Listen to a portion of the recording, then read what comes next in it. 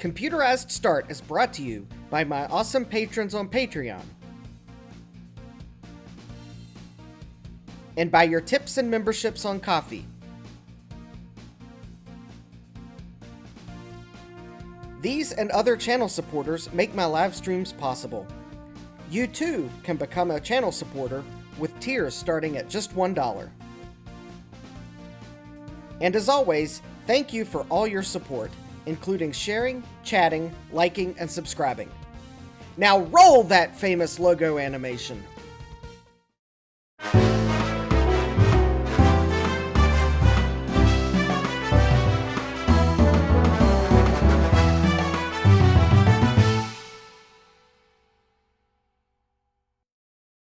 Good evening and welcome back to Computerized Start Live. I'm your host, Justin D. Morgan, and I forgot it's afternoon, so good afternoon. This is what happens when I start early. I get in the habit of still saying good evening. But, see who we have in the chat? We have Jack68K. Hi, Jack. We have Francois. Francois says, oh, I was pondering doing a stream, but yeah, I'll watch while tinkering instead. All right. We have GeoHam. Hi, GeoHam. We have Thomas Armstrong. Hi, Thomas. I was originally going to start at 3, but I pushed it off. We have Hardware Hacker. Can't make it to the stream because I'm at a county fair, but I'll watch later. All right. Well, hi, Hardware Hacker. Good luck with eBay regrets, if any. Well, we will see about that in a moment. We have Stian. Hi, Stian. We have SadMac356. Eep. Hi, SadMac. We have Jack telling me nothing wrong with being late to one's own stream twice. Yeah, sorry about that. I needed food. Thomas said to make more coffee. You know, I should have probably got coffee instead of a milkshake, but whatever. Ian's commenting on the Computerized hold music. Francois says, 2.5-minute intro, here I come. That is for the people that don't have YouTube Premium and have to put up with advertisements. Because YouTube can sometimes pack quite the advertisements at the beginning of a live stream. We have Stevie Zundert. Hi, Stevie. Stevie says, greetings from Steven. From the Netherlands. Hi, Steven. Sadmax says, speaking of food, I should go sort that out. All right, well, don't forget, we have the coffee goal that, well, it's about halfway. Link is in the video description. And without further ado, let's just rip the Band-Aid off, so to speak.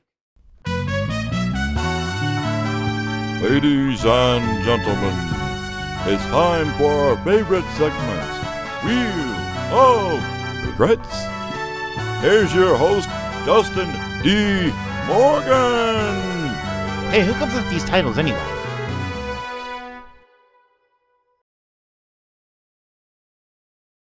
Yes, I'm still working on my milkshake.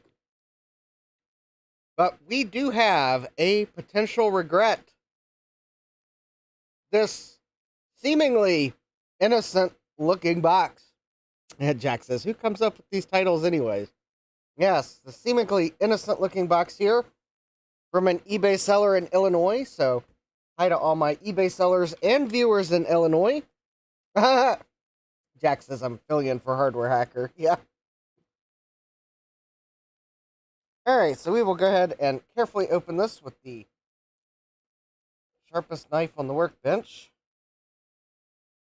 Remember to cut away from yourself, not towards yourself.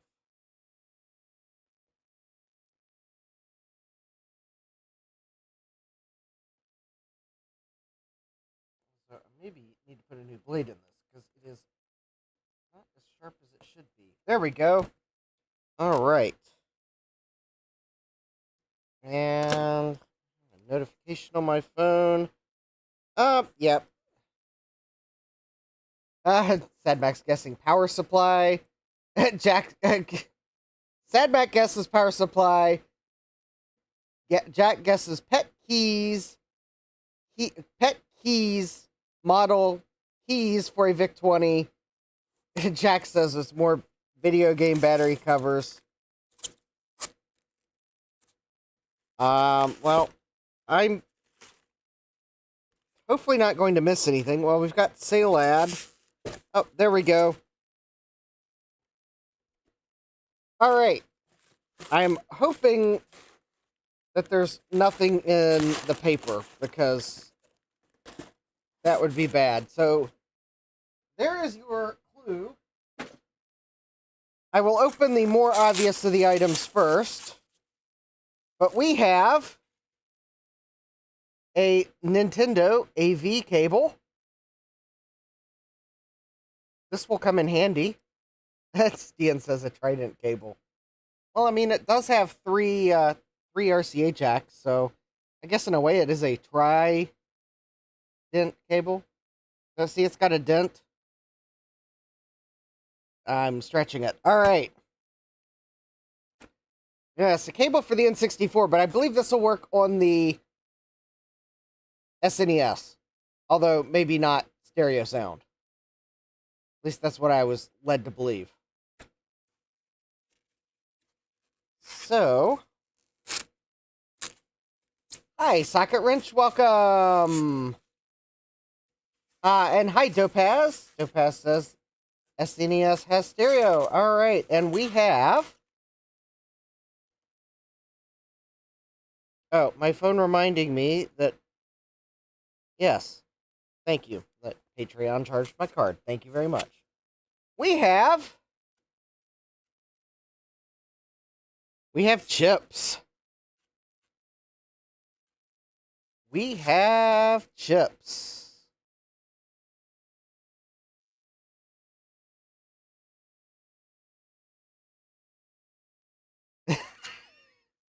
Jack says, "Oh, it's those chips I don't remember the name of." Well, embarrassingly enough, I think it's got the name of the chip on them.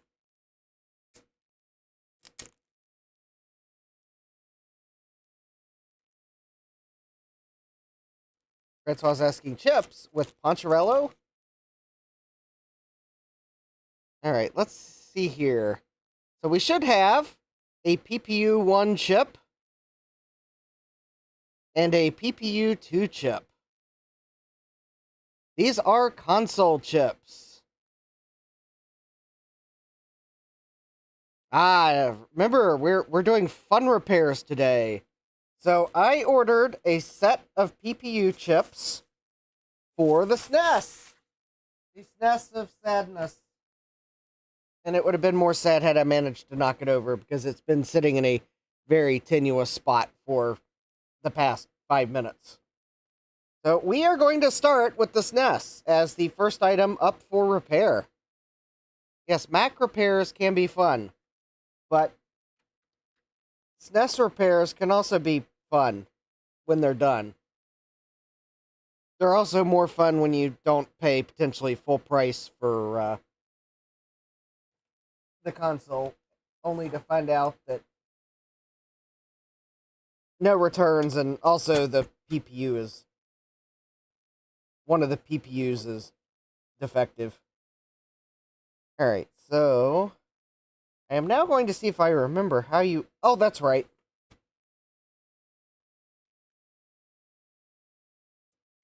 Oh, don't worry. There might be some Macs that make an appearance here yet.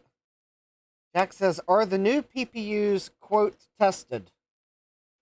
Yes, they are, quote, tested. The seller also says no returns after you install them on a board. So I quite honestly don't know how in the world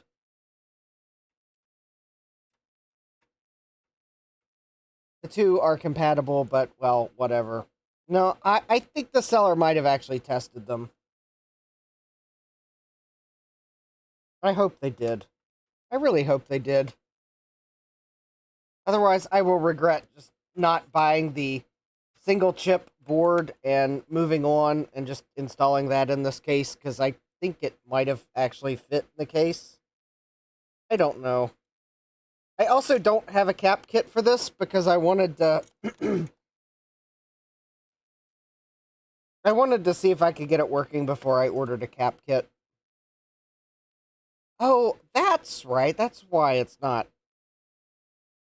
I kept wondering why in the world this was not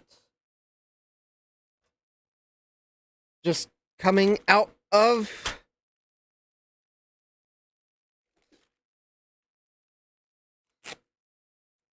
Yes, there's a screw that we still have to remove. Alright. I believe that is the game bit driver.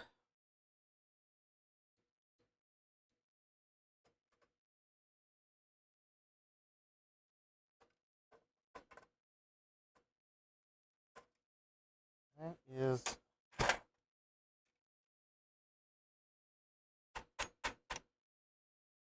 Oh, alright. Maybe that screw is not going to come out. Alright. So Dopaz is asking, what symptoms does your SNES have?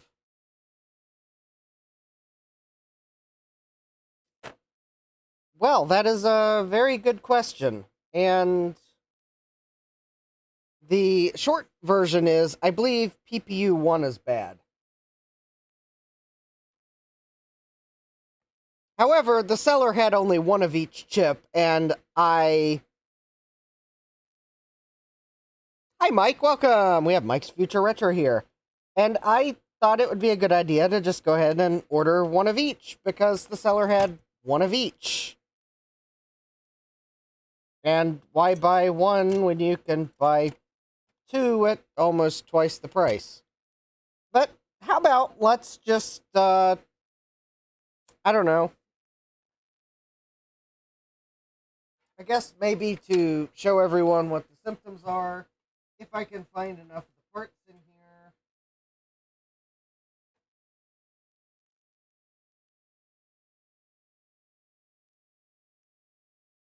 Alright, there's the power switch. How about we'll test the new AV cable, and I will show you what it's doing. Now, this, of course, does require me to remember where I put the Mario cartridges. Oh, no, it does not require me to remember where the Mario cartridges are, because they are immediately to my left. They are still on the workbench. So there we go. I'll have to go around the bench to plug in the AV cable into the scaler.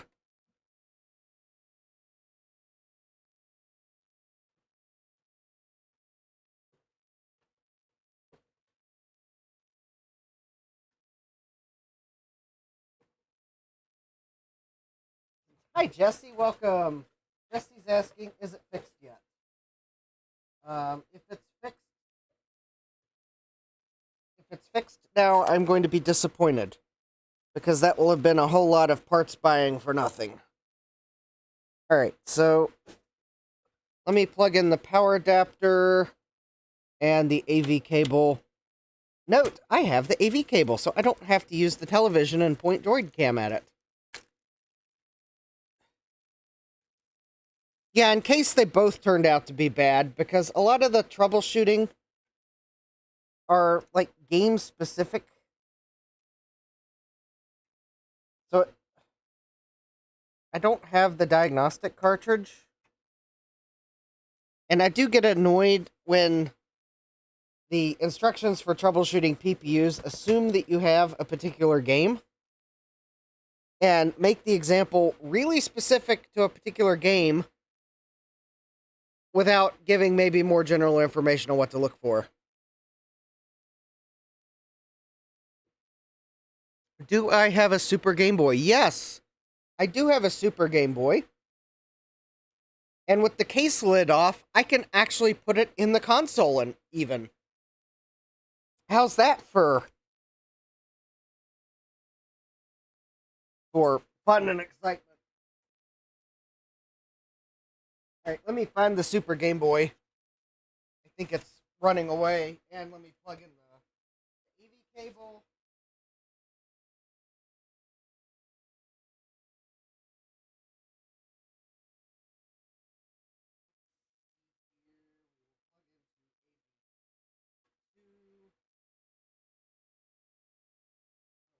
Push the AV2 button while I'm behind the bench. And there we go.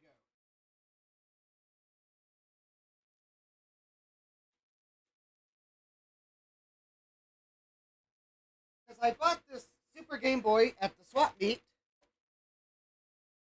without realizing before I got home that there was something slightly odd about this Super Game Boy. The label on the front did look somewhat odd. Hi, Dave. Welcome. After all, I didn't remember the Super Game Boy having a logo that said Super Famicom on it. But I did not turn the label over to try to determine, is this not English or am I having a stroke?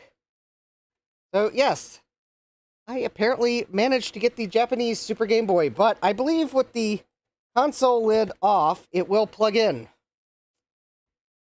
Because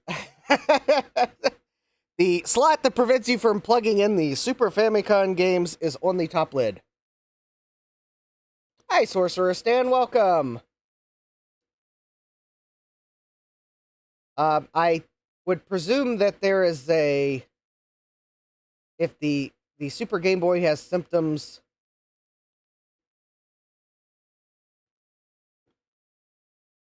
Does that work with the US Game Boy games?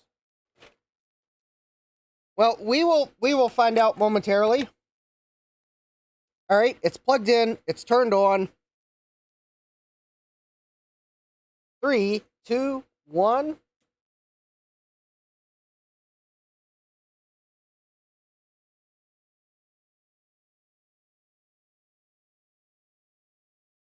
Um,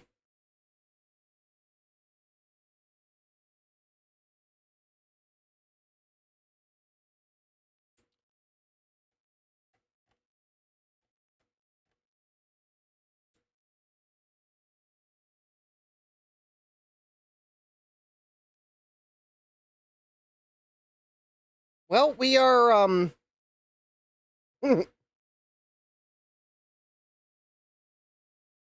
that is the weirdest looking Konami logo I've ever seen.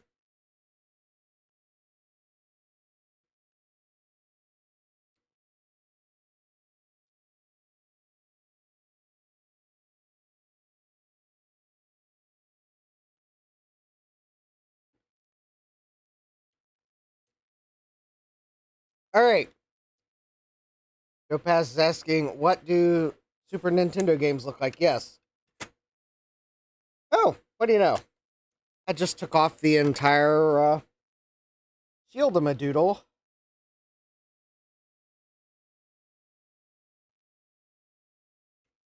There we go. All right. How about Super Mario All Stars?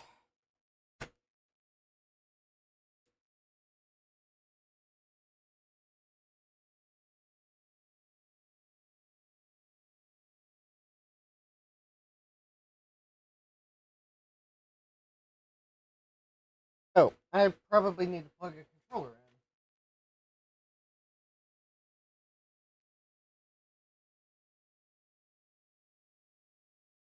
in. Get a real rare cartridge. Hi, Sea Turtle. No, we're not going to give it a real rare cartridge. Let me give it a.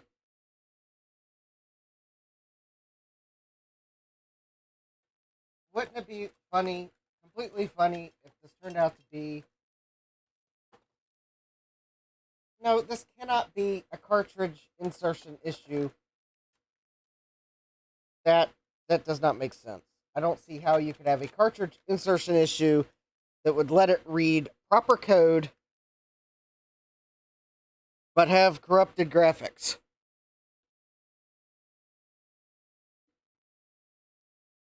Anyways, here we go. Super Mario All Stars. I'll hit start.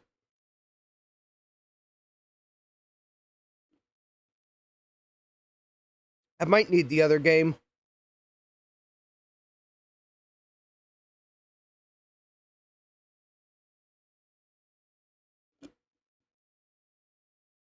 No, we don't need the other game. There we go.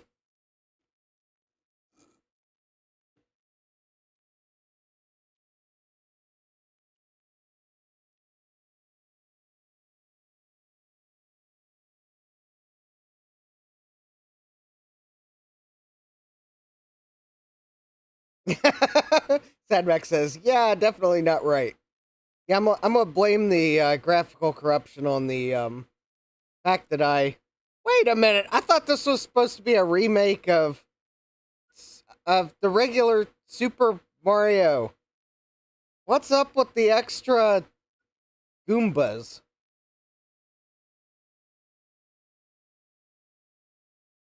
Uh, the background scrolling's so messed up. Well, the background is messed up. What is it even asking me right now? I don't know what it's asking me. Oh, I loaded. Well, I don't know what level I loaded because.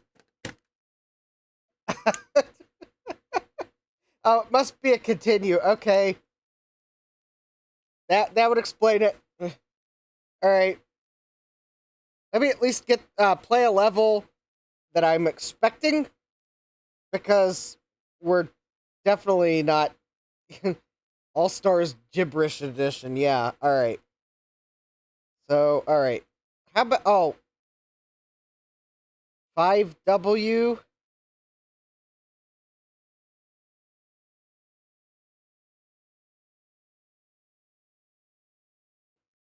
All right. So, one player game.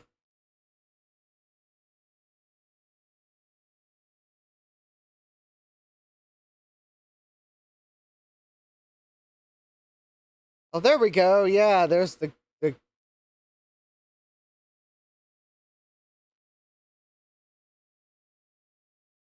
Whoa! I promise you, I've played Super Mario Brothers before. Just I'm usually not playing it with severe, stupid input lag. Yes, I'm playing over OBS. How did you know? The fact that I am like,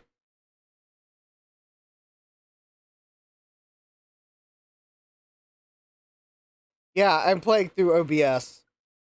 In fact, actually, maybe I should turn sideways and at least play it through the direct capture window, because that's at least a little less lag.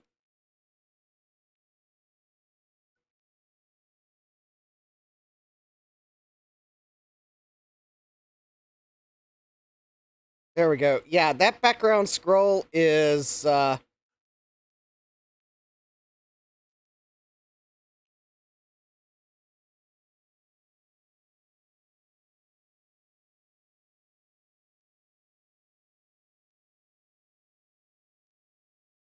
yeah, that background scroll is definitely not right.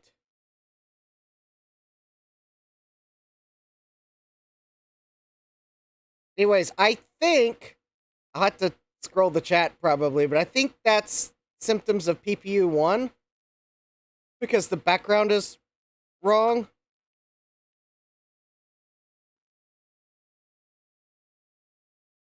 But the foreground tiles do seem to be correct.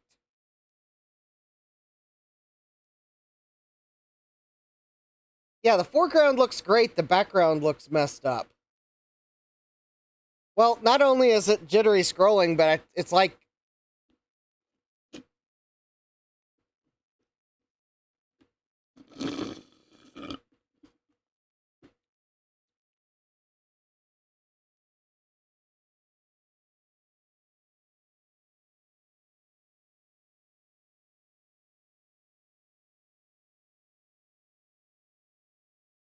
it does give it a certain ambience, but it's the ambience of incorrectness.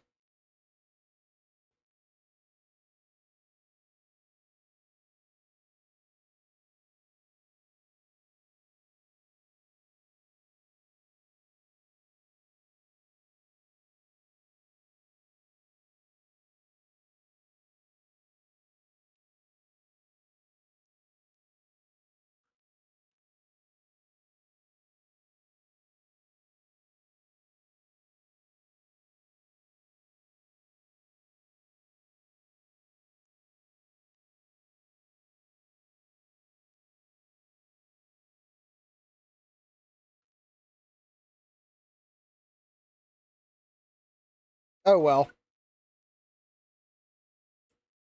Okay, so anyways, now you see why I'm fairly sure it's PPU 1.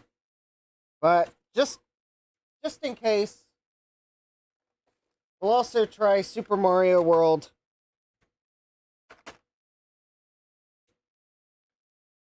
We'll see what it does.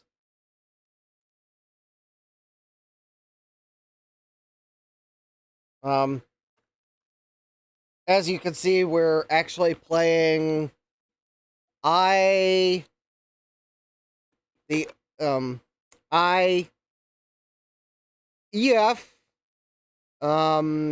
half ip yaf ulz. That's the newest Mario game.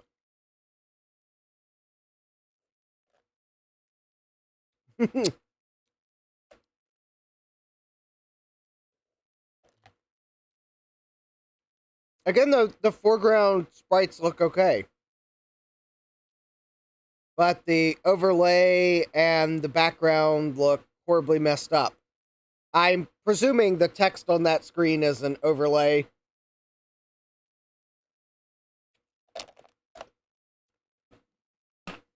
I think overlays and backgrounds are PPU 1.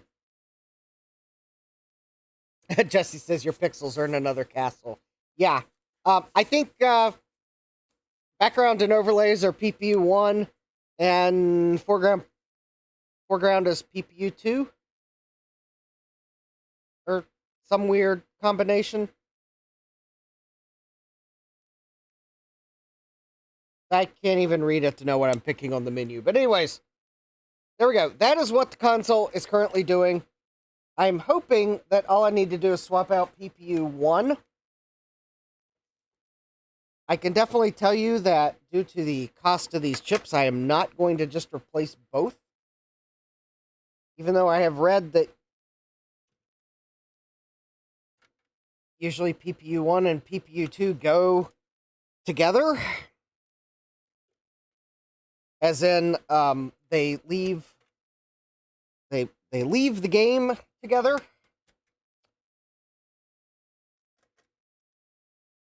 They are too expensive to just replace them both unless I need to. Anyone is wondering what I begrudgingly spent on a set of PPU chips.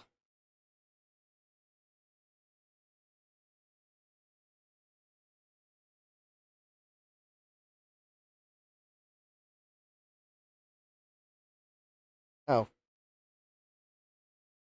Yeah, someone, Francois tagged me in a post on a Discord, and for a moment I thought that was Mac84 Steve in the thumbnail, until I realized that I looked at it too quickly.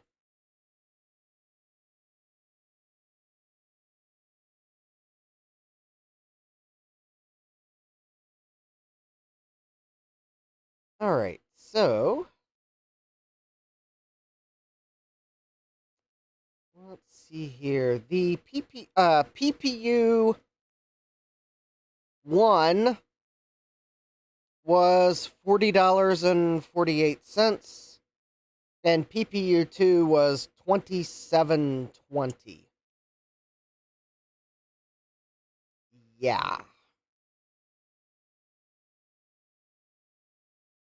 Now, the one thing I did not buy a spare CPU, because I have heard that the CPU can also be just as unreliable, but the CPU I'm pretty sure is working. The CPU is $60. At that point, I would... Francois says, currently removing a polarizing pin from a dozen DuPont connectors as I fix the model, and so I want to replace them. Francois says, rolling on the floor. Not sure Steve sings as well, though. Steve would probably beg to differ, though. Then again, Steve might know his limitations and cede the singing to whoever that was.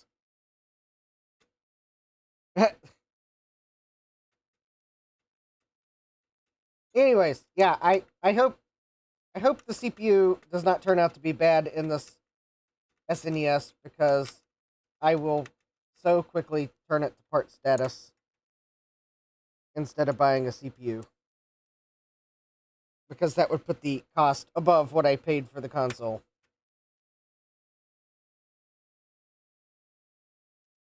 I seriously would probably, at that point, just buy a one chip motherboard and fix the console using that.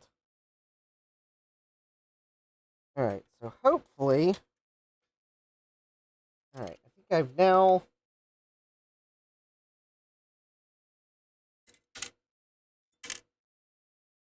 There's those two screws. And let me see if I can get the bottom RF shield off. I think it's held on with. Oh. Pressure. Okay. And then I should probably.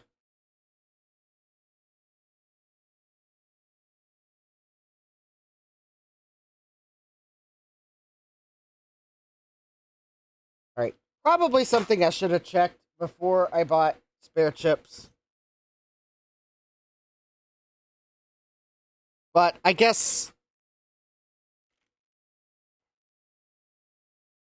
Well, actually, we will do one thing first.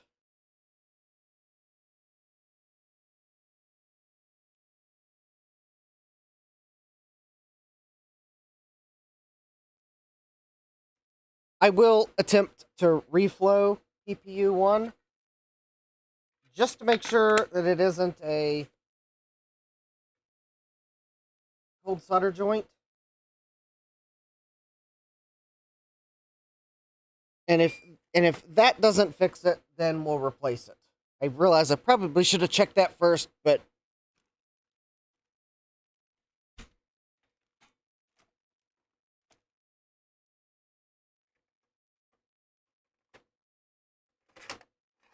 then again, the seller that had the PPU set had one set left. Hi, Eric's Edge. Welcome. I am attempting to find where I put my safety glasses so that we can reflow solder.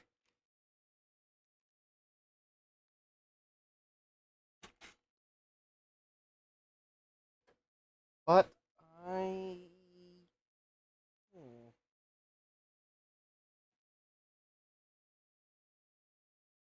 Oh, there they are. Great, now we can be safe. Jack says, for some reason, I thought you took off PPU 1 on your last stream. I might be misremembering. No, I did not take it off. I also did not reflow it.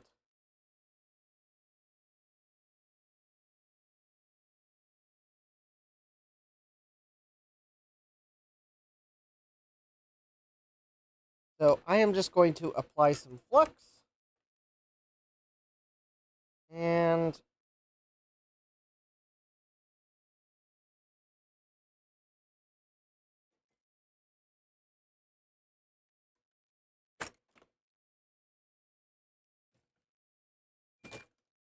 realize everything that is sitting on top of the soldering iron lead. All right. And all right, I need to replace the brass sponge soon.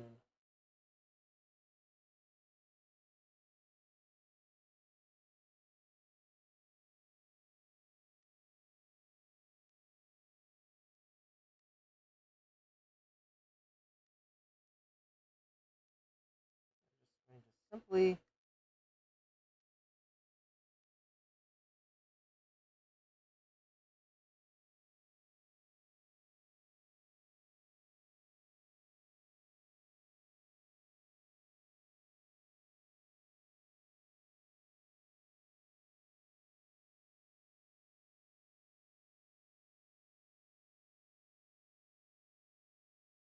reflow the pins. I think there are a couple of double solder pads on the chip. On the corners.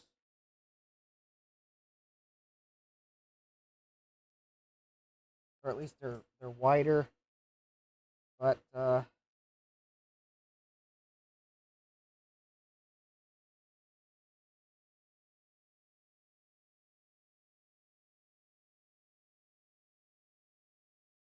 can definitely tell you the solder looks better. Alright, let's check with the microscope after I figure out. Oh, Twitch notification. Oh, wrong one. There we go.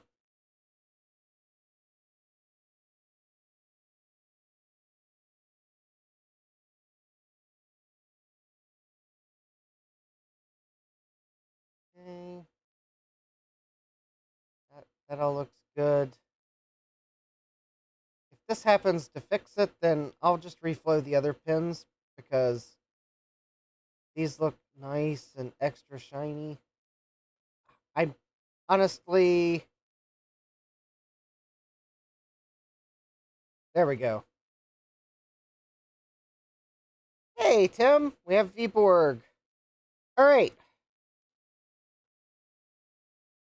Just because I know someone would have asked... Oh, well, we had part of a bug in the system. I know someone would have asked why I didn't try reflowing it. If I didn't try reflowing it, someone's going to ask, like, oh, why didn't you reflow it? Which my standard answer would have probably been, well, next time you repair the item on YouTube and see how easy it is to forget things.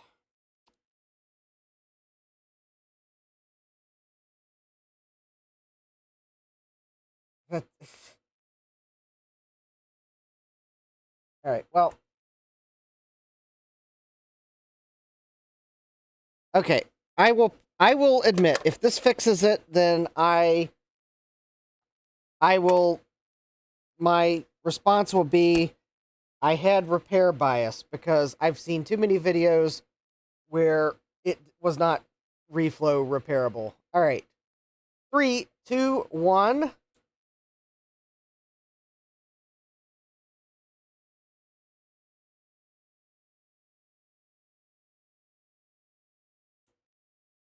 Oh, interesting. Oh, does it maybe require the sound module to work? Um,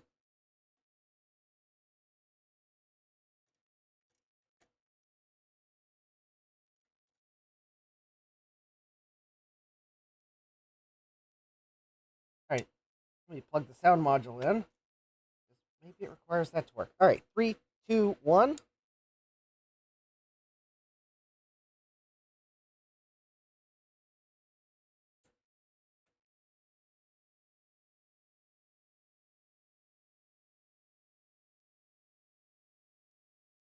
Um,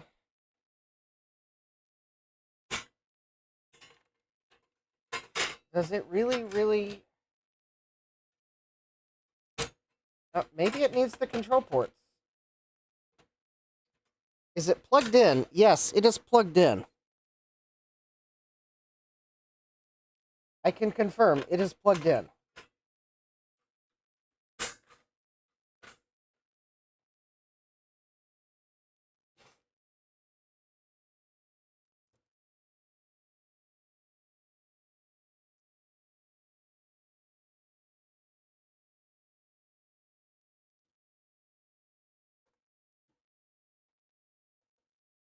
All right.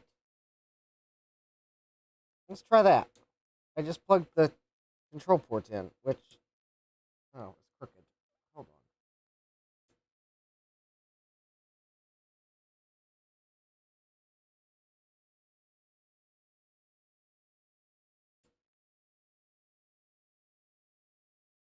on. Well, plot twist.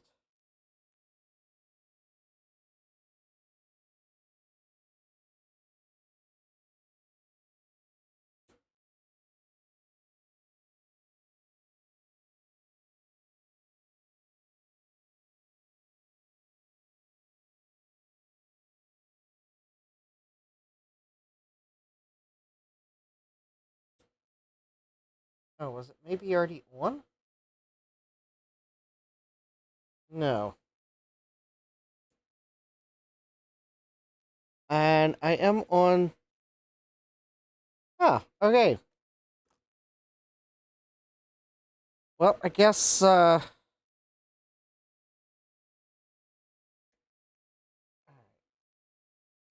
troubleshooting. Oh, wait a minute, wait a minute.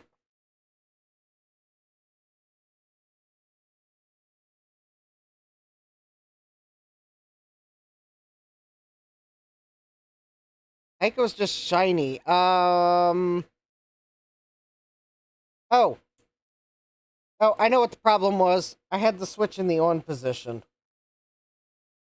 So, when I thought I was turning it on, I was turning it off. Okay, reflowing it did not fix it. Yeah, there's an on switch.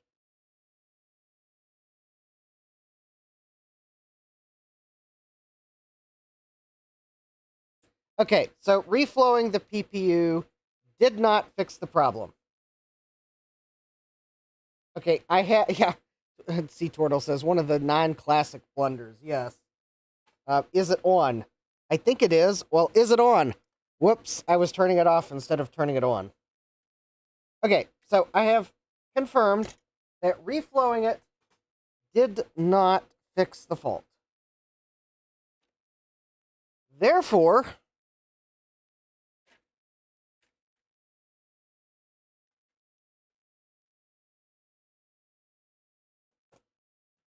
I think we need to remove the PPU and replace it. All right. So to remove the PPU with as little fuss as possible, I am going to use some Chip Quick.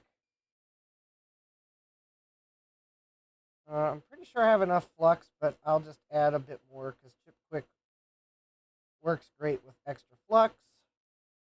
All right, so I am going to. I do have more Chip Quick. I did order some more. I will probably need the more that I ordered because, yep, that was the end of that piece of Chip Quick. Or, well, oh, excuse me. This is not Chip Quick. It is Fast Chip because it's a different brand, but it's basically the same stuff. My Flux is Chip Quick. You can see how one might get confused with the two similarly named products.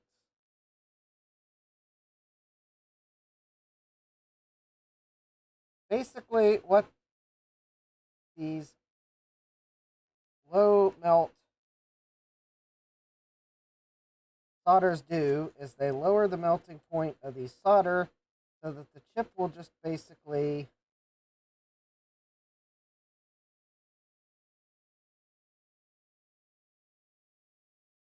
come off the board like so. Now I should be able to, if I can find them fast enough, I should just be able to lift the chip off the board like so. And there,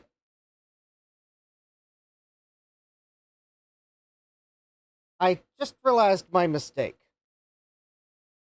Can anyone see what I have done?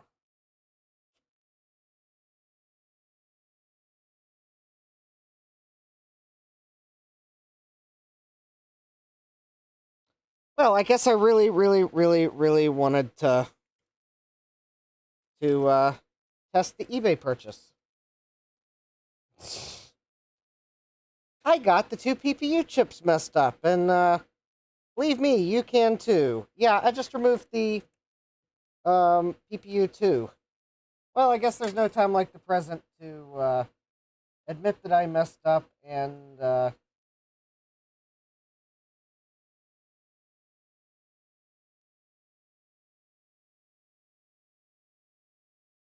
because everyone knows how much I like soldering these small surface mount components.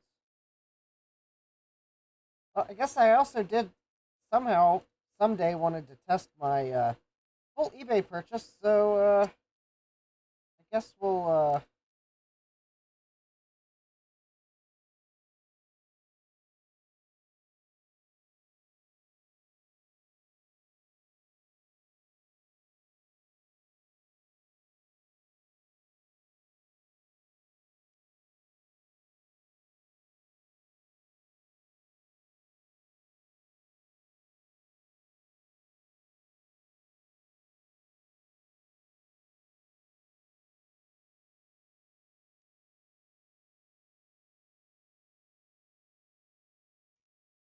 that's right. I just yeah. What is the difference between the two chips, anyways?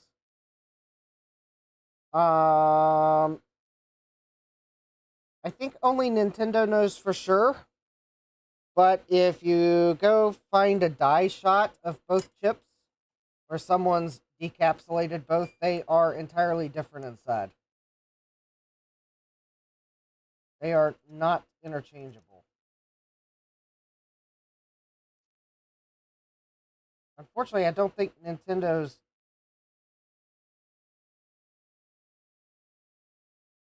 I don't think Nintendo ever documented everything both chips does, or at least not for non-developers. And we all know how Nintendo is fiercely protective of their intellectual property. So I don't think the full documentation for these PPU chips is ever leaked.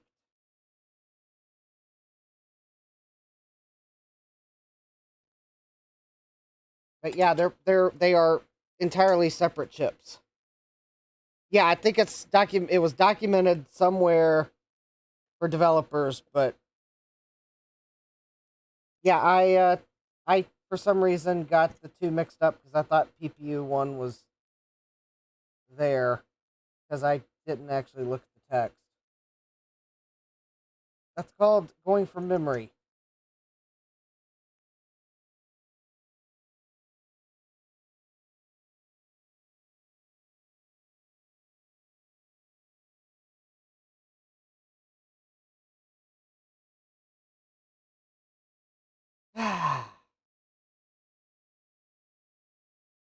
Well, I guess at this point I might as well just put the one I bought on eBay on here.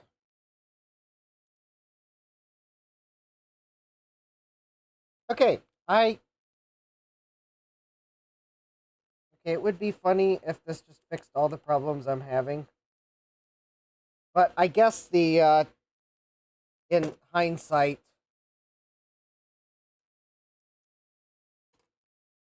well, I would have been curious about my eBay purchase anyway. So I guess my mistake lets us fully rate the regret potential of the purchase. Oh, all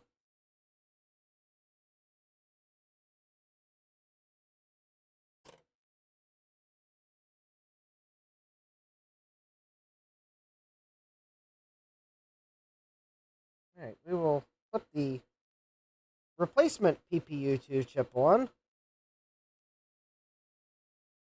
And if the symptoms don't change, then I'll set the old one aside for as a spare part.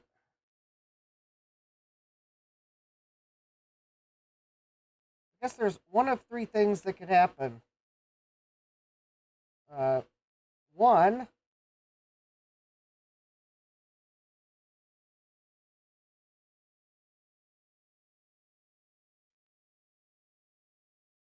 we have no change in functionality, which would probably mean that the original PPU2 chip was fine. Oh wow, aligning this chip up is.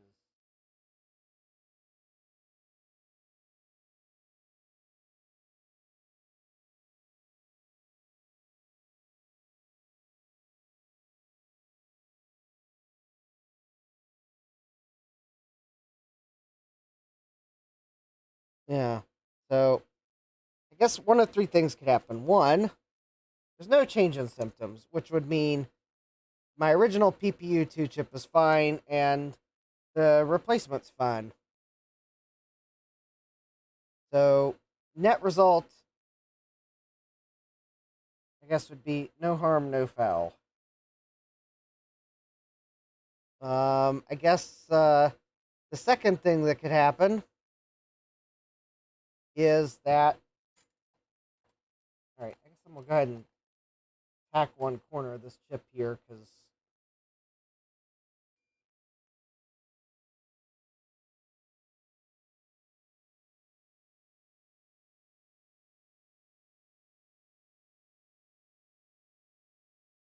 All right, I'll worry. I'll get the. I'm pretty sure I bridged there. I'll get that momentarily. All right. Second would be that we have a degradation of performance, which would probably mean that I'm not sure I got the.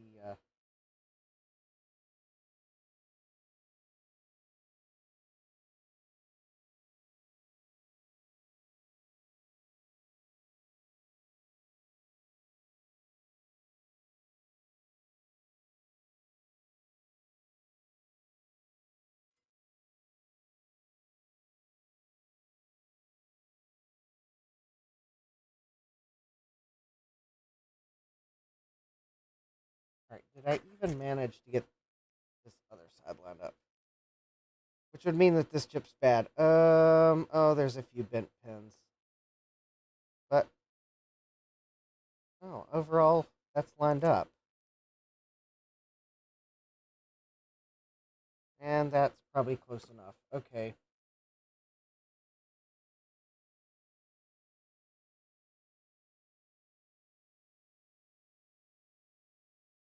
All right. Let me see if I can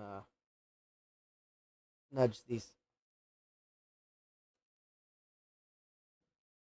I mean, I would presume that since there are a couple of SNES emulators that folks have figured out for the most part what they do, but I don't know if that's they can tell you exactly what the chip's doing or if that's they just made the emulator do what they observed the game's doing.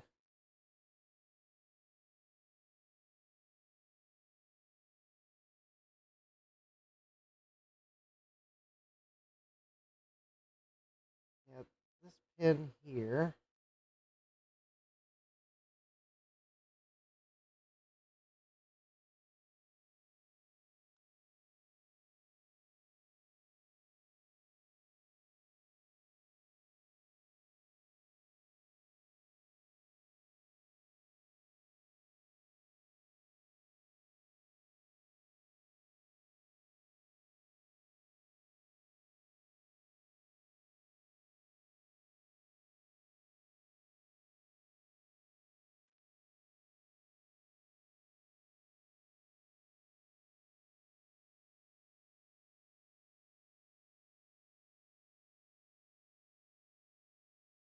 Oh, what?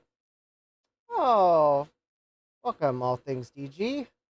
I'm just trying to fix my mistake here. Um, I think I am going to have to note in my feedback to this eBay seller. Uh, well, okay, that was not the eBay seller's fault.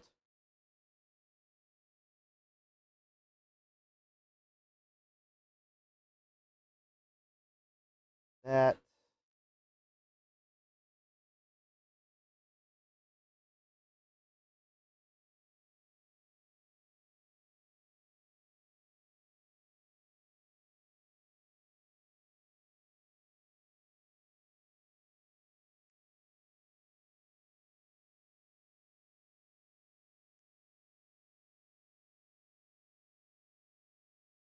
I would have preferred a bit more care taken to when removing the chips from the board.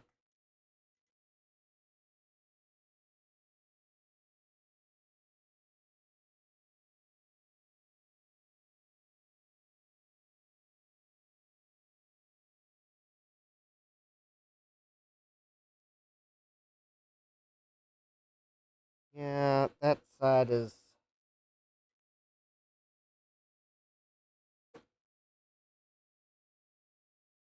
I don't think I got that one side lined up.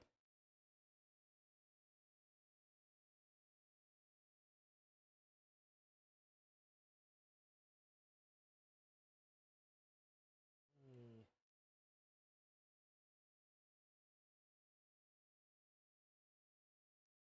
Let me see if I can.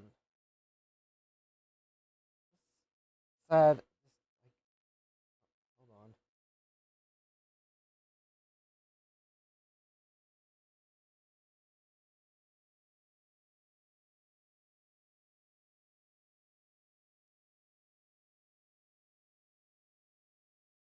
That side looks good. This side looks.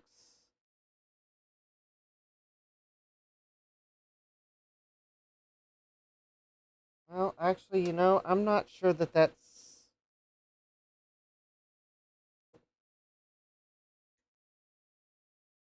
I think a few of those pins might actually be bent. That's probably why that looks that way. All right, I'm gonna go ahead and solder the. I'm gonna go ahead and solder this side because it's lined up.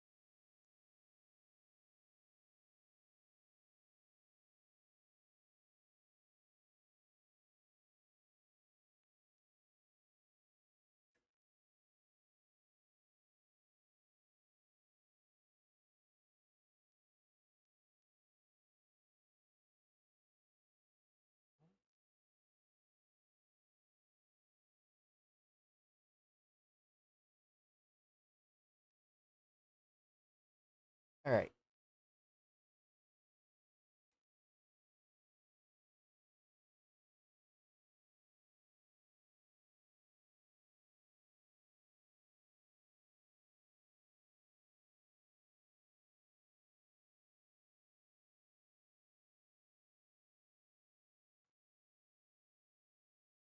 Uh,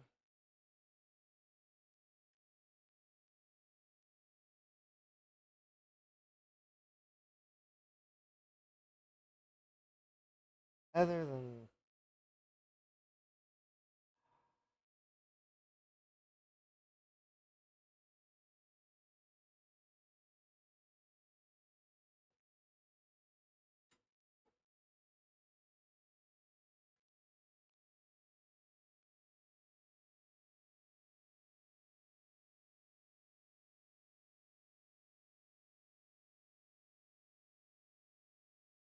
these last two pins are.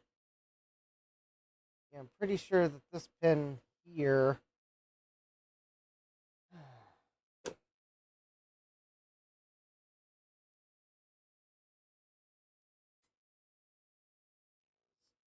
Touching the next one.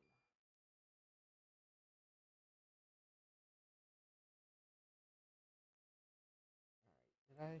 Did I? Whoop.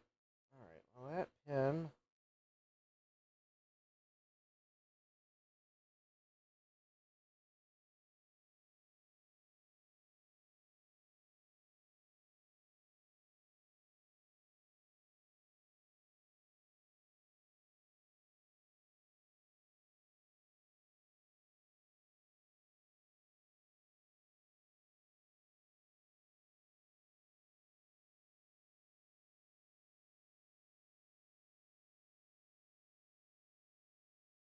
Jesse says, I'm prepping for VCF Midwest. So far, I found 2 bad power bricks, and the usual it takes 6 hours to write a document thing, but I didn't outsource it to AI. Awesome. All Things DG is watching while poking at an iBook clamshell board to make it boot. Hope you can get it to boot. Yes. All right.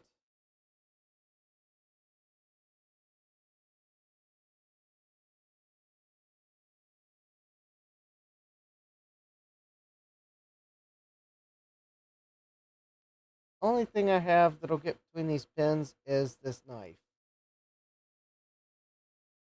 And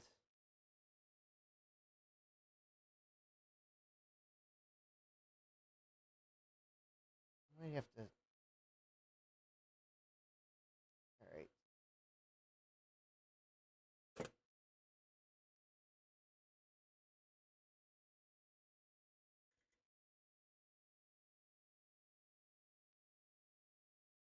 That pin is definitely now really not doing what it should be.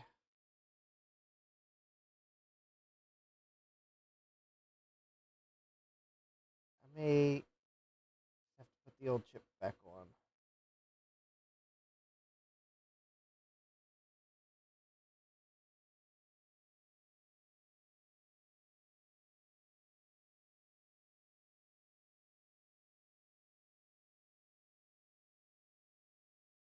Socket Wrench says the mad cackling you hear is me getting closer to finishing this robot.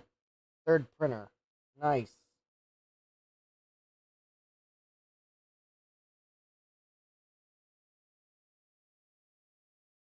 Yeah, the guy I picked some stuff up from this weekend, he had like 4 or 6 3D printers, and he was lamenting how he was going to have to use his 3D printers to print parts for his 3D printers. And I got the impression that he was buying more printers to have to, in an effort to not have to try to repair 3D printers or have to use 3D printers to print parts for 3D printers. And, well, I think it came down to him having to. All right, so this pin here did bend over while soldering. Let me see if I can.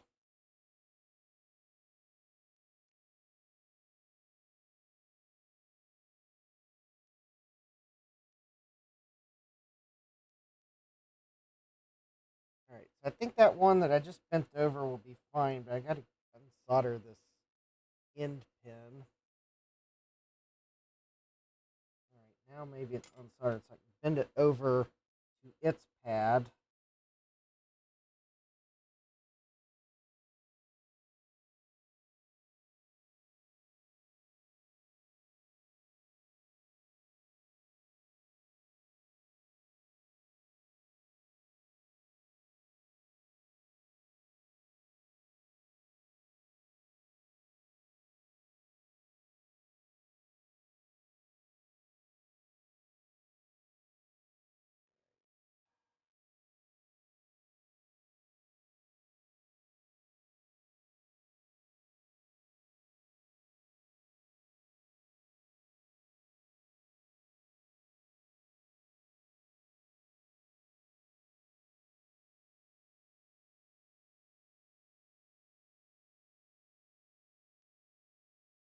All right.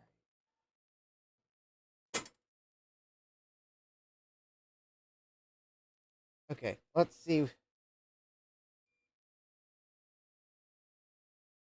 I don't think these pins are like that from the factory. This chip's been removed from another board.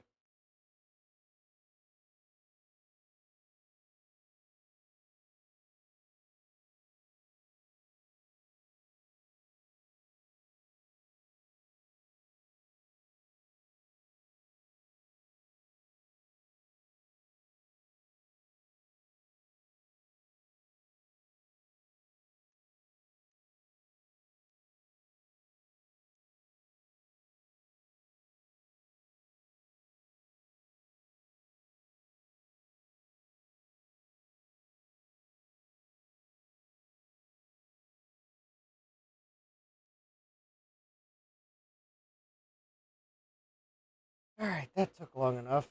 And I'm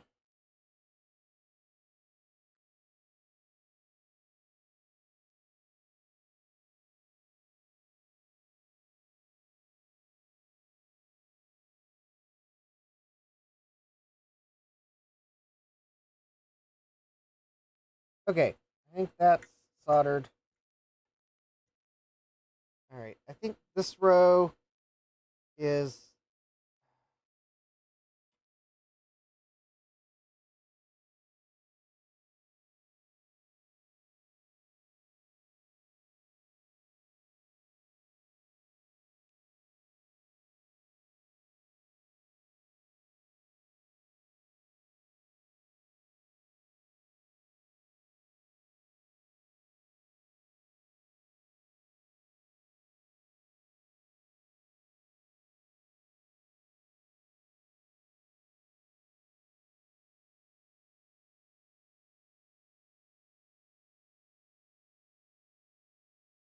okay.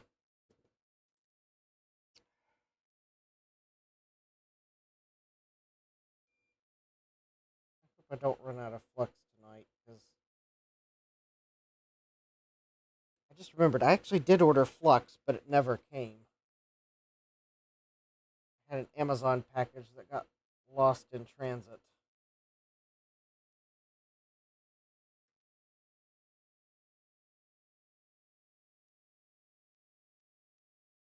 Or what I think actually probably happened is the wonderful computer at Amazon told the packer to pack a whole bunch of stuff in a box that never belonged together, and the really heavy items in the box probably broke the packing tape and everything fell out.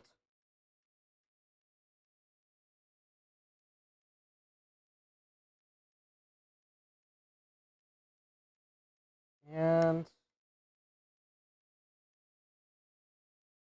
I guess instead of receiving an empty box or delivering an empty box, UPS just said, well, we give up. Or USPS, I don't remember which it was coming.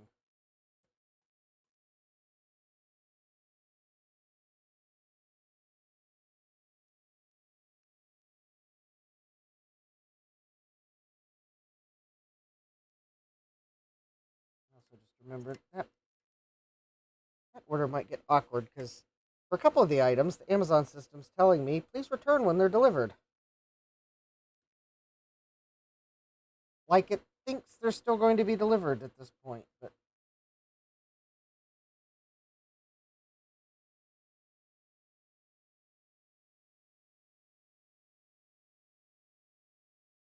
yeah, I don't think I'm getting that package.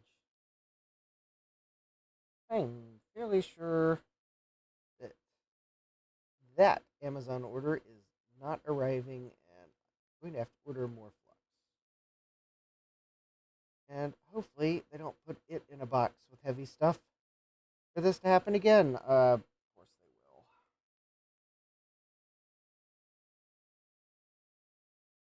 will. A good twist softens the pin for better conductance. Well, I had to twist the pin to actually align with the pad because I have no idea why I had to twist the pin slightly. All right, these all are lined up. Yeah, these that side looks fine, and then there's a few pins on this fourth side that I'm going to have to slightly bend because they're. I think they got bent on removing. Note the eBay seller would have been the one that removed them. So, for anyone that joined this, I removed the wrong chip and decided I would just go ahead and put the eBay chip on because it isn't covered with low melt solder.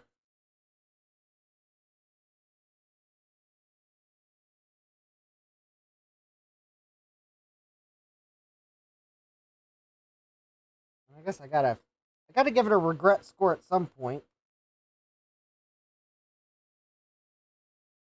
So instead of doing that old, you remember that chip I ordered years ago?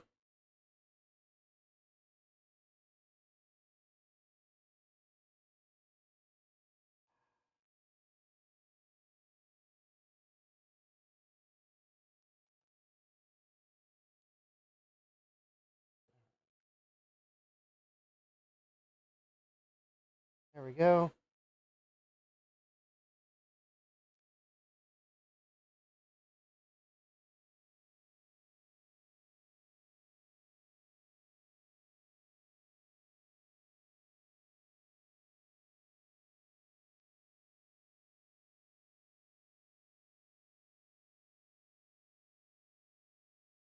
All right, I guess I'm going to have to use a little bit of braid there.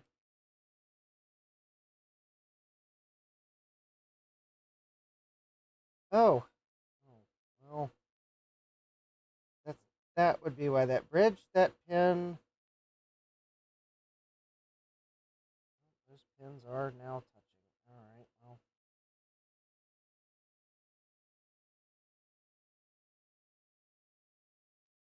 I know they weren't touching before I started soldering, so I guess I am not really thrilled with the level of care that the eBay seller used when removing these chips.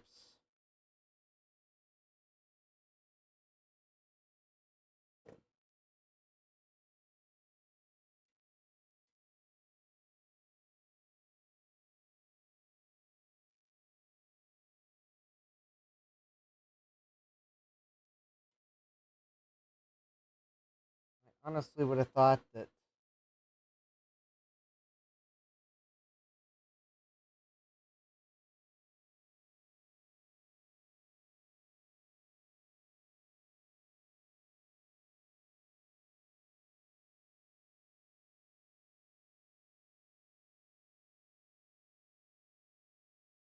Hey, Guffum.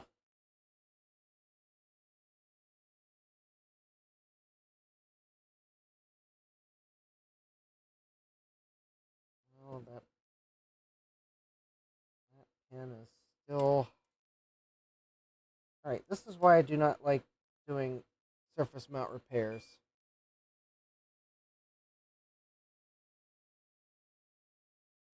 This is also possibly why, if I ever do repair things for other people, SNESs might be off the list.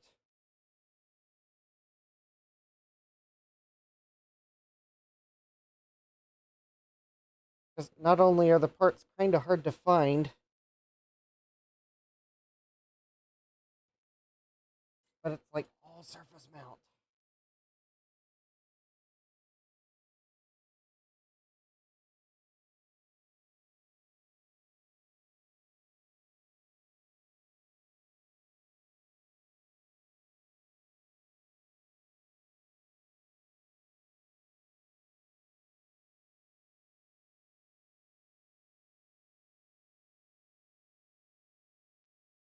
All right, I think we got three sides there. Is that one? No, that is not soldered. That's weird.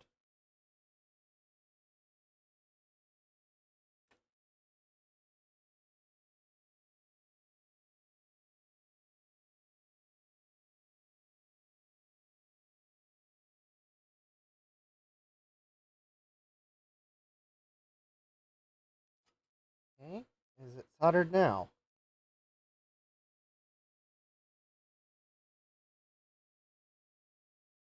Yep, it does look like it. All right.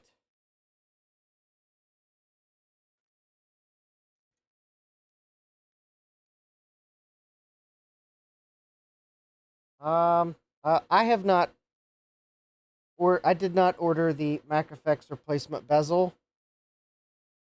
Partly because when the Kickstarter was happening, I did not have an iMac, and actually now that I do have an iMac, it is a tray load.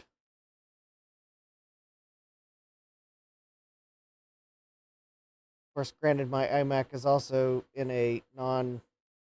still in a non-functional state. Whoop! Did not mean to bend it that far.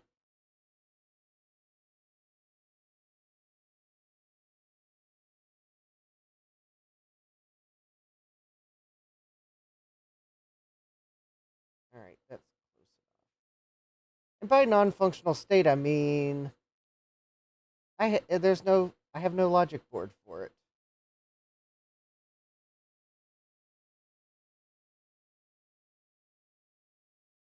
yet.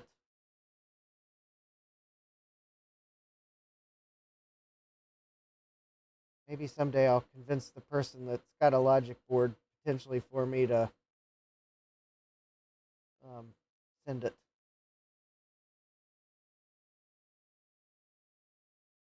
They need not out themselves in the chat.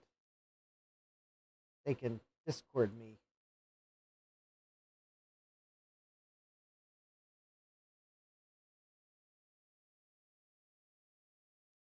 It's just mine's just an orange.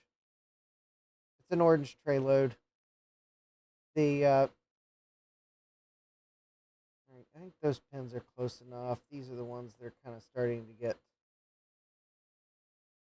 close. Unfortunately, the Maxwell battery that was in it went off, and quite literally it ate through the metal that is around the processor. There's like a metal cage. It ate through that, and it ate the heatsink. Like it was dissolving the heatsink. I don't know what metal Apple used for the heatsink, but it was no match against a lithium battery.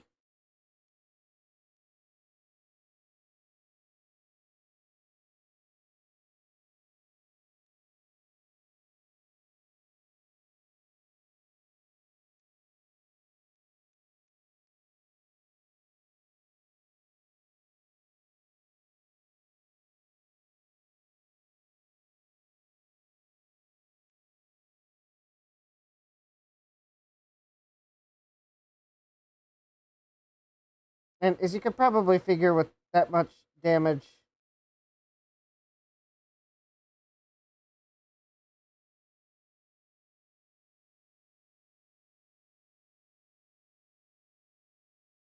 that it did eat. It ate like entire sides of pins on chips. So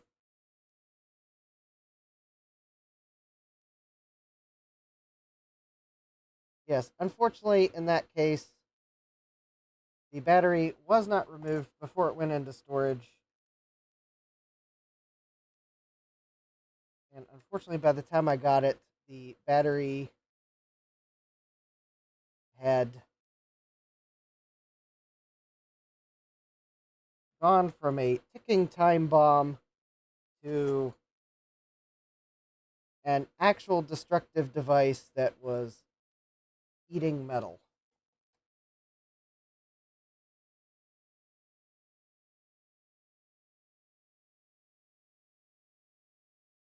Oh, hey Trina, welcome.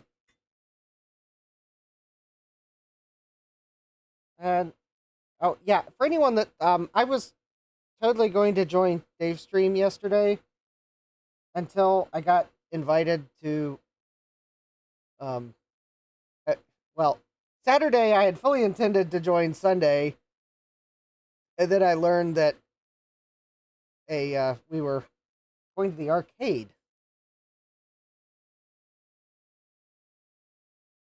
in Orange. So I was at the arcade. And there were just too many people there to. Oh, Trina said I didn't get the notification you were streaming. That's weird. Well, maybe well, I'll probably have to blame YouTube. YouTube notifications can be broken sometimes.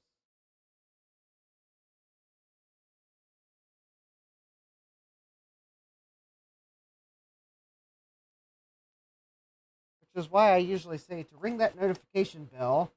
It may not always work, but if you don't turn on notifications, then you definitely won't get a notification. But sometimes I guess YouTube still decides you don't need a notification and doesn't send it.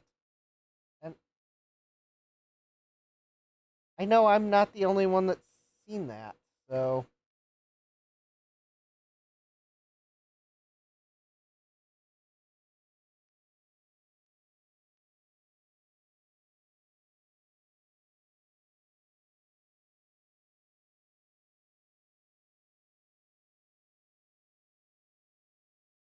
All right.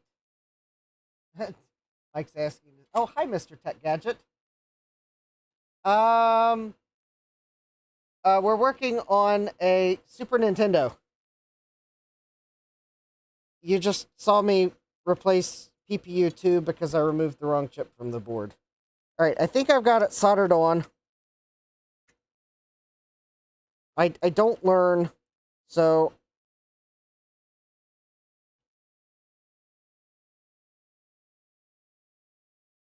we are going to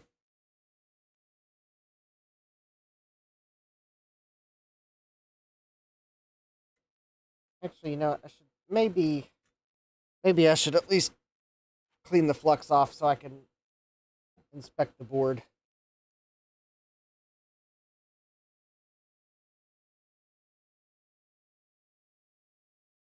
The fault is with PPU 1, I believe, but I removed the chip without reading the label, and I removed PPU 2, which is not the one I meant to replace. So I went ahead and replaced it with the PPU 2 that I bought on eBay, because the original PPU 1 has chip quick all over it. I was like, well, the seller said it should work, so...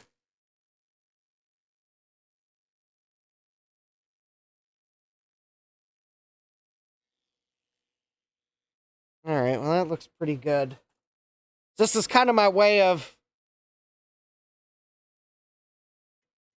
judging the seller, because PPU 2, I believe, was working.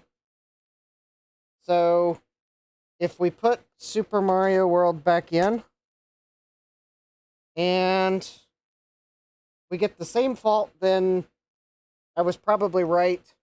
If we get nothing, then, well...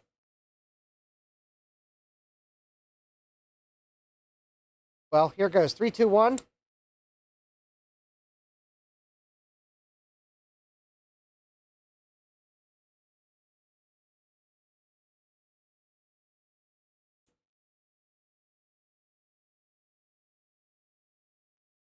Well, let's try that again. 3, 2, 1.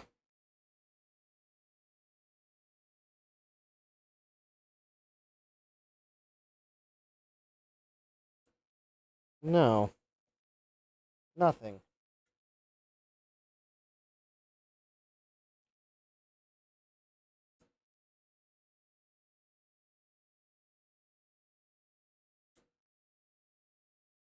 Okay.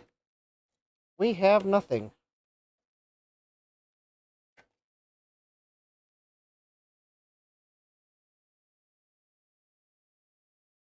Alright, I guess let's...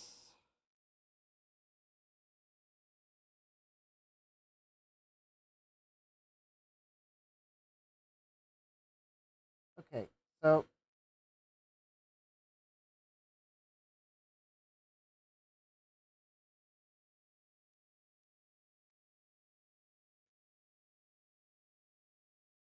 Mm,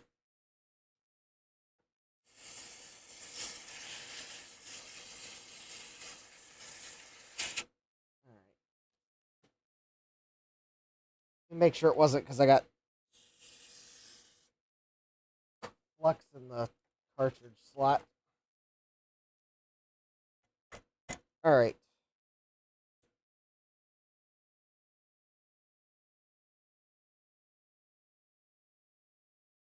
Oh, actually, in this case, though, it'd probably help if I replugged it in, right?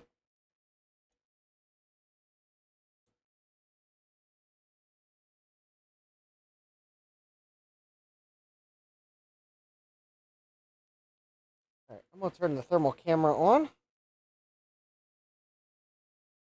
I can see if there's even... Oh, yeah, PPU 2 is glowing.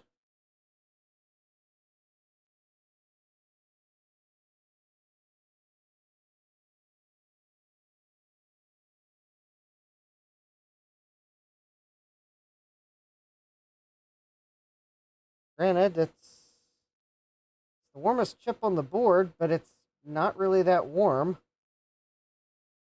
23 degrees Celsius.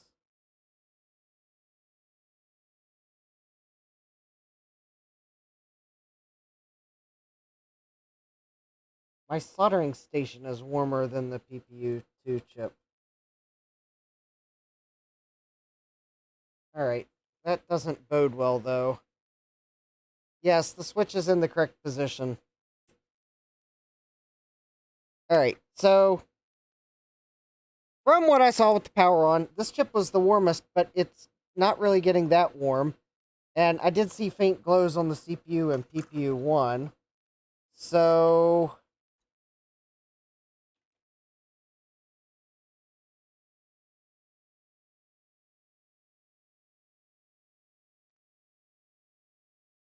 alright, I guess let's check the pins.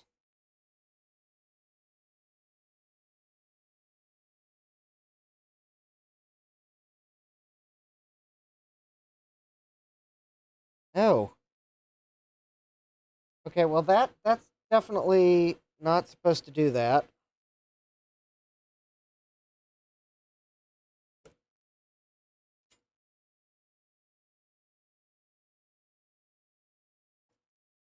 Alright.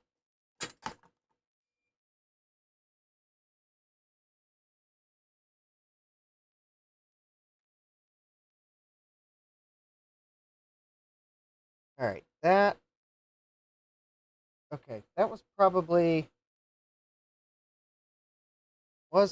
shorting some pins together. And by probably shorting some pins together, I mean definitely was.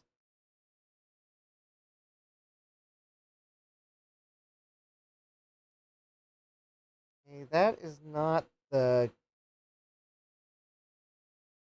greatest, but everything does appear to be soldered.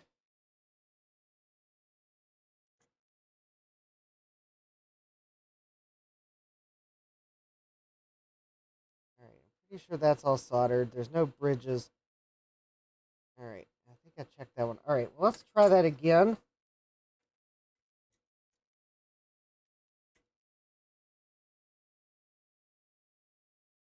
Alright.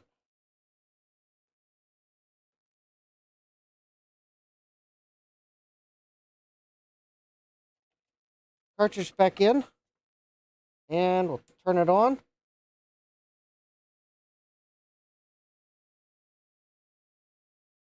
Capcom says, I think I saw a new bridge where you just worked.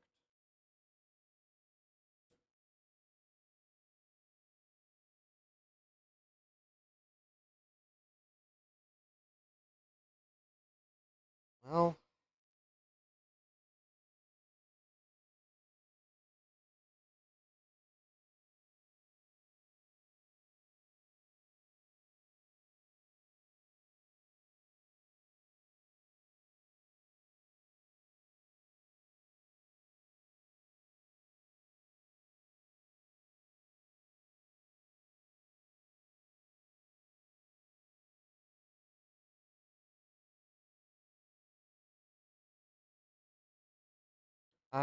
I don't see a bridge there.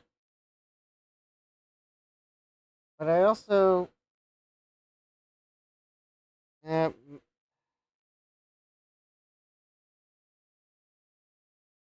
Alright. Thermal cam again. Alright.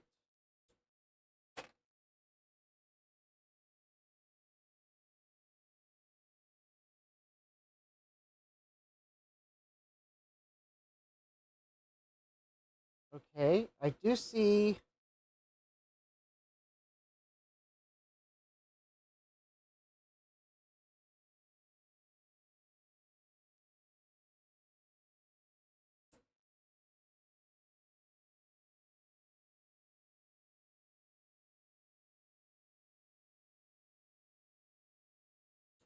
nothing. Nothing really happening.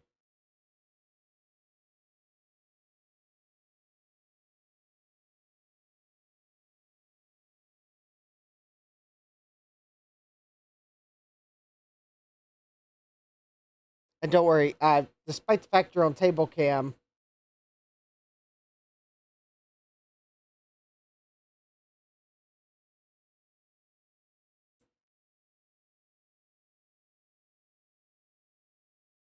there was nothing on the screen. All right, I guess let me. Well, there's one of two things. Either, well, one of three things. Either I've messed up,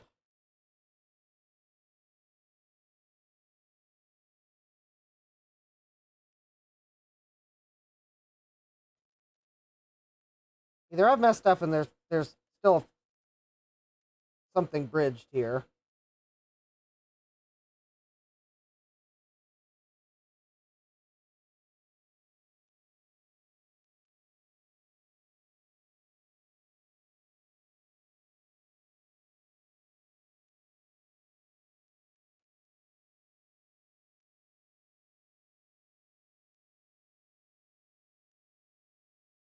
Or maybe there's a pin that's not soldered down that I haven't seen yet.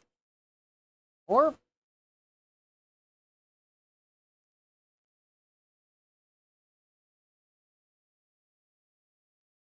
all right, pin 82. Notice that pin 82 doesn't look nearly as nice as the rest of them. I guess I'll have to inspect that again. All right, let's make sure.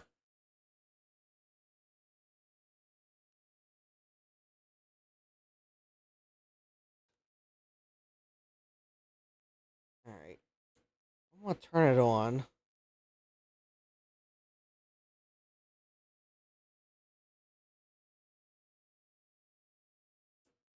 All right, I'm gonna turn it on. I'm gonna make sure the okay. The voltage regulator is the voltage regulator. I can't tell with the thermal camera because it's mounted to a metal object, and metal just reflects.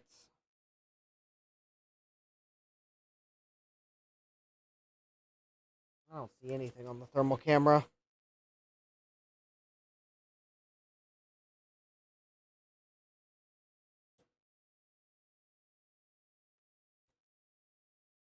Oh, I got a pool of isopropyl alcohol on the bottom. That could. Oh, I must be out of paper towels.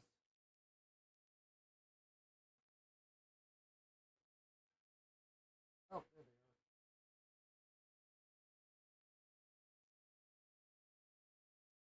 are. I mean, it's a 7805. I don't think there's anything wrong with it. I am not just going to simply start replacing common parts because I desoldered the wrong chip, put on the replacement anyways, and yeah, it should just be a 7805. All right.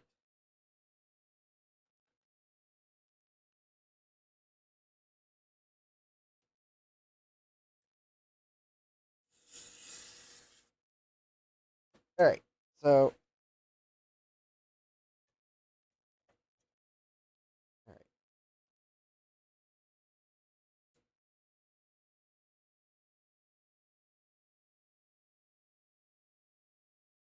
Yeah, notice the alcohol on the PPU2 chip there is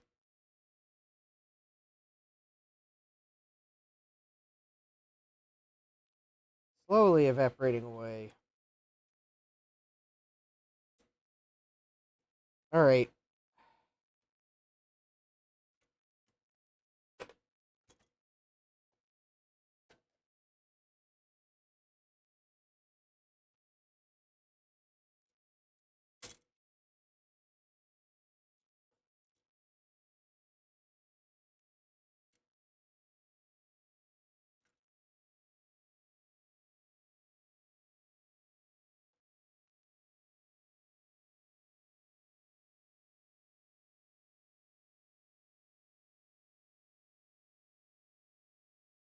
All right.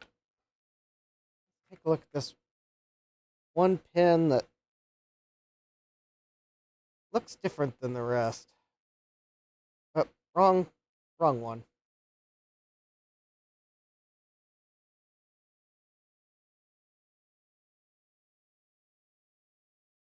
Oh, well, that could be a problem.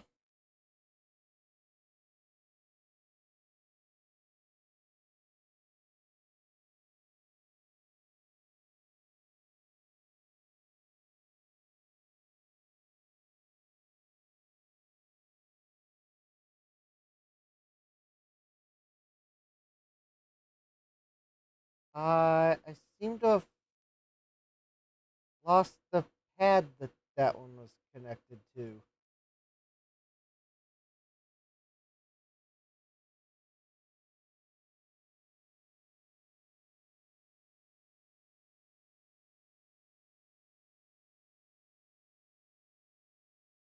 I don't know why you're telling me to hot air. I've soldered the chip on. I should not need to hot air it.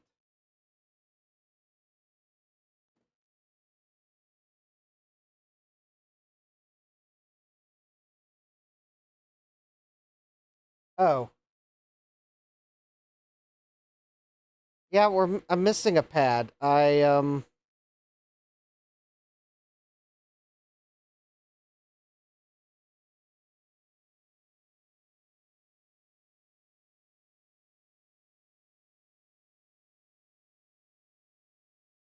I mean, I would like to think that the pad's missing because it's a no connect, but I don't know, Thomas. I have no schematics for an SNES, and I have nothing to compare it to.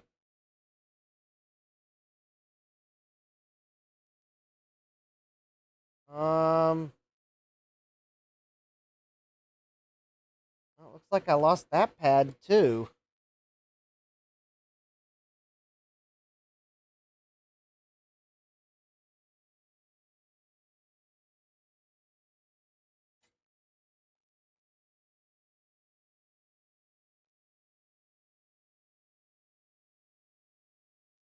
I have to admit, I haven't even checked for schematics because it's a Nintendo product. I had just assumed that the schematics were not there. All right, let me just make sure that's not bridging something. Oh, okay, so that pad really is connected there. Okay.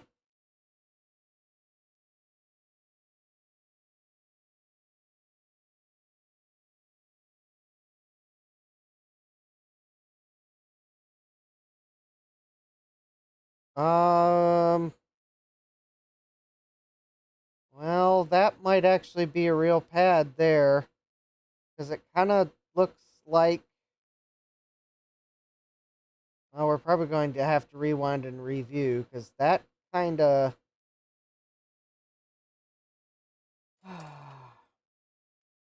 Well, I might have broken my SNES.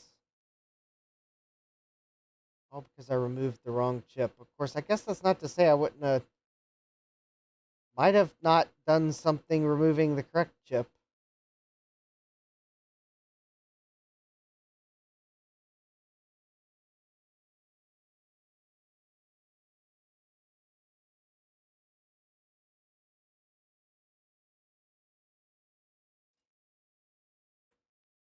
Okay, I can't tell if that's still IPA or what.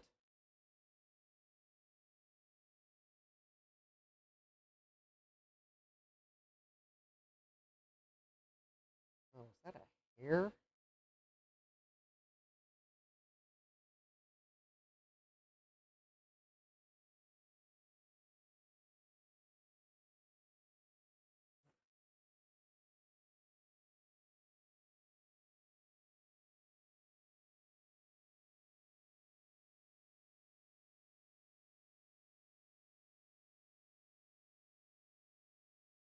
Okay, I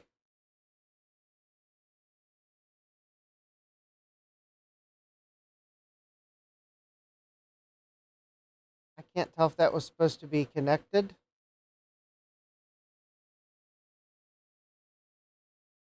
or not.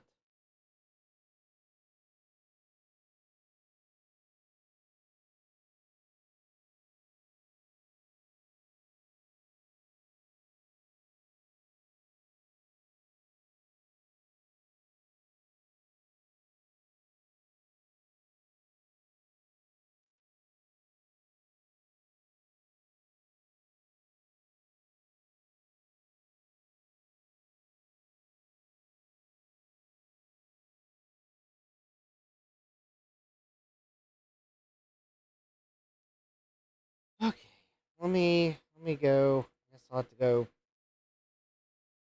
scrub my own live stream. One moment.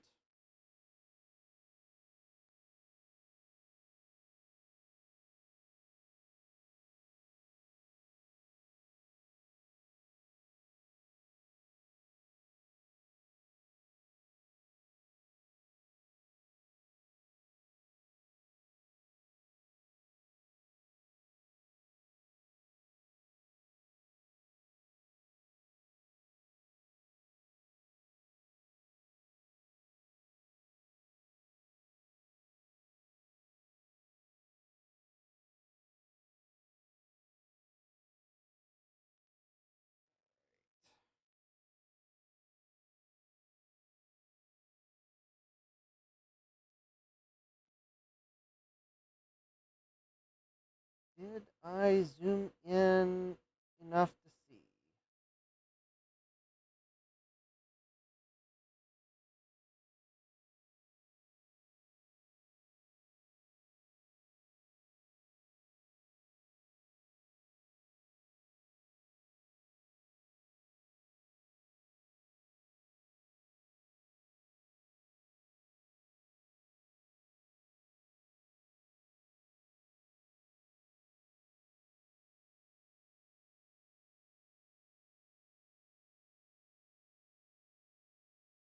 All right. It does kind of look like there was a trace there.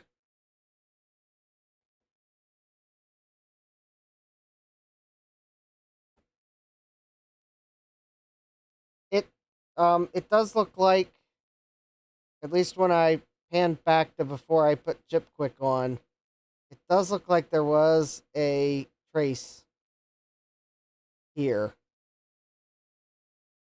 Also, there did appear to be a bigger pad on all the corners, except this one was really hard to see. I don't see a via down here, so I'm wondering if this might have been a no connect.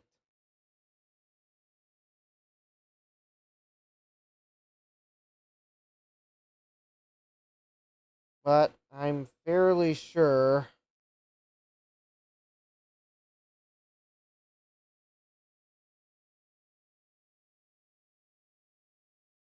Oh, actually, I think the trace is right there.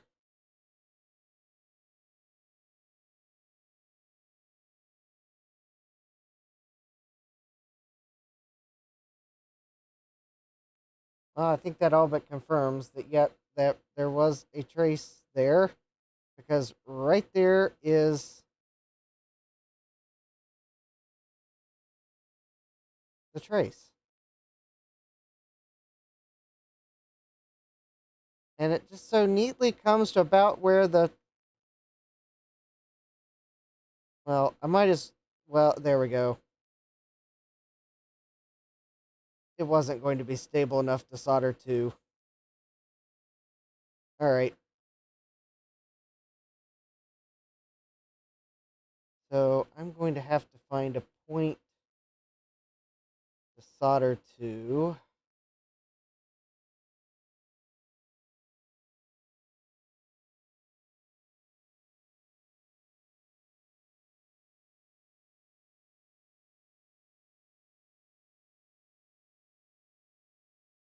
I guess that might be the best point right there.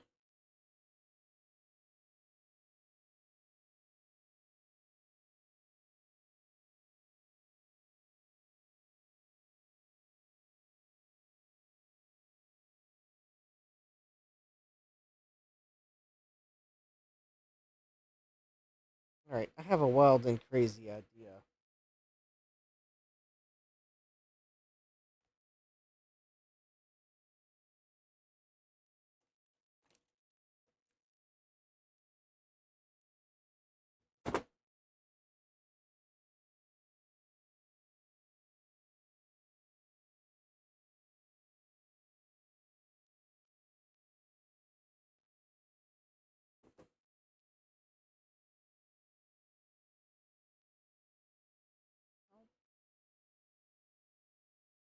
How big is that? That is Not very big at all.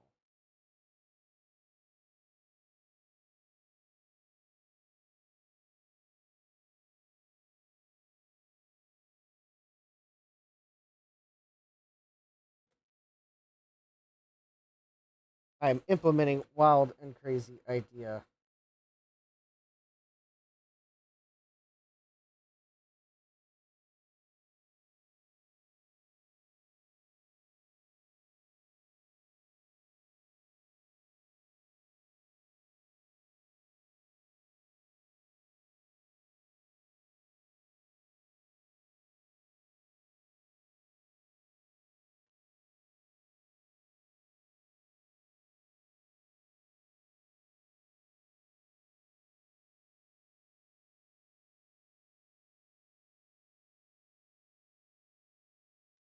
Oh, well,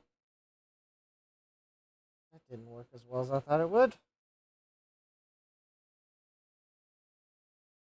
Thought, oh, maybe I can put a little piece of copper tape down on the board and use that. Solder tack it on both sides. Looks like it might just be so small. Alright, that's not going to work. And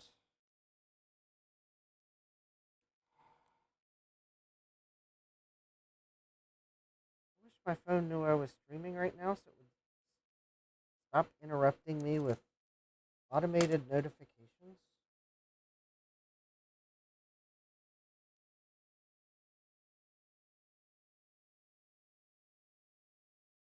I really don't need it to remind me of every service that is charging me today because it is the first of the month.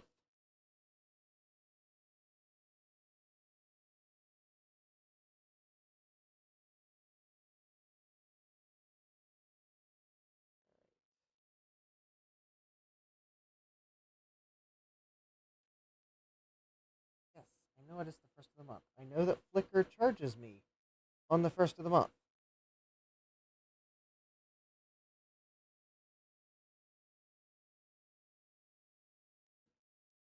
Let me know if they don't charge me on the first of the month.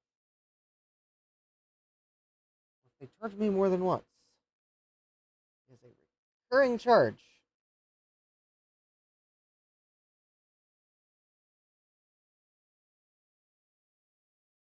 I thought that maybe the tape would tuck under that leg. Maybe.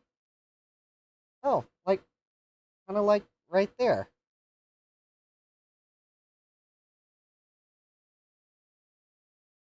And then I know the tape is just a little bit too long.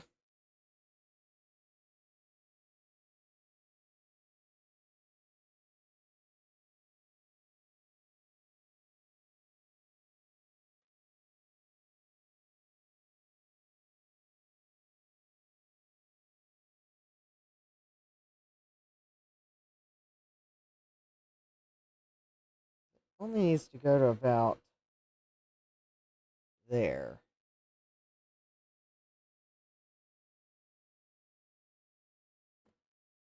All right. Yeah, maybe this isn't the neatest looking, but thought it might be easier than some options just because I could slip it underneath the pad.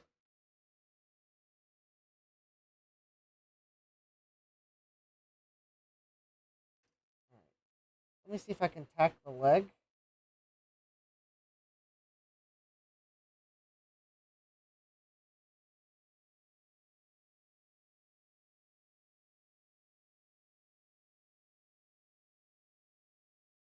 Yes. Now, let me see if I can cut the tape right about here because I think I might have already scored it.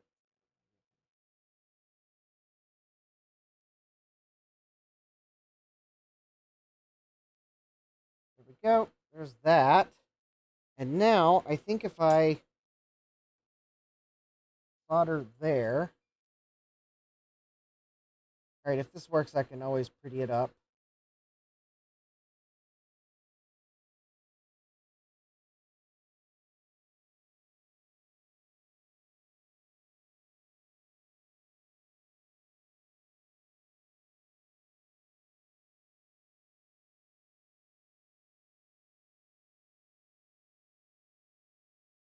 Oh yeah, I think that might have done it.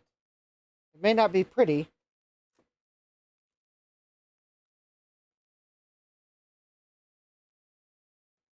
All right, I'm gonna have to work under the theory that the other pin that has no pad is a dummy pad or a no connect because all right. So let me touch the pin on the CPU, which you can't see, and touch this. All right. Let me make sure we don't have a connection here or there. We do have a connection here. Very good. All right.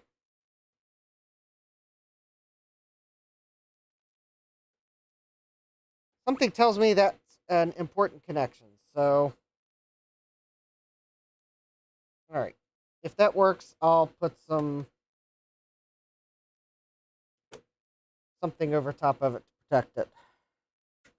All right. So let's plug in the console. Let me find my game cartridge. There it is. We'll plug in power. All right. Now, hopefully, when I turn this on,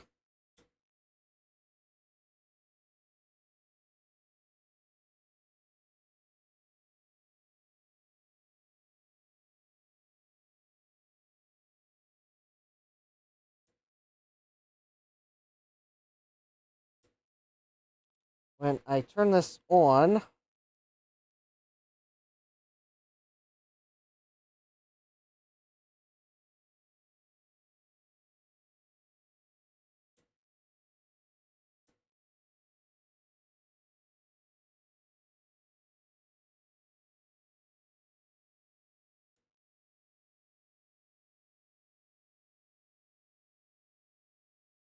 okay.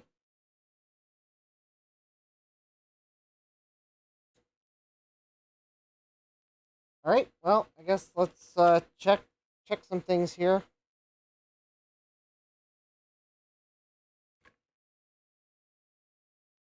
All right. So, oh, I think actually the is this an AC adapter?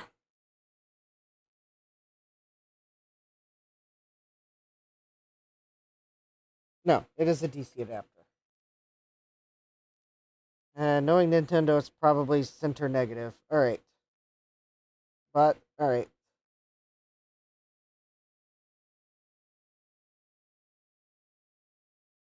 All right. I have 14.47 volts going into the fuse,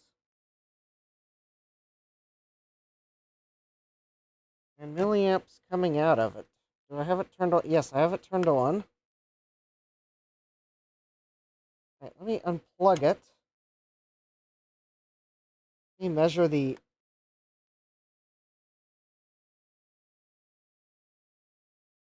Oh,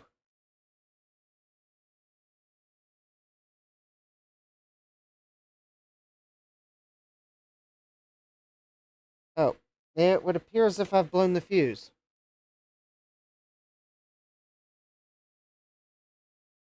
Seeing that I don't have a spare fuse, well,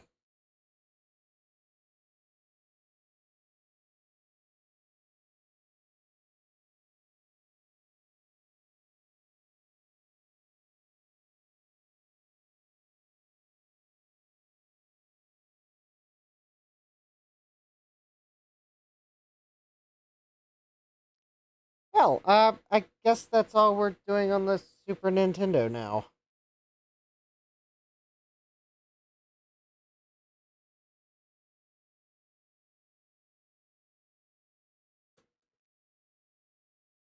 Because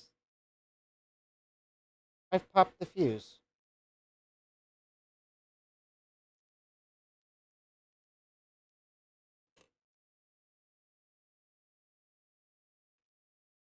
Jack says, I've been bitten before by not having spare fuses. Yeah. Well, I don't have any spare fuses for the Super Nintendo. I was not expecting to need extra fuses. I'm kind of wondering if the PPU I bought on eBay is defective.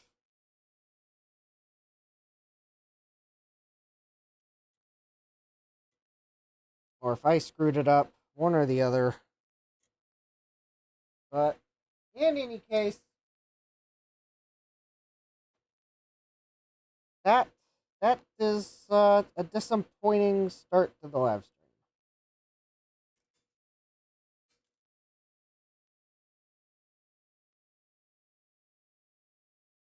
Not only did I not manage to repair the Super Nintendo, I have managed to de-repair the Super Nintendo. And now I am even more bummed than I was. Sea Turtle says, better a fuse than the blues. Well, I'm not sure.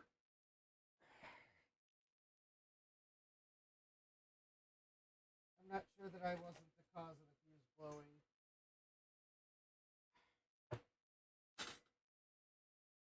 And I'm not totally convinced I didn't accidentally do something irreparable to the board.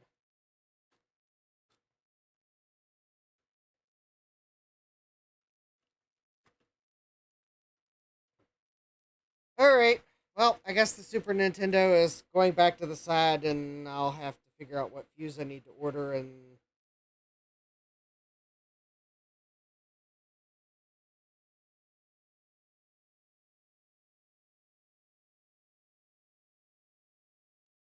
Alright. Alright.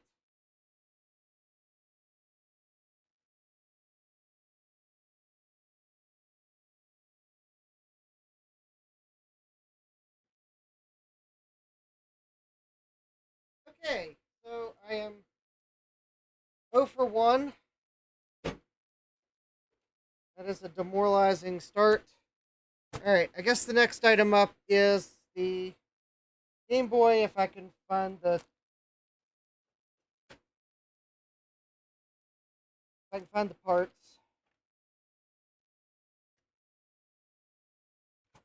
Or the Game Boy if I can find the parts, or the Game Boy if I can't.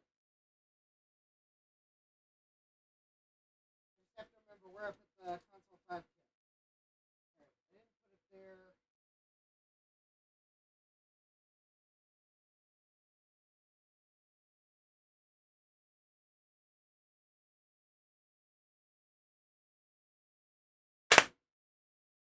Bubble wrap.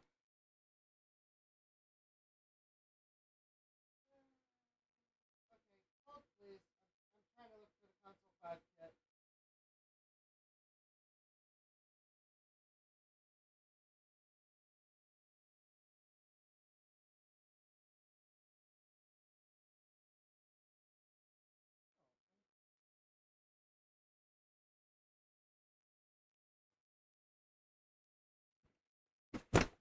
No, I'm fairly sure that the console 5 kit did not go very far. Oh, don't worry. I'll be in a better mood once I actually manage to repair something.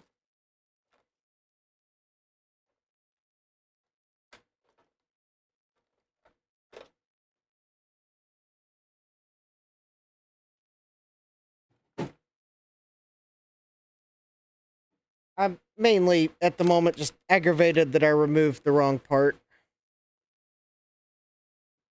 I mean, there is no guarantee that even if I'd removed the right part that I wouldn't have managed to lift traces.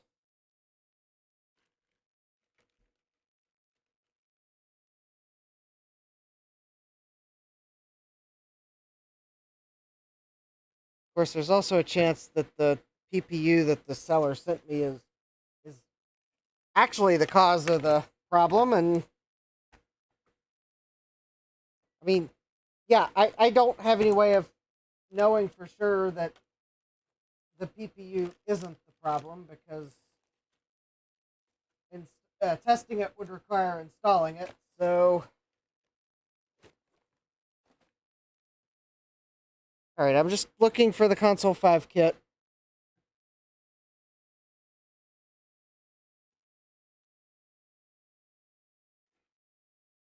Maybe I put its contents in with the Mauser box. That would make the most sense.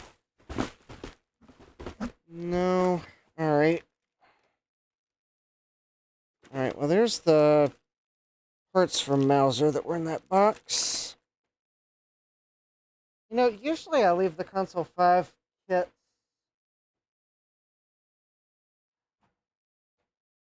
Alright, I'm gonna have to go look at my order history to remember what.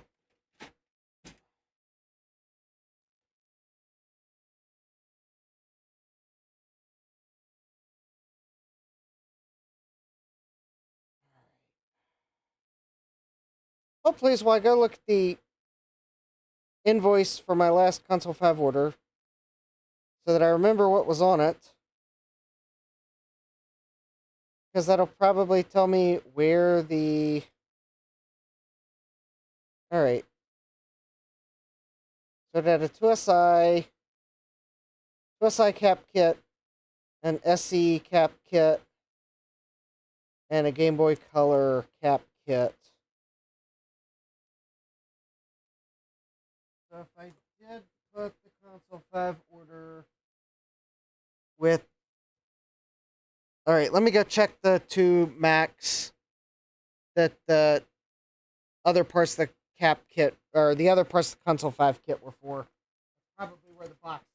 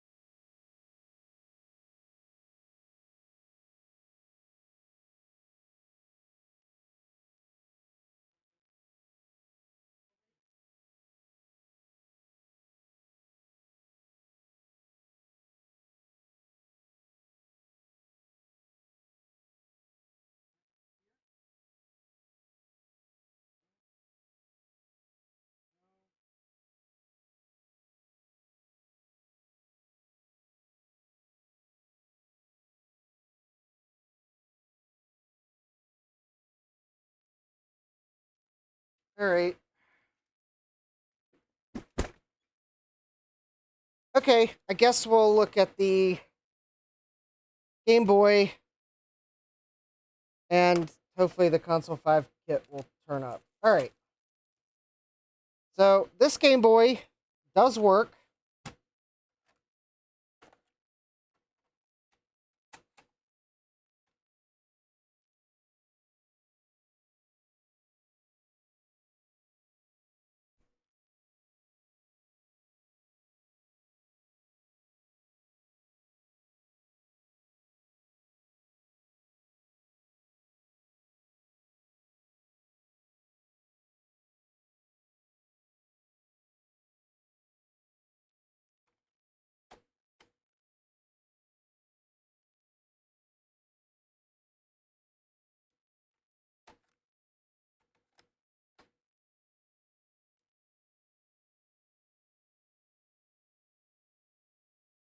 It does work.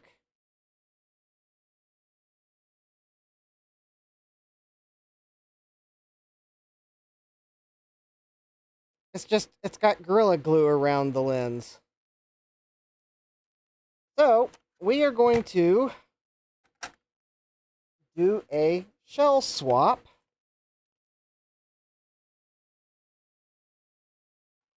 Topaz says, woo, chunky original Game Boys. I've been playing with these little Abernick and Trim UI portable emulators, so the original Game Boy seems like a cinder block.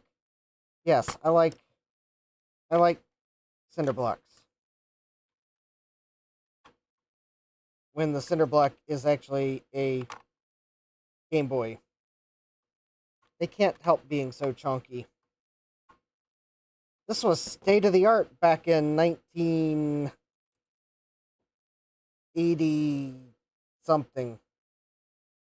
1989? Is that the copyright date? Yeah, that was state of the art. Also, you know what state of the art? Phillips screws.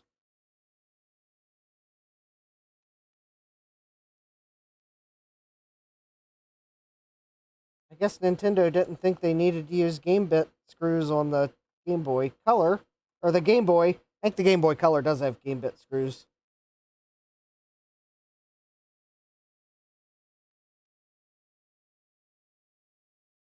Yeah, I remember back in the 90s at some point, Grandpa got one of these at a yard sale with some games, and, well,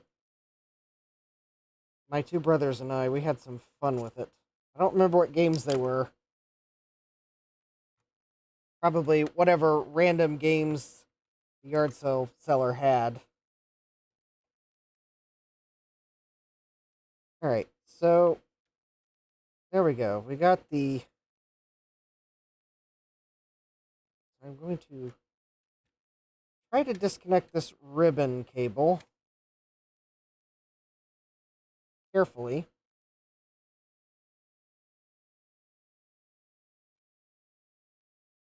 There we go.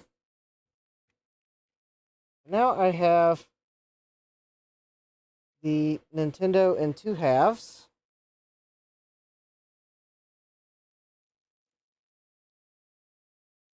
Pass says I never had one. I had an Atari Lynx, even chunkier. And then I am going to look at. I think I'm going to actually swap this into this Game Boy case.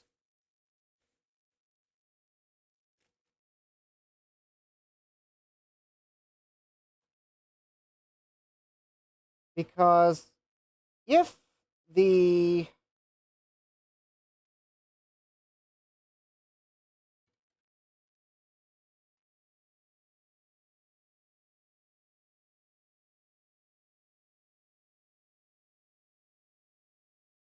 I think what I'm going to do is I'm going to take the board out of the front of this case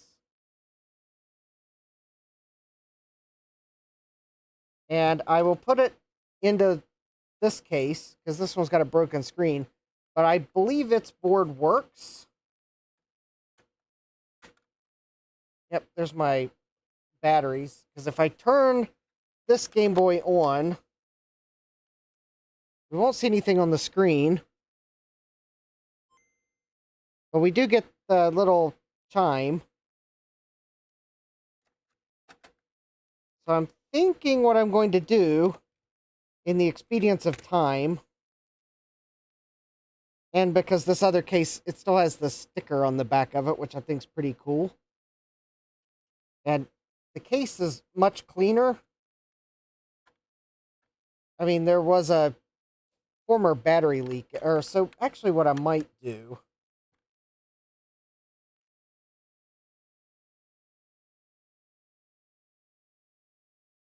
Former battery leak, or...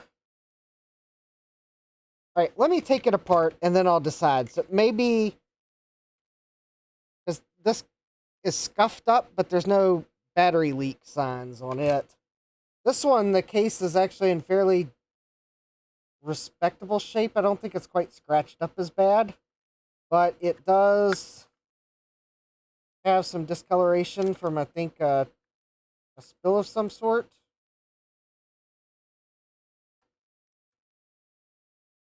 I think I probably should at least pull the battery tabs out.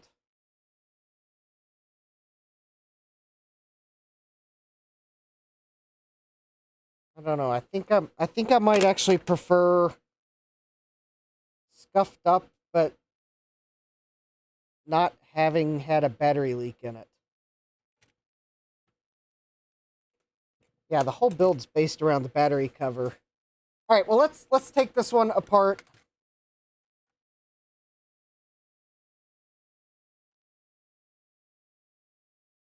Well, that's weird.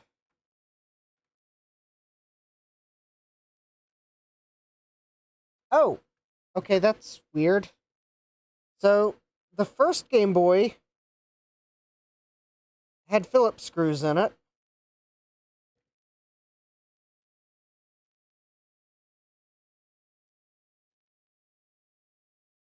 But this one doesn't have Phillips screws. It has tri-wing screws.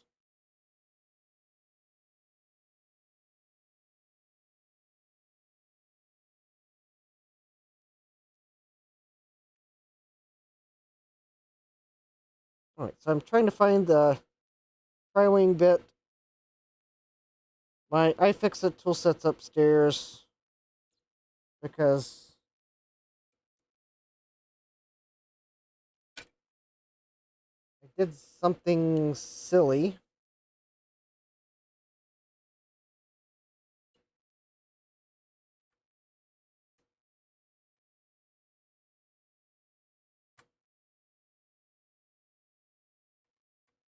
So Bill Lewis had given me an old laptop he'd rescued from e-waste, and I thought it had an SD card reader that the one I have that's the same model didn't. I'd grabbed this laptop because it had the mini docking station with it, and I didn't have the mini docking station for the laptop. That gives you the parallel port and serial port and 2 extra USBs, something like that. So not like a earth-shattering extra amount of ports, but you do get the parallel port, which could be handy for parallel programmers. Especially because I run Linux on it, so... Anyways, I thought the one that I got from Bill Lewis had an SD card reader and mine didn't, so I decided that I was going to pull the RAM and solid state drive out of the one I had and put it in the one that Bill gave me, and then I'd have the SD card reader, except I got the thing apart and had it upside down on my counter upstairs. And I'd pulled the RAM and solid state drive out of mine. And then I started to put the RAM and solid state drive back into mine because I saw that the laptop had an SD card reader. And then I realized that the one Bill Lewis gave me still had its hard drive in it, and I was putting my parts back in mine because now that I had mine turned upside down with the cover off, I saw the SD card reader in mine that I'd somehow managed to overlook for the past week. So I, this morning, decided, oh, I'll go get my toolkit and do the swap. Facepalm. Needless to say, I put my RAM and solid state drive back in mine and moved on. Alright, so here's the battery leak special. Actually, that might be rust. I think that's rust. It might have actually gotten wet in here. So here's the broken screen one.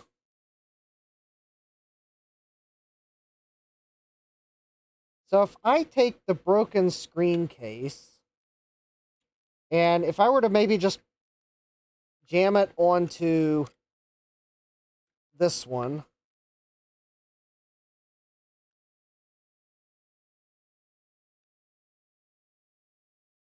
so there is a little bit of a color difference, but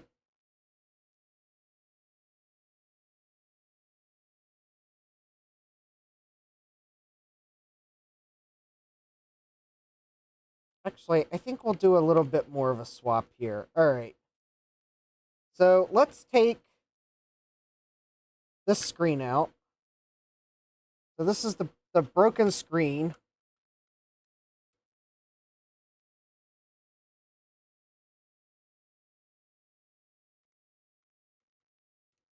All right. I think I'll swap the entire guts from my original into this case. And we'll see if I can't clean up that rust with some simple green or something. And probably swap the battery contacts. Because I think this case here is a little bit cleaner And I think the only off-putting thing about it is it's got some rust on the back.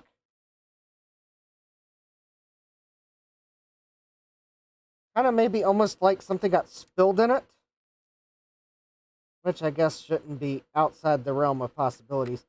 Also, while we have this thing apart, we might end up doing some cleaning, or I may save that for later.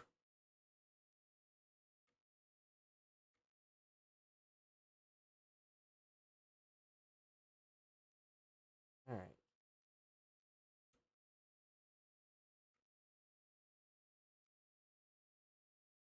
I probably will totally, though, use the battery cover that still has the Nintendo repair sticker on it, because I think that's cool. Alright, so now I think I got all the screws out. So this board should lift out.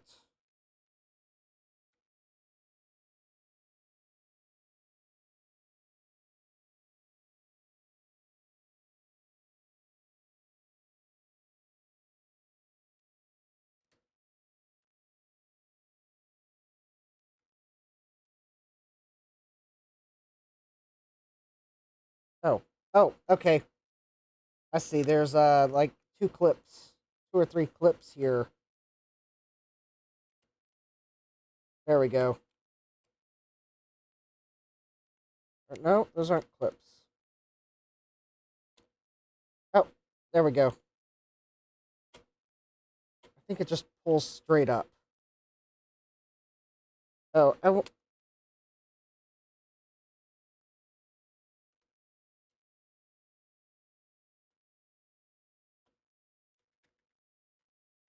Here I am trying not to break this display even though it's already broken.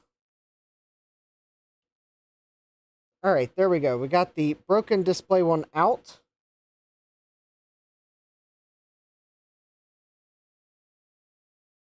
I think the buttons are in fairly decent shape. There's a little bit of grunge inside the case here. So I think I will take some Windex.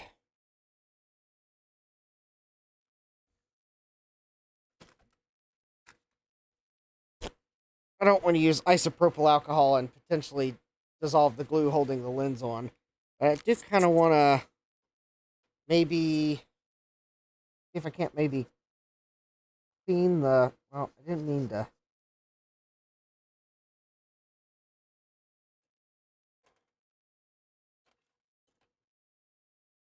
Maybe I'd see if I could just clean the dirt off around the screen, maybe?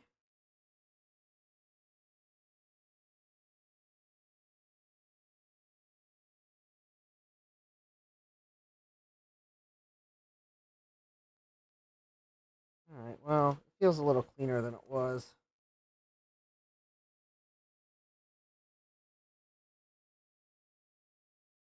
I'm not trying to fully clean it. I just thought I'd at least make sure it was a bit better than it was. Alright, well. Okay, it's a little better than it was. Got Bomb's asking, went to have dinner, back now, any success with the SNES? No. The SNES repair attempt number one was a failure. I blew the fuse.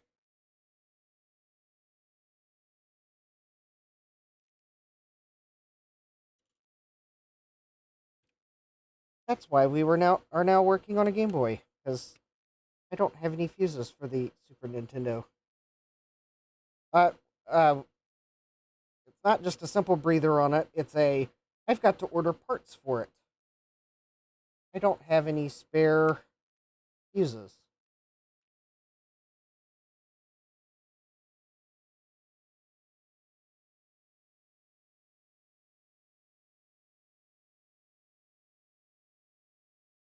All right, so this is the working screen, but the Gorilla Glue holding it in.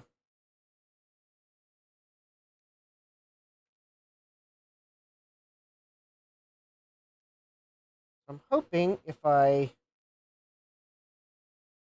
just get this board out, I'll drop it in the other case front and hopefully we'll be good.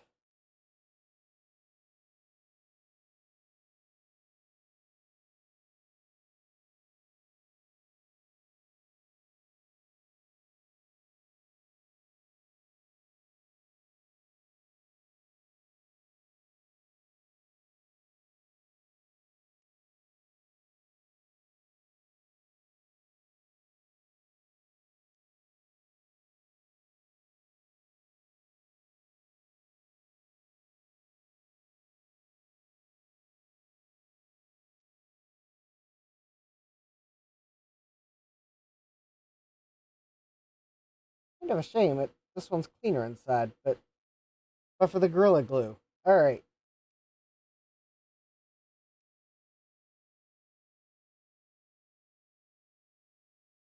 So I will go ahead and drop this board in.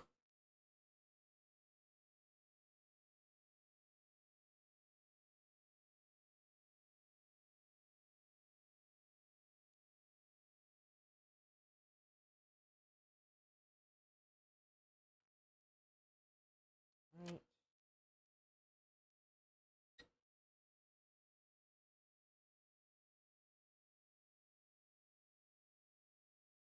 There we go.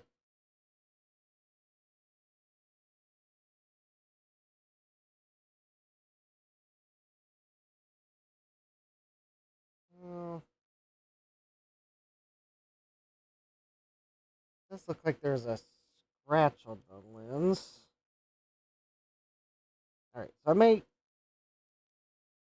may have to at some point get a replacement lens for this. Oh no, that is actually a scratch on the that's actually a scratch on this display. Alright, well, I guess that adds character.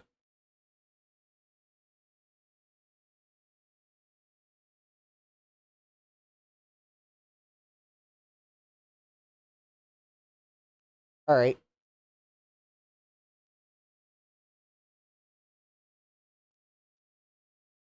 I probably didn't notice it because the Gorilla Glue.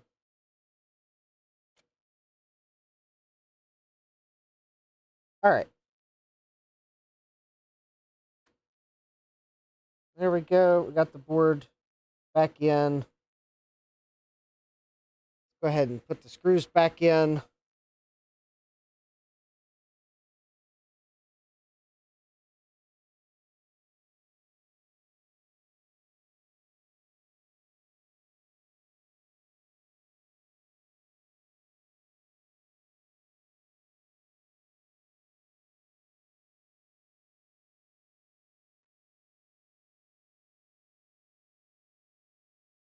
So I'm turning them backwards until I feel the screw drop into the slots.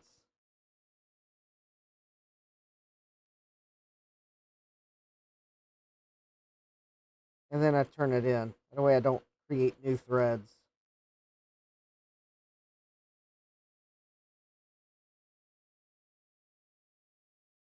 Alright.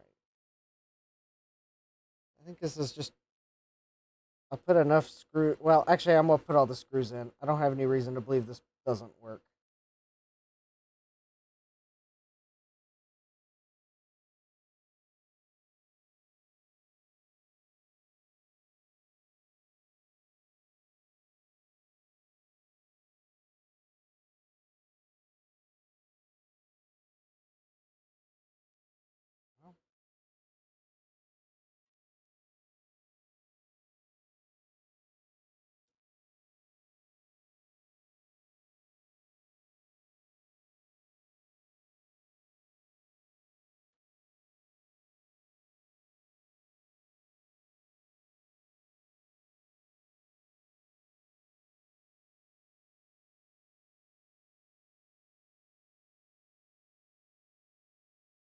Well, except some of these screws.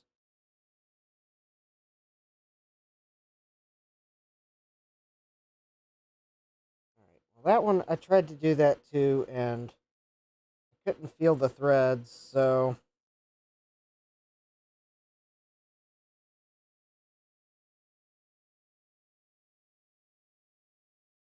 That one I felt the threads.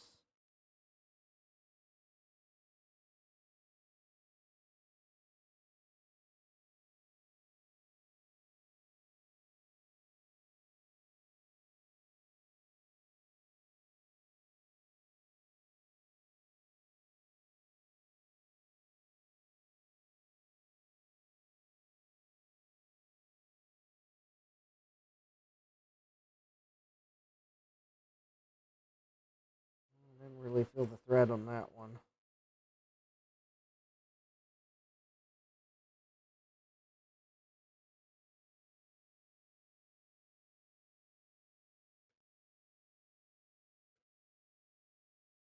That one I definitely felt the thread. All right.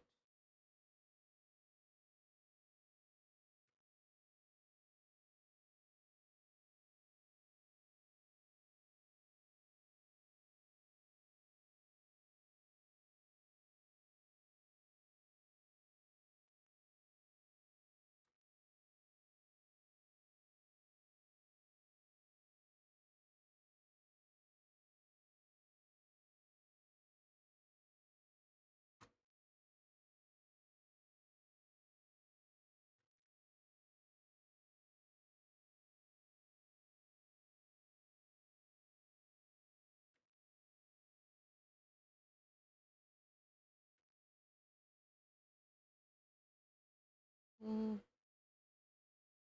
and two more screws.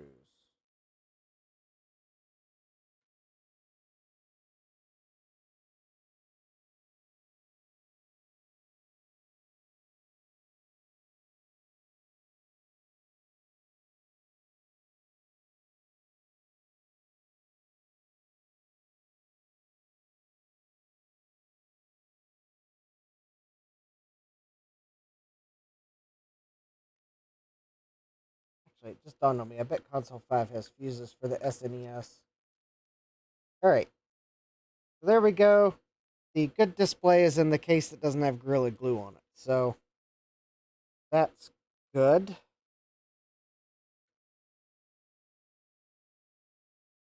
All right. So half that down. I'll hold on to this because parts might be useful. If I get one of those screen mods, then I'll at least need the speaker from this side.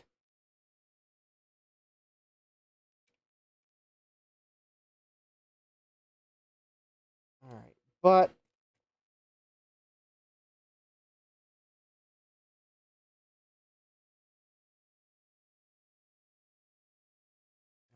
so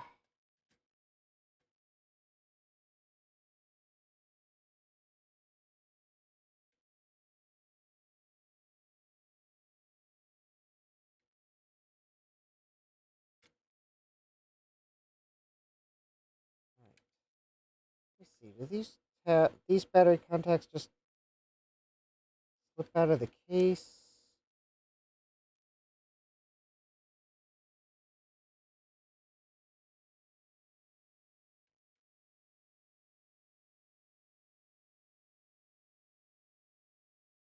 All right. Let's see here. I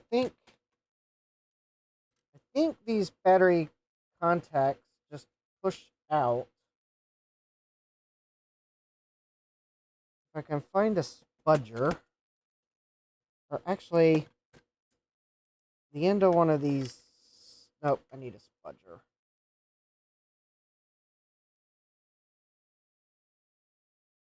Here we go.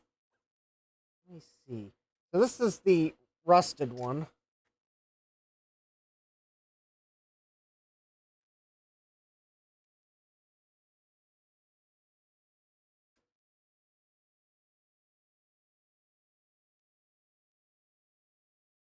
I thought the battery contacts just came out.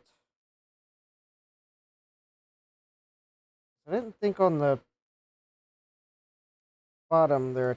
I don't think they're attached to anything.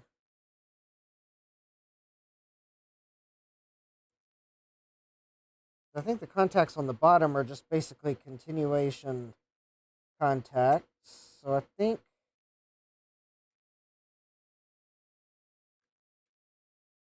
they should just pop out.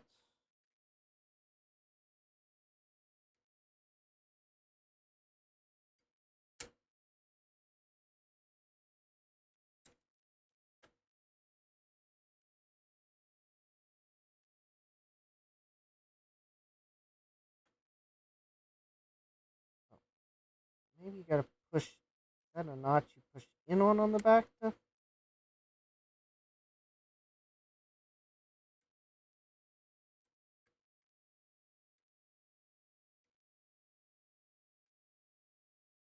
Or then again, maybe if I put these together, maybe the color difference won't be that bad. And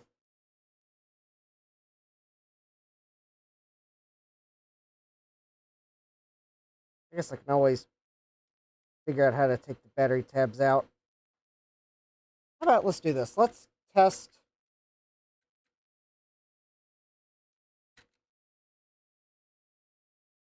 Let's put the screen back on the other battery back, or the.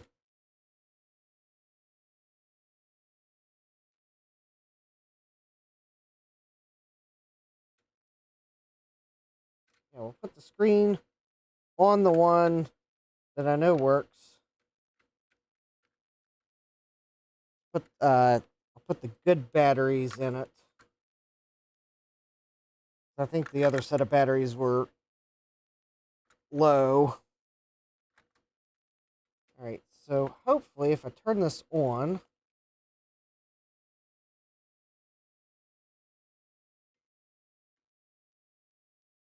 with a game installed in it,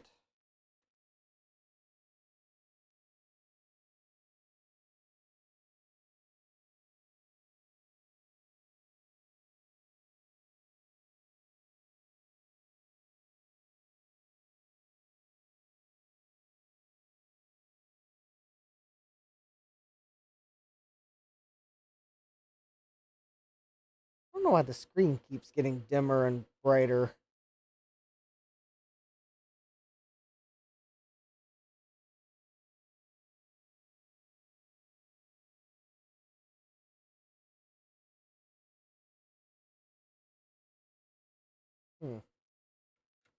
Maybe it needs recapped. I don't have a cap kit for it now, but all right, but at least it works. And if I put it together,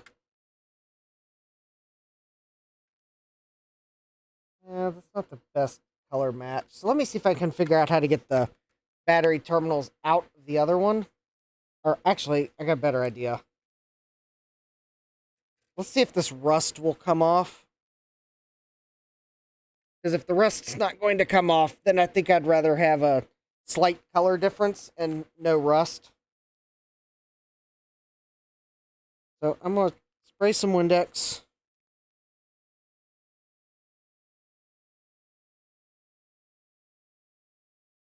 And I'll let that sit there. Don't think that's going to get to anything on the inside with the little bit that I sprayed. We'll give it a moment to maybe loosen that up. I'm kind of hoping that's just staining. All right, that's not a brand new foam swab. Oh, there. Oh, that's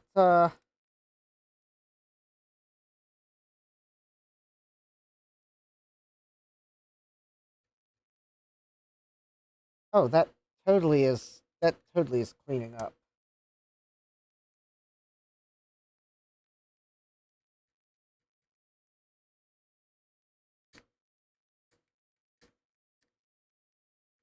Yeah, if I can get those there. Okay, if I can get those battery terminals out, then I think I can clean that up, and we'll use that. Is that this one looks better? It's a color match to the front that I'm using, anyways. All right, Game Boy, battery terminal replacement. And let's see here. Got a few places that sell replacement contacts. A YouTube video for the Game Boy Color. That's the wrong one.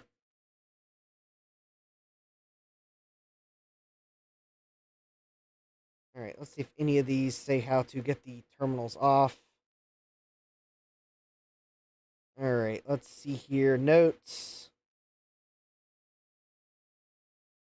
Notes do not say how to get them out. This web store does not have information on removal. All right. This website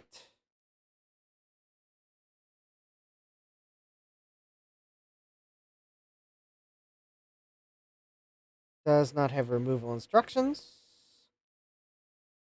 And that website does not have any instructions. All right. Let's see here.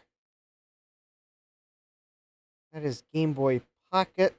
That's the wrong version. Oh, but this is iFixit.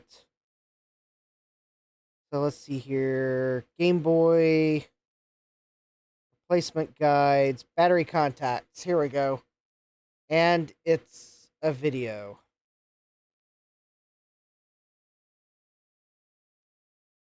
Why can't we have written instructions for when we're live streaming a repair?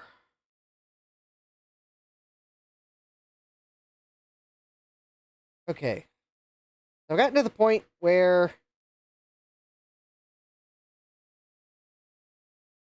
alright, so I am watching this captivating video on mute. The person disassembling it is waving the back shell around and pointing at various things. Alright, the person disassembling it has stopped pointing at arbitrary things and is now pointing at screws. So it does look like I need to remove the screws. Alright.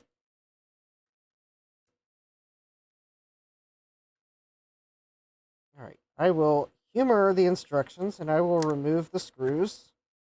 Although I have a feeling that only gets me access to some of the battery contacts.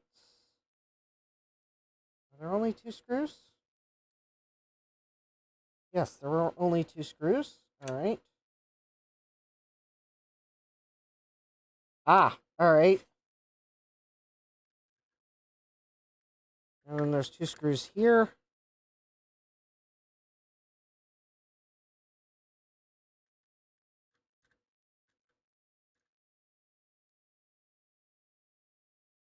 Alright, so let's get the boards out. And these contacts here look almost okay. There is just like a small spot of small spot of rust that rubbed off on one of them. Okay. So that actually looks good.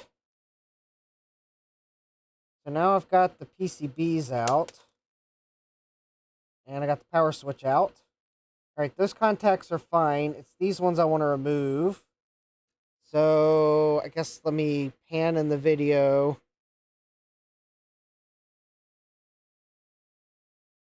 Alright.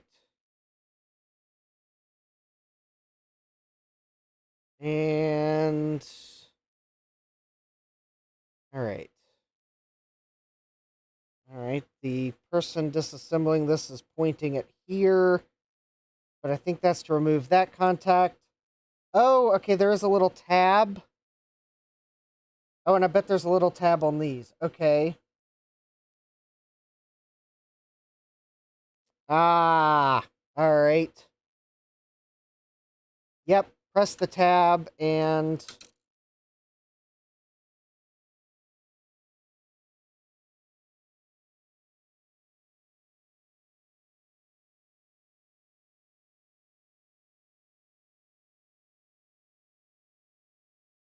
the battery terminal should pull right out. There we go. Got one out. And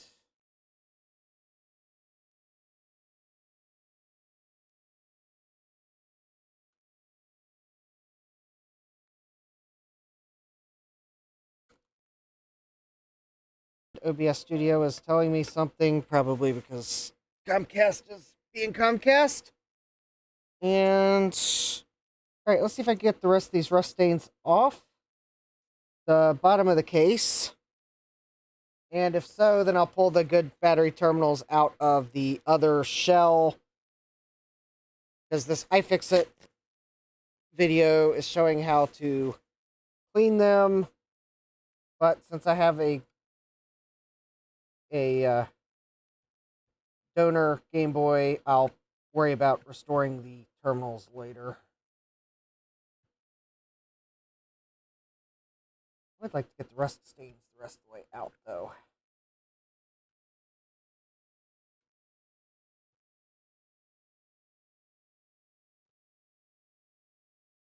Actually, you know, I bet I can use this toothbrush and some isopropyl alcohol.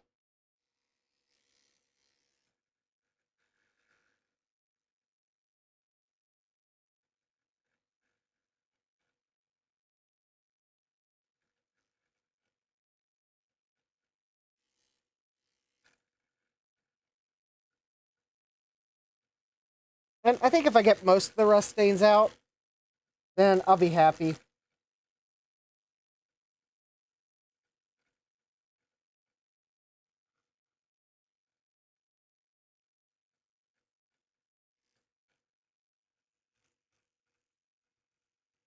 Because it'll look much better than it did.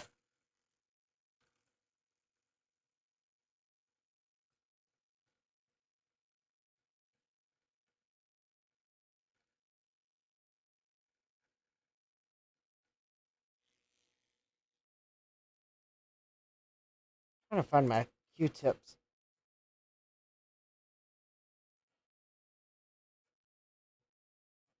Actually,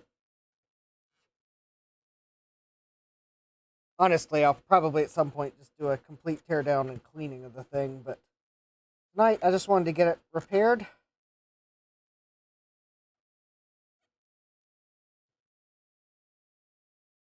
least get it so that I wasn't sad every time I looked at Gorilla Glue.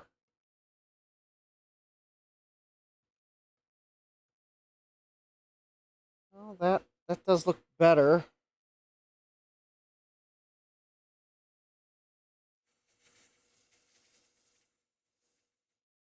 Right, that's just so that hopefully whatever I got down inside of it will dry. There's a little bit of rust on the backside. Rust staining. Alright, I think we're fine.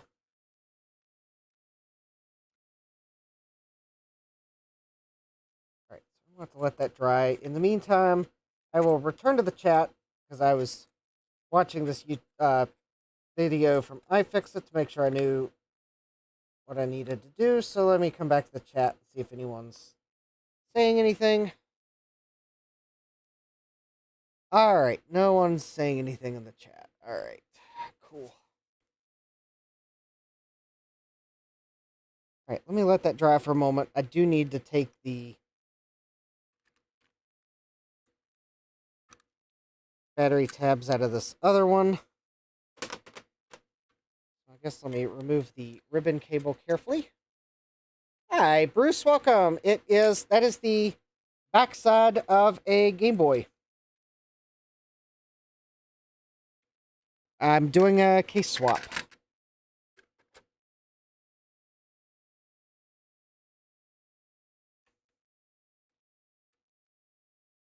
Because the original case for this Game Boy, someone used Gorilla Glue to re-glue the lens on the front, and they got Gorilla Glue all over the side.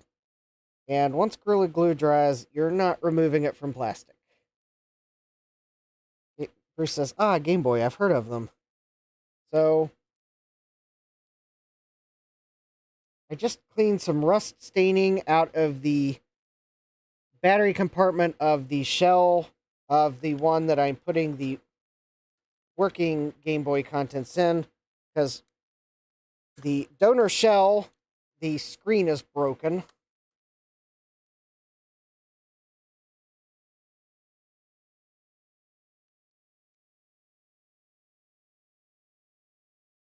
All right, so there's one good battery contact, and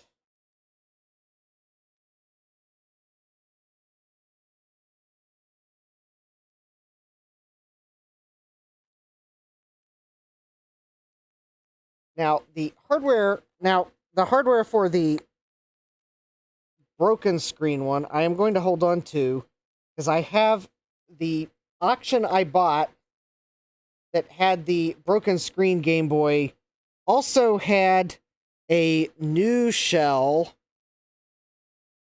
And while I was briefly tempted to put my working Game Boy in the new shell.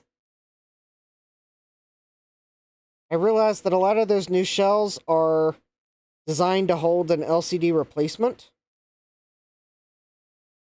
So I'm going to instead, I'm holding the new shell for the broken screen Game Boy because I will get one of those LCD replacement kits. And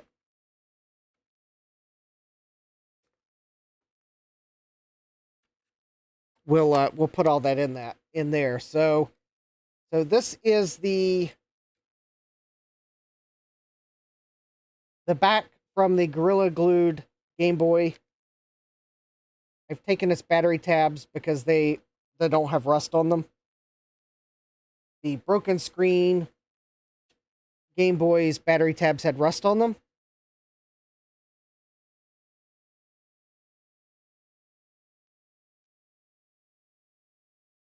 So this is the Gorilla Glued front, and now I've slid the broken screen one in it, and I'll screw it together just so I keep up with the parts. But eventually we'll fix it by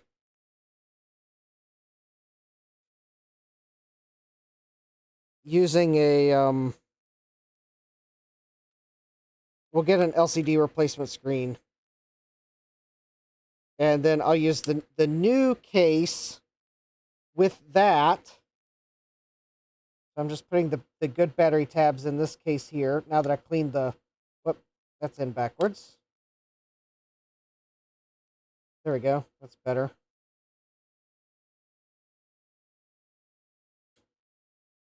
There we go. I got okay, there's a little bit of rust staining left in there, but nothing that should hurt the new contact. One of these days, I'll take it like completely apart and give it a thorough clean. But tonight was just kind of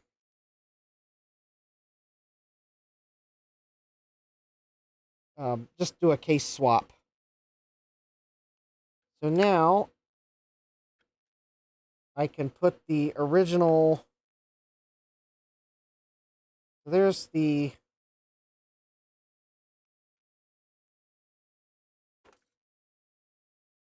parts back in. We'll put the screws back in.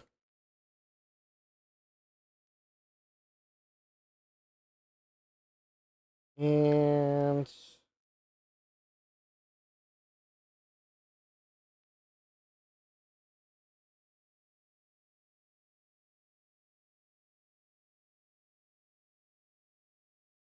well, this is the headphone jack.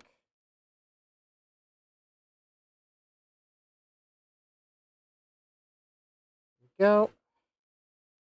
And get the two screws that hold the cartridge slot. Oh, and actually, not, this isn't just the cartridge slot. This is actually the motherboard for the Game Boy. So there's our CPU and our SRAM. And I think there's a ROM on there. Right? So I think one of these chips is a ROM and one's an SRAM. And there's our CPU. There's our cartridge slot. Kind of all on one board. Have Game Boys become collectible? Yes, they have. Oh, that's not where that screw goes. That goes there.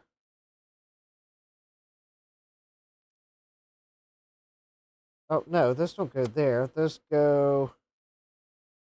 No, that is where those go. Those go there. That is right.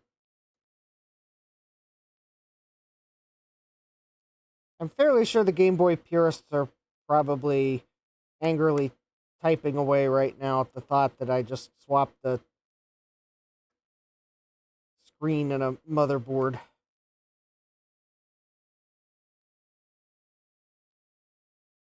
But they can go pound sand.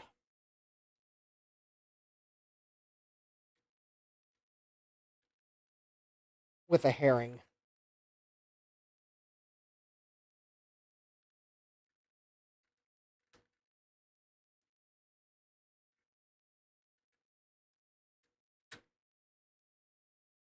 And then they can bring me a shrubbery.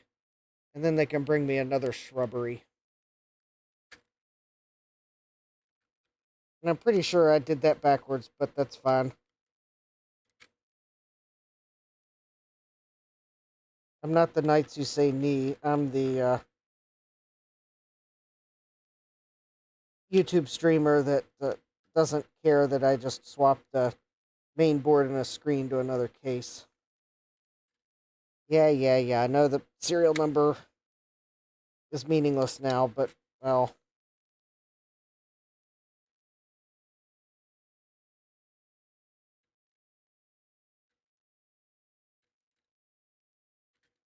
Right, there we go. Oh, I forgot. Let me put the switch back in.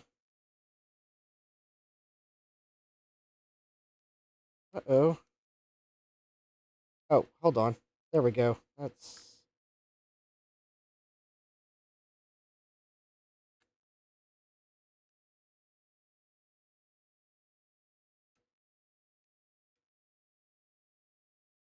I don't know if I can get the switch on.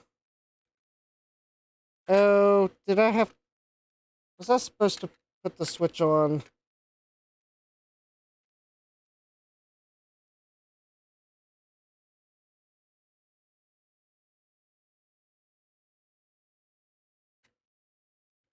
Hold, please, while I carefully remove the two screws holding the motherboard on.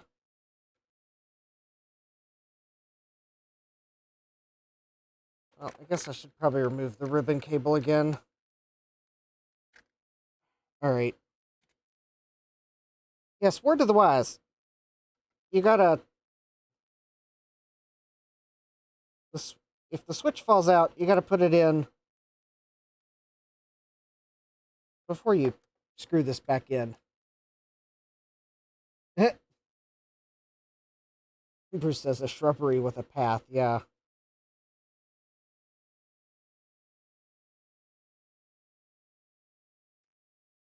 There we go.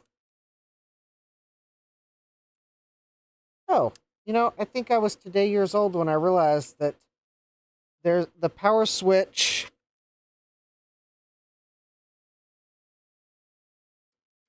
Oh, yeah, I never realized.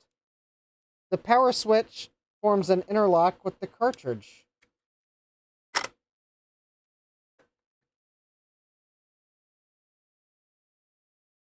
yes, if the power switch falls out, you gotta put it back in before you can screw the motherboard in. Because otherwise you'll be unscrewing the motherboard out. Yeah, I never realized that. Until I realized the switch had fallen out. And I go to put the switch back on, and I realize that because it's serving as an interlock, there is not a way to push it in with the motherboard in.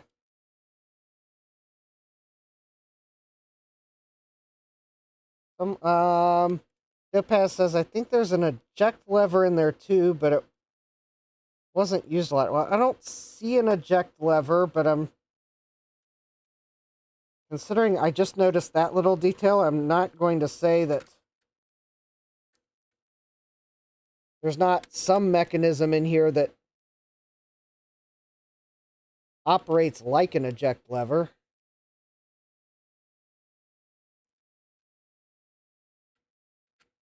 Alright, so there we go.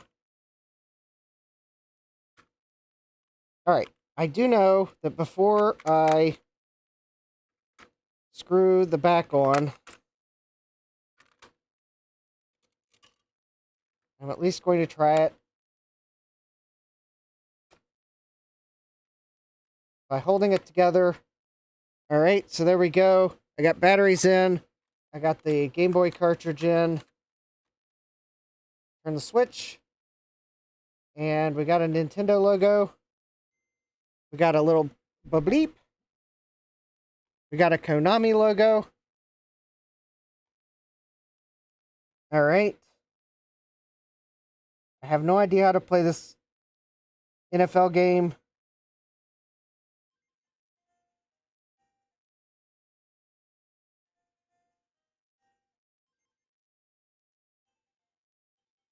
All right, we got music, we got sound. I'd say we've done a successful shell swap. All right, so let me go ahead and put the screws in. Put the screws back in.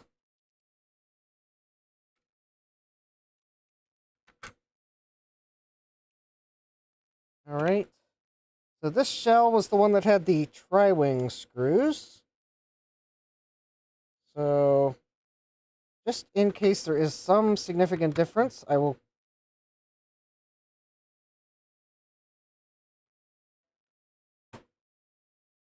sorry, OneDrive. I don't care that you're not logged in. For some reason, you're not staying logged in on this computer, so... OneDrive, you can go pound sand, too.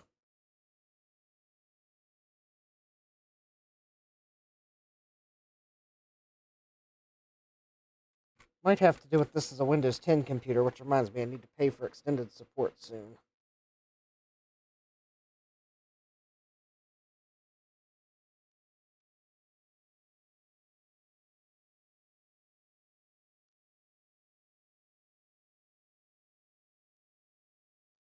Alright, well, we'll see you in a little while, Thomas. Hey, Stian, yep. Stian says, yay.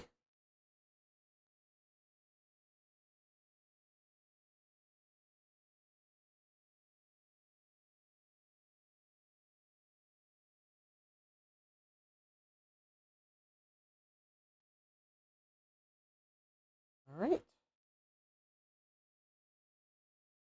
Yep, this computer I'm streaming from does not meet the requirements for Windows 11.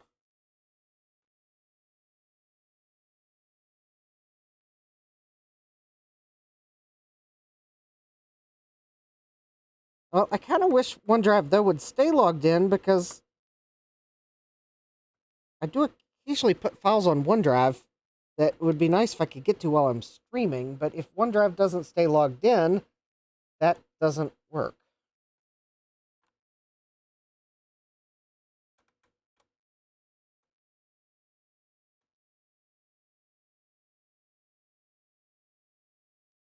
All right, there we go. I got the screws back in. Let's do one last test. I know it's not the most perfect looking Game Boy. Actually, I'm going to do one thing here. If I can find a Q-tip.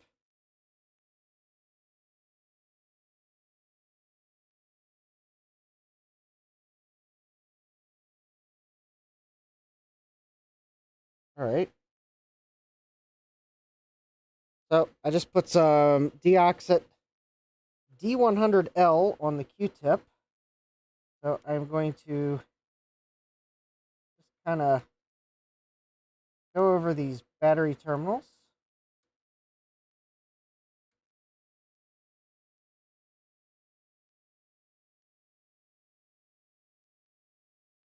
Figure it couldn't hurt just to kind of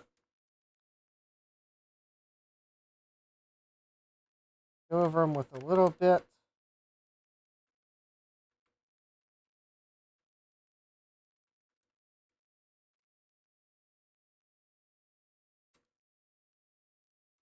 There we go. All right.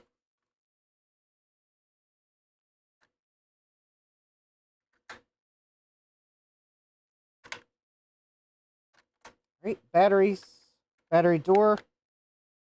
Battery door still has the sticker on it, which is really cool. The only Game Boy game that I have.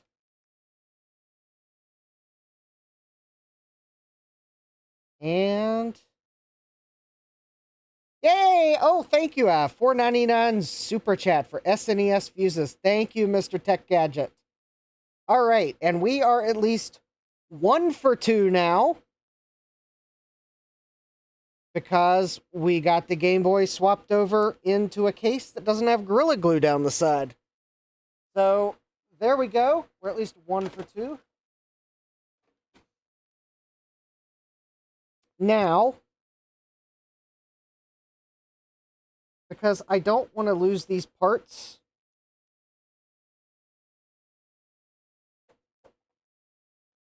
actually, you know, I'm not going to reassemble this.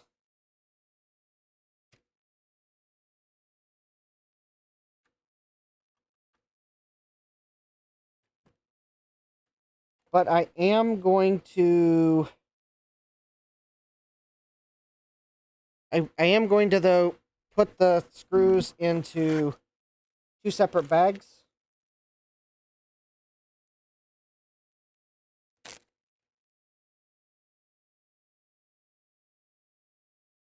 Actually, I don't need to do that. I'll just write on the side of this bag that the shorter brass screws are the display screws, and the longer silver screws are the case back. But I am going to hold these battery terminals, since these are original battery terminals.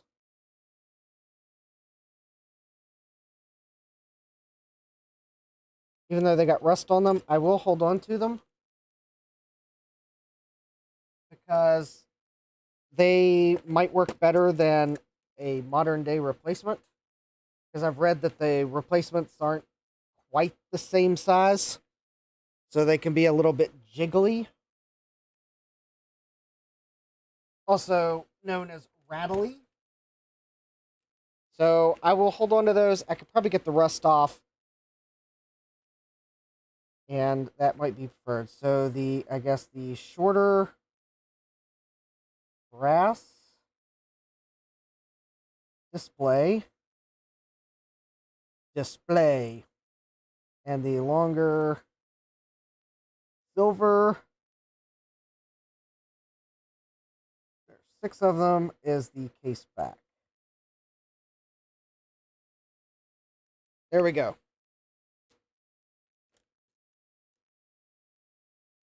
There we go. There's my notes. That way I don't have to reassemble this. But I'm going to hold on to it, because one of these days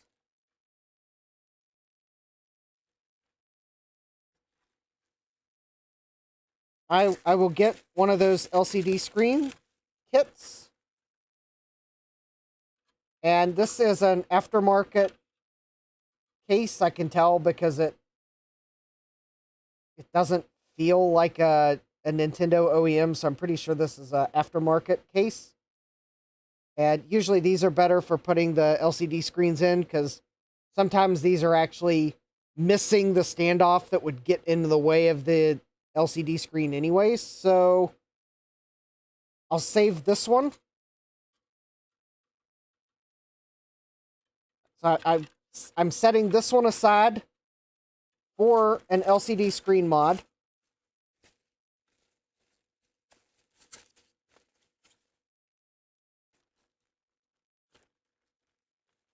That's how I fixed the Gorilla Glue on this other case. But I'm pretty sure that the motherboard works on this one. Or at least I should be able to fix it if there is a fault. But I do hear a bling from this one when you turn it on. So I'm pretty sure the motherboard probably works. You just can't see it because of the broken screen. So that'll give us the motherboard for the LCD mod. But I'll obviously hold on to all the parts. because I'll need the speaker too. So at least I know the speaker I've got here works and the motherboard should work. And I think that's all you really need for, and I got a case. So if I just get one of those LCD screens, or maybe even someone might donate one to the cause.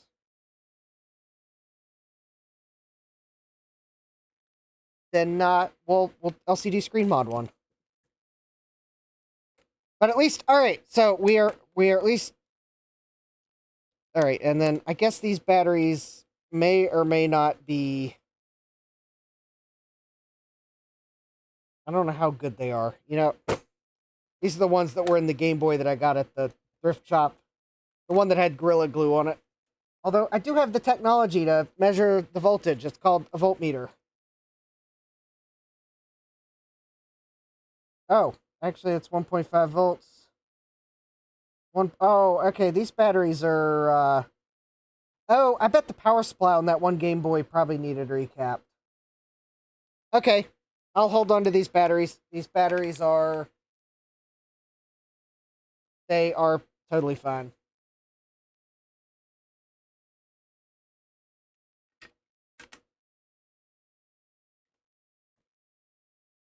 Power supply on the one probably needed recap. Okay.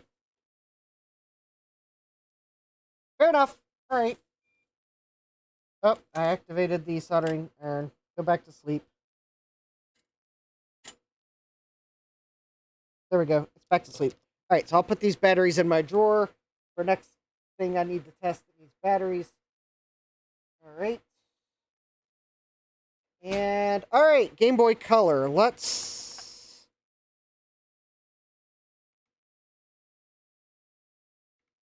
All right, so let's see if we can't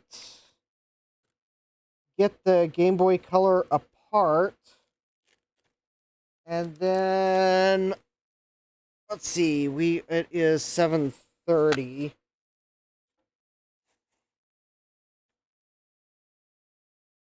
I may... Alright, we'll get this apart, and then I may take a quick pause to go upstairs. Because I'm partly wondering if maybe the recap kit is setting upstairs, because maybe I never brought it downstairs. Because I had a few things upstairs that I was... Oh, all right. Well, we'll see you later, Mr. Tech Gadget. At least you got to see one success. And we'll catch you later. All right. Because I did have a few things upstairs that were in a chair. And I just realized that some of those items were still in the chair when I got back from the swap meet, and I moved those items to the side so I could put some different items in the chair. And I'm wondering if the cap kit was actually... I think the cap kit might have still been sitting in the chair. So I think I'll take this... I'll open this up. We'll take a look inside real quick, and then I'll take a quick break to go upstairs. And while I'm thinking of it, there's something I need to take upstairs, so we'll take I'll take a 5-minute break or something. Basically, I got bottled water down here in the fridge that I want to take a pack upstairs while I'm thinking of it, because I need a hydration break. I will just go ahead and carry that upstairs. Might as well make the trip upstairs worth it. Because I just... Remember that. I need to take that upstairs. Alright, so we got the case back off. Alright, let me see if I can't get the screws.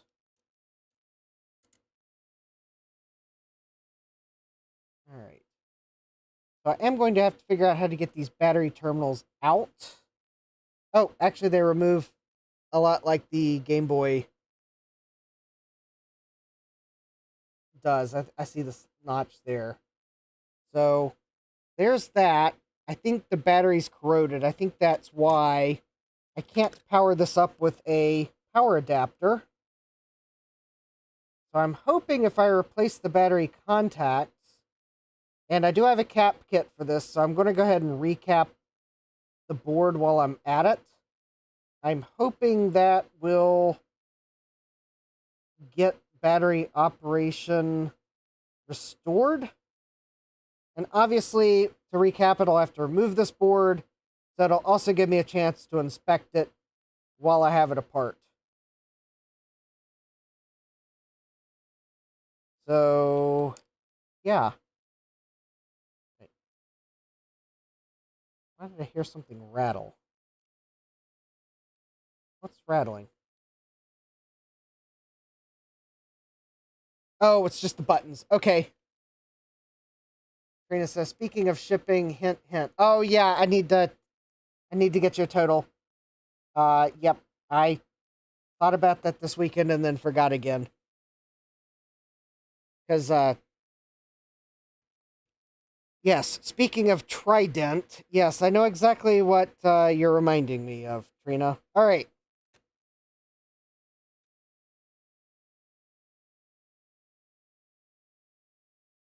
Because I'm pretty sure that the Trident chip was like $25 US. So I just need to figure out what shipping's going to be. So anyways, all right. Got this apart. Let me go see if I can find the console 5 order, because that's where the... Oh, wait a minute. No, I think I had it... Wait a minute.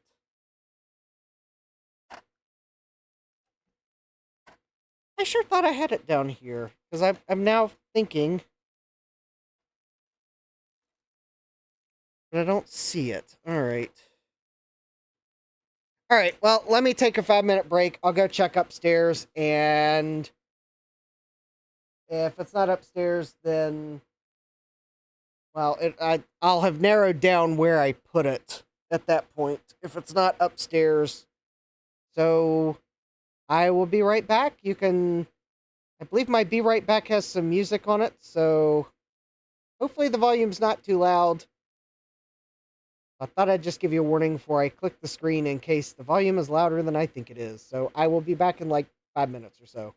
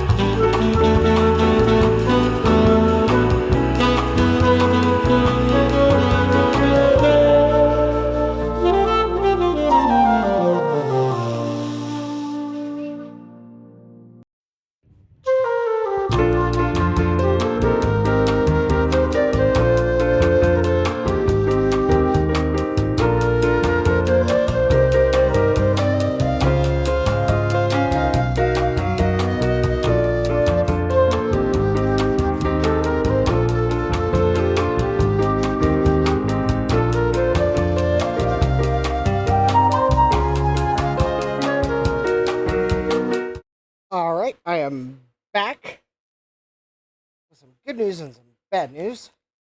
The good news is I found the conductive pin that I ordered for repairing the DFI LAN party motherboard, because I think its fault is it's not actually the SLI version of the board. Due to some research, I figured out that there's one difference between the SLI and non-SLI version of the board, and that is there is a jumper link on top of one of the NVIDIA chipset chips on the SLI version, and if you make that trace on the non-SLI version, then you have the SLI version, and DFI didn't mark the two boards differently on the actual board themselves, so if you got it separated from the box that it came in, well, you might think you have an SLI version when you don't. So that will be a repair for some point. And if I can't find the Console 5 order that I am looking for, because that was the bad news, it was not upstairs, then, well, we may have to move on to something else other than this Game Boy Color. But hi, Pseudo Memes, welcome. And howdy, Hardware Hacker, for at least your brief appearance in the stream. I am looking for the Console 5 order. I am finding everything but at the moment.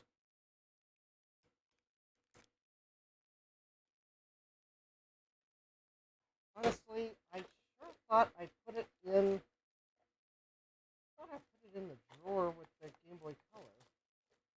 Oh, well, I guess there is something I can do while I'm. Since I just found it and it reminded me that I need to do it. I need to put new brass sponges in my solder tip cleaner, so let me go ahead and do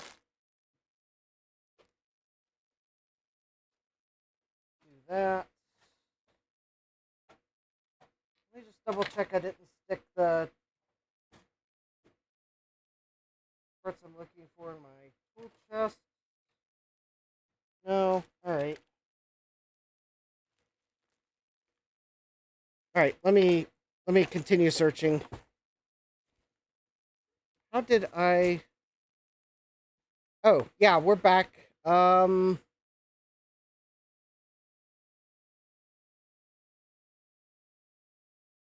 Yes, yes, Hardware Hacker fixed the Apple TV, so yay. Big yay there. All right, actually, oh, let's see here. That's the mouse. I guess while we're waiting, no, we'll wait on those. All right. I'm finding the parts of the Mauser order that I had out on the bench.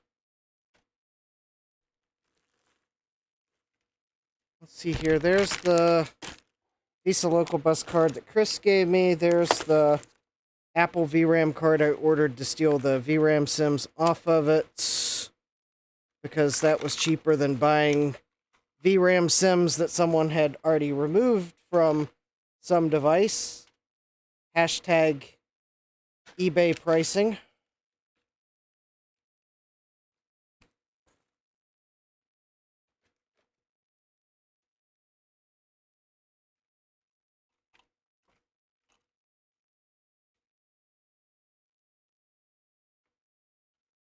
I think I would also point out, I think the VRAM card goes for about the same amount on eBay with and without the VRAM sims. Because it's the one from the 7100 and 8100. Which means it's the VRAM card that has 2 megabytes already on board.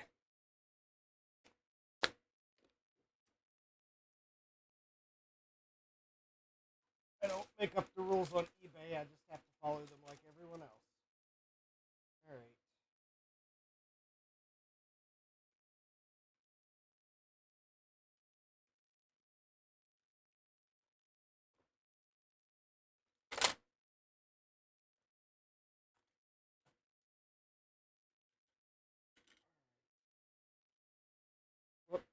Alright.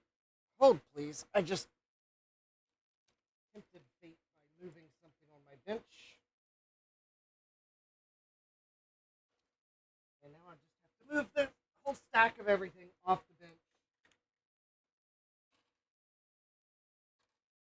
Alright, let me at least put the floppy emu there. Alright, I want to move this off the bench because I'm about to lose parts if I don't.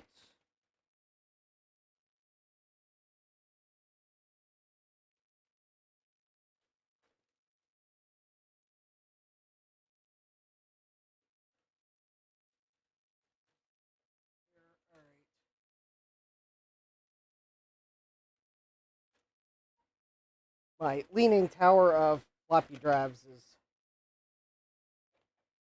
coming back to haunt me now. Alright.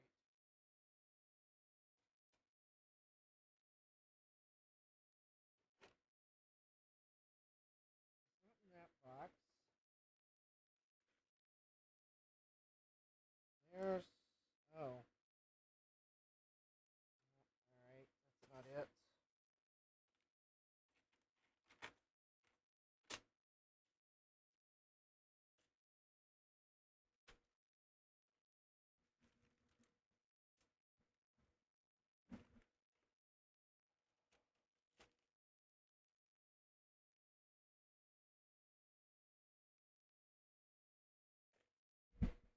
You know, I don't think what I'm looking for is on my workbench. That is the conclusion I am quickly working towards.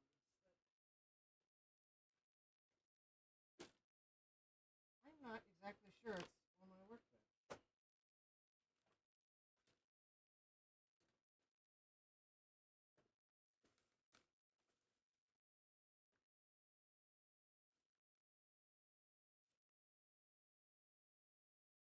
Alright. Alright, let me move these items. I'm about to knock them over if I don't.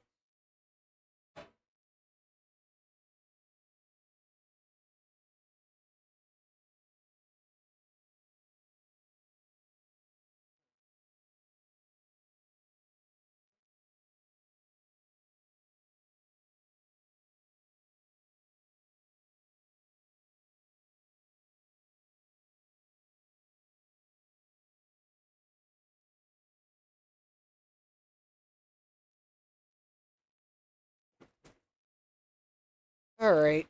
I guess those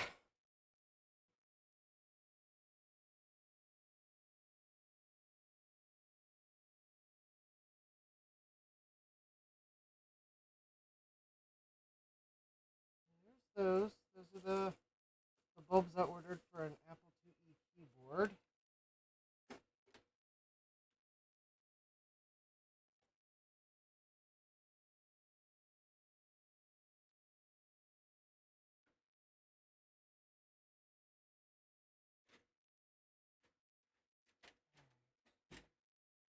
Am I sure I did not stick those parts in this tool chest drawer because that's where the Game Boy Color was.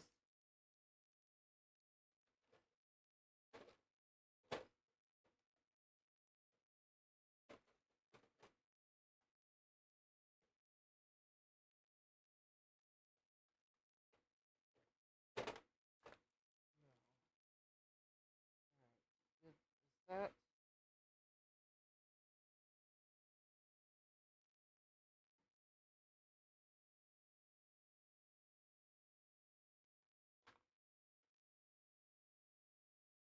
nope, that's a bottle of eucalyptus oil, so that's not it.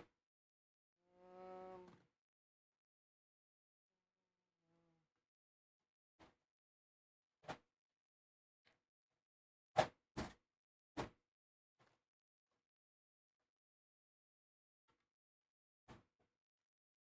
this is why I generally leave console 5 orders in the box.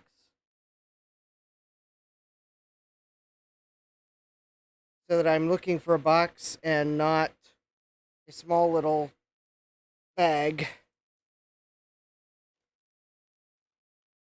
But I'm fairly sure I'm looking for the parts and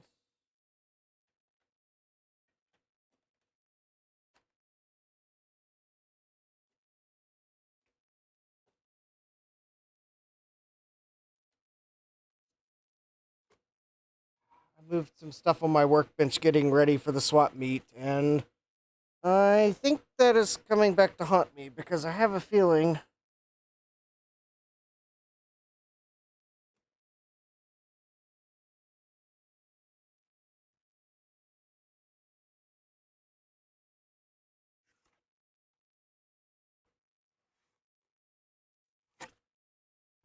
oh nope, that's a heatsink. That is not a console 5 box. Wait a minute.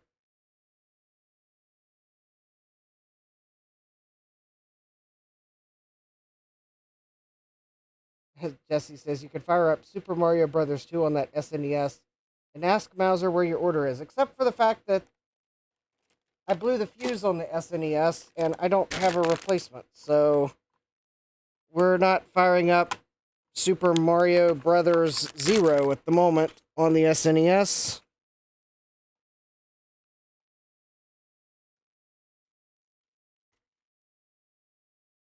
That's why I stopped working on the Super Nintendo. I blew the fuse. Alright, I guess we're going to have to put the Game Boy Color back together unrepaired because I can't find the parts and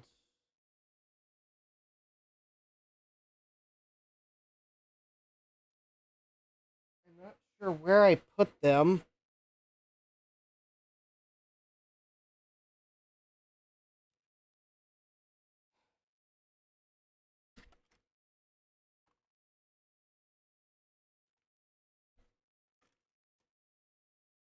Except for the fact that the weird thing is I can't find the... There was a cap kit for a 2SI in with my last console 5 order. And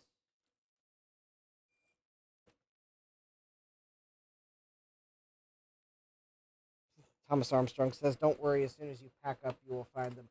All right, let me dump my brass sponge. I need to put a new one in here, anyways, and maybe at the last minute I'll find the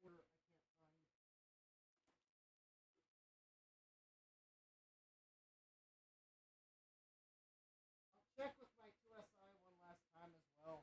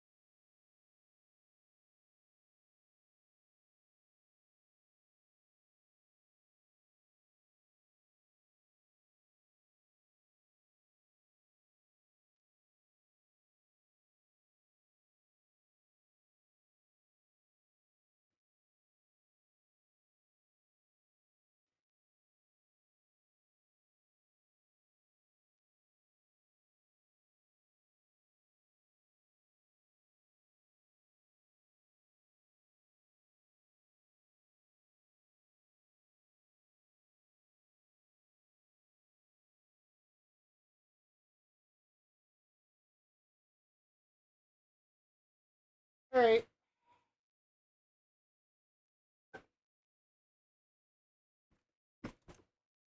Okay, I guess I'm going to have to order another kit because I don't know what I did with the first one.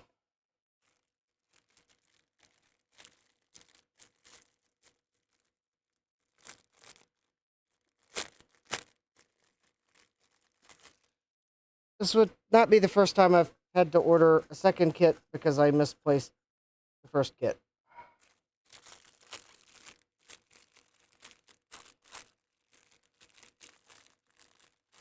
Also, if you have an actual Hacko station, these aftermarket brass sponge things seem like a deal until you realize that you actually have to use two of them to actually have enough brass in the thing to clean your soldering iron, which then makes the good deal not really a good deal. Oh, well, it looks like I lost a plastic piece in the isopropyl alcohol. I don't know what it goes to. Probably the Game Boy Color. Oh, yep, it's the side switch.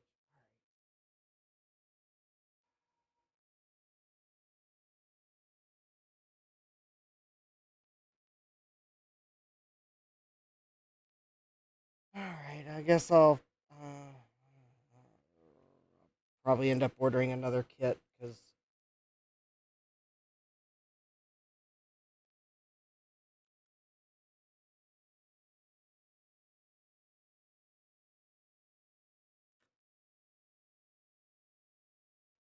alright, let's at least pull this board out and maybe inspect under it.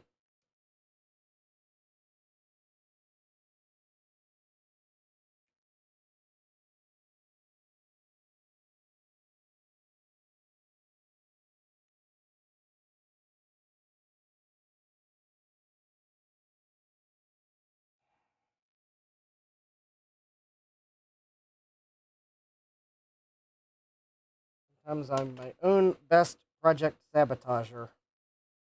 Oh, this is all. Oh, this is all one board.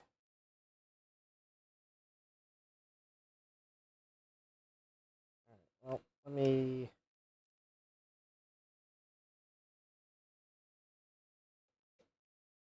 unlatch the display ribbon cable.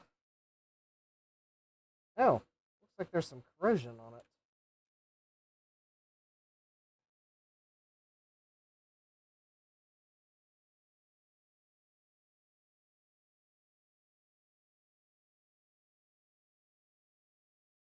All right, well, probably good that I'm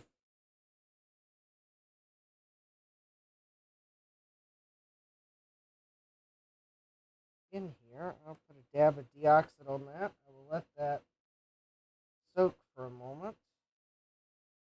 And then I'm going to carefully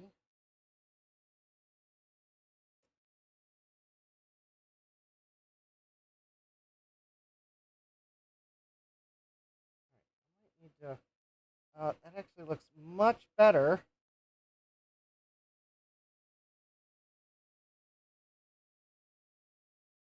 I think I'm going to put another dab on it, let it soak for a little bit longer, and then hopefully the rest of that will come off.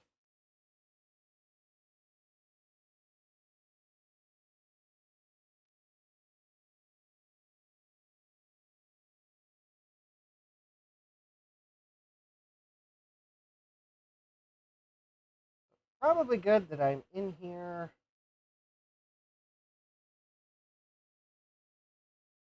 Hopefully.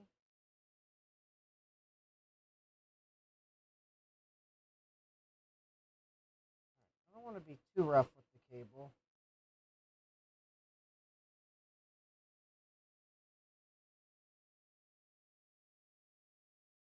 All right. Well,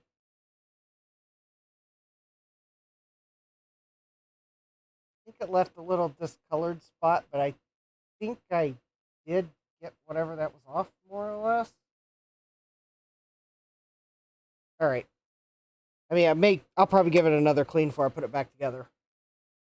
All right. So let's see here.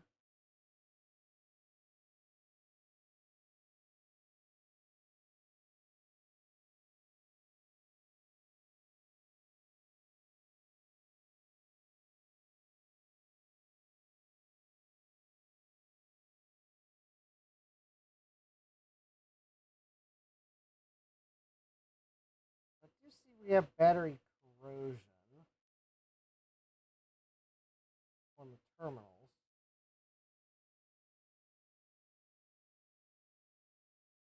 I don't see anything on the other side of the board. And then we've got this.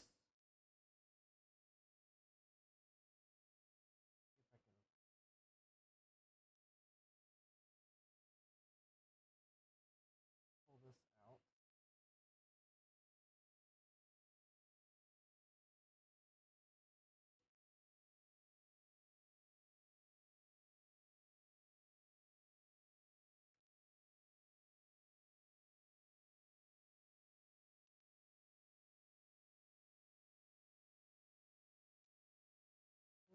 I might have to put some. I may have to deoxit that. It's quite crusty in there. I don't know that there's.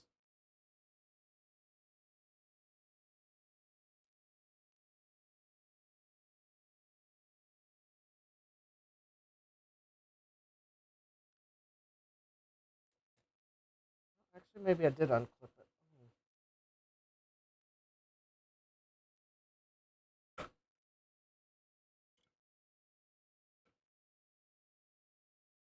All right, let me spray some deoxit in there. I need to. I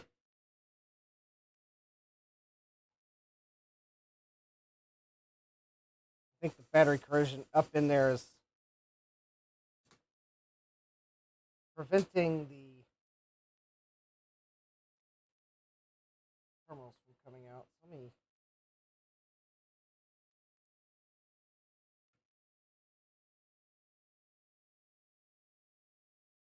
Deoxit in there. I'll spray a little more.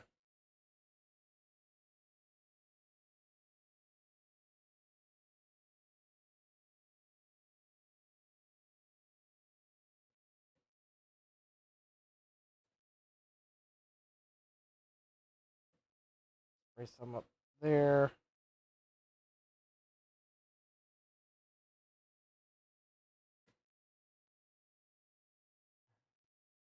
I can't push the clip.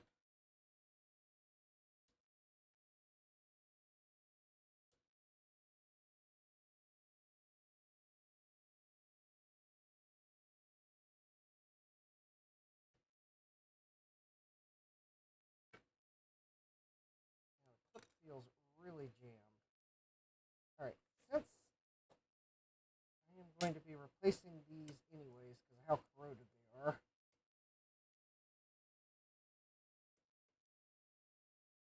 All right.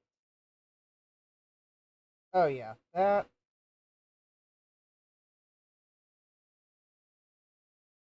that's pretty corroded.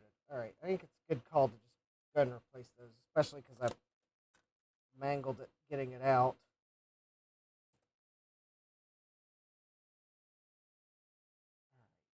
All right,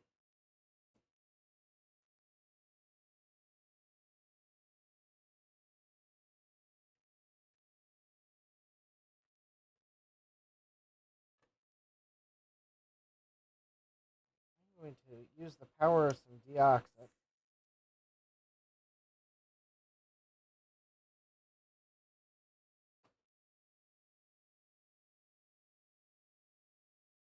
Trying to.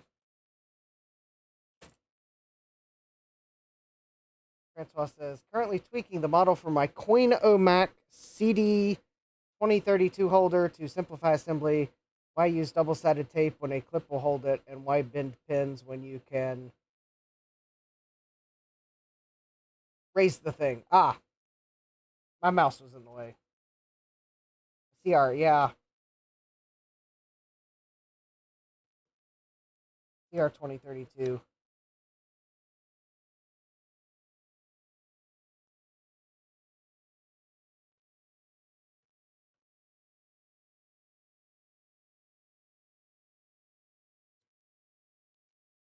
Oh, I mean, for all I knew, there was a CD 2032 battery, too. After all, there is a BR 2032 battery. It's a higher temperature rating than the CR 2032. But other than that, it's the same size. It's just a higher temperature rating part.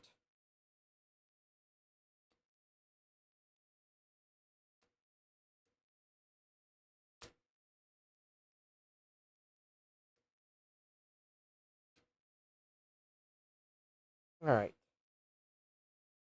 Ew.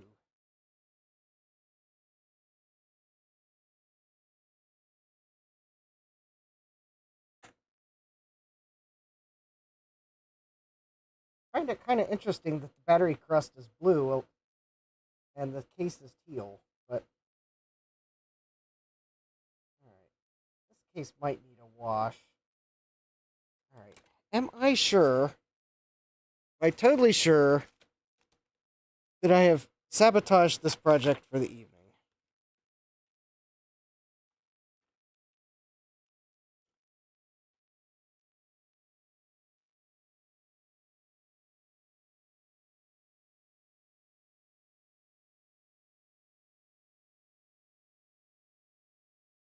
Or did I stick the part?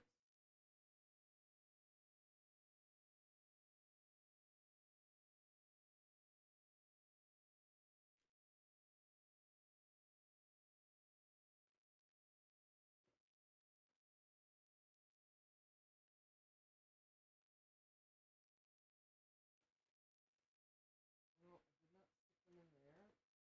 Not lovely fuzzy box. Not there. All right. If I had stuck those parts somewhere,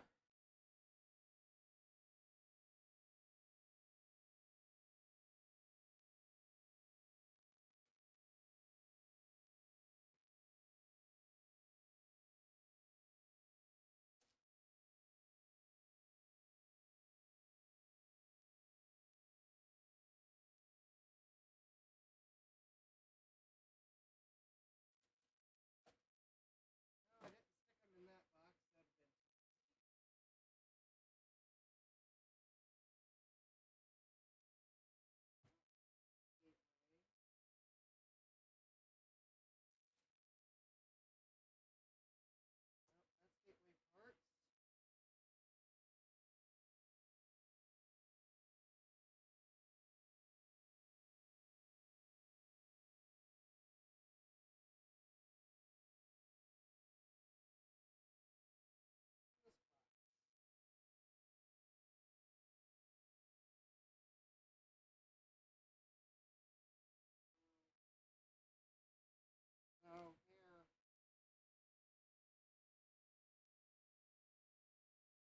I'm fairly sure that kit is on my bench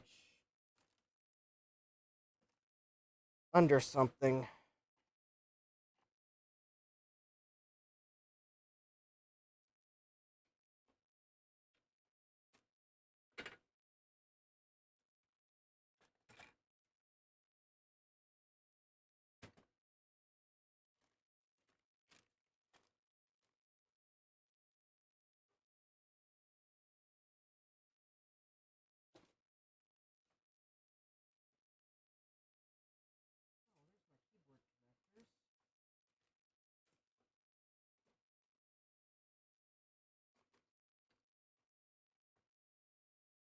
Alright, fine.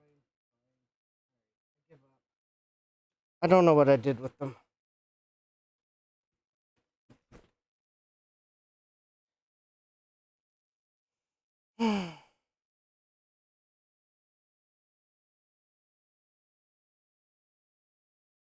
Alright.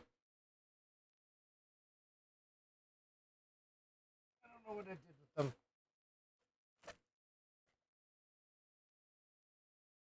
I'll probably end up ordering more.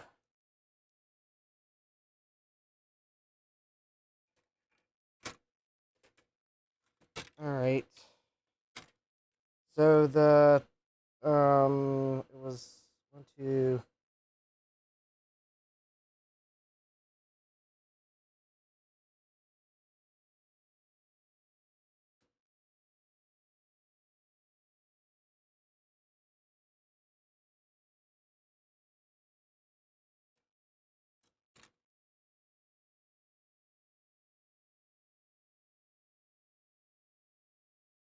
Yeah, it was okay.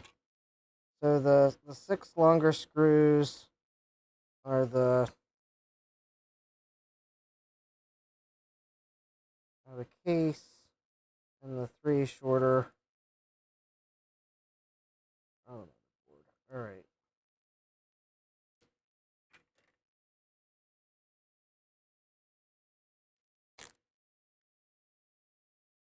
Yes, he says LIR 2032 and ML 2032 are the ones I know about.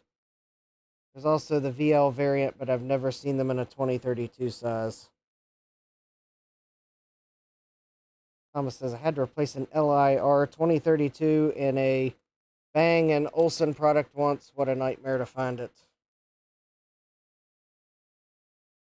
I would say that Bang and Olufsen purposely picked a hard to find battery so that you had to use their service department or spend a lot of time finding it.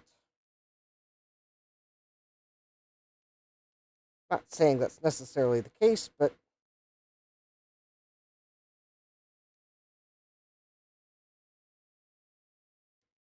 all right. All right, so I guess the Game Boy Color, I'll set it to the side. Maybe the kit I'm looking for will show up on my workbench. Maybe it will show up on my workbench tonight. Maybe it will show up on my workbench in 3 weeks when I least expect it.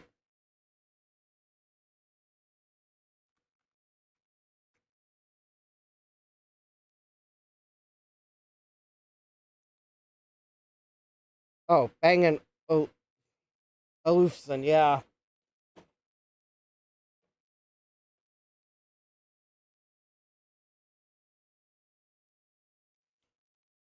Goes to show how much I really know my high-end audio brand names.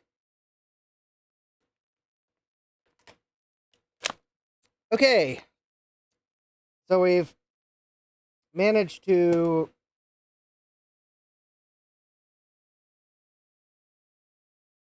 non-repair an SNES, and we got a Game Boy case swapped, and I can't find the parts for the Game Boy Color because I hid them from myself, apparently.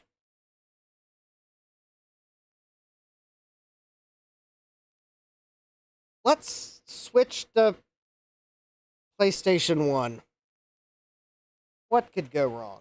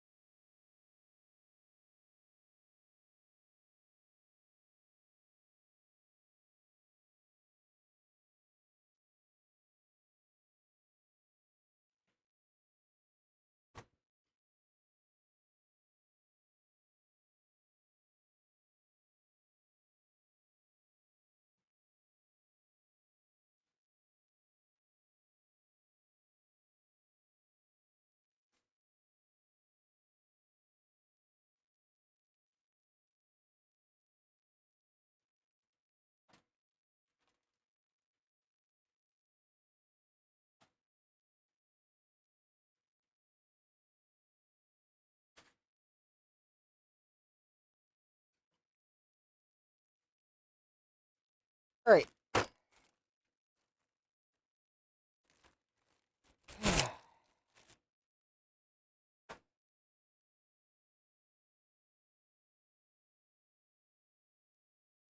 We'll start with this one, and then I'll go upstairs and grab the other 5 that need to be tested.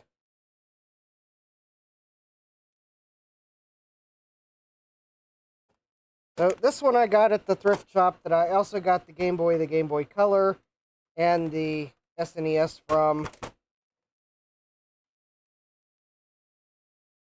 So I'm really not sure what to think here, because the SNES was tested, but turns out it had a bad PPU. The Game Boy, well, I knew it worked because, well, it was easy to test. Game Boy Color, well, I bought it in, works with the power adapter, but obviously needs repaired state. So I guess I can't really complain about it. And then this untested PS1, because they didn't have cables for it. But I do.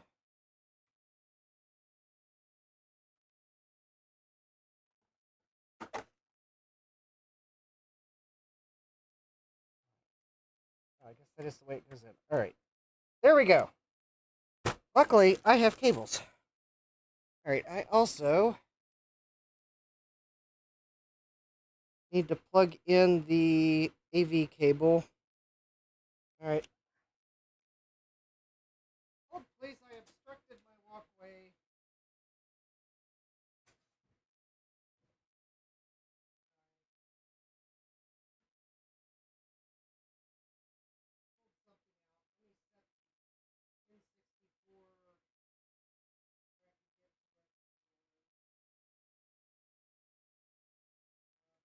Let me pull a few things out of this box.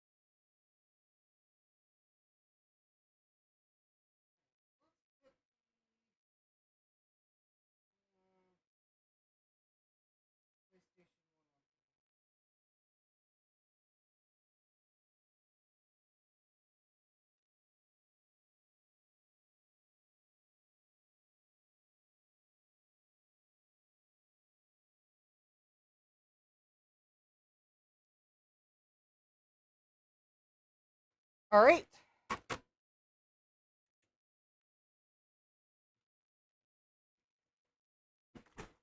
Here we go.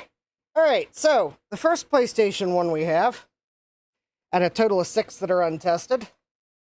This one is an SCPH 5501 NTSC unit. I paid $20 for it.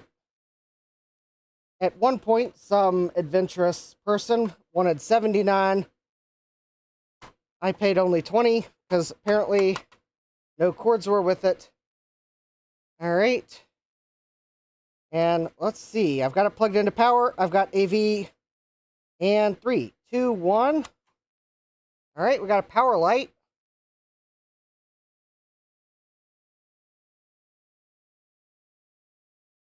All right, we got Sony Computer Entertainment. And we should go to the main menu. Excellent. All right, so I'm going to turn off power. I am going to put in... All right, the door opens. I am going to put in Final Fantasy VII. Let's open that door again. Nice action. All right, and...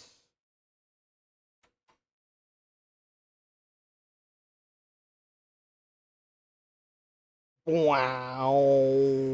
Wow. And there we go. All right. Sony Computer Entertainment America, SCEA. All right. At least means it read the wobble track. And come on. SCEA presents. I don't have audio hooked in.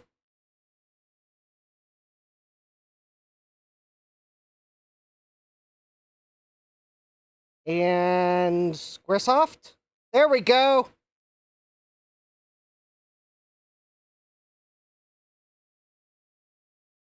And let's see here.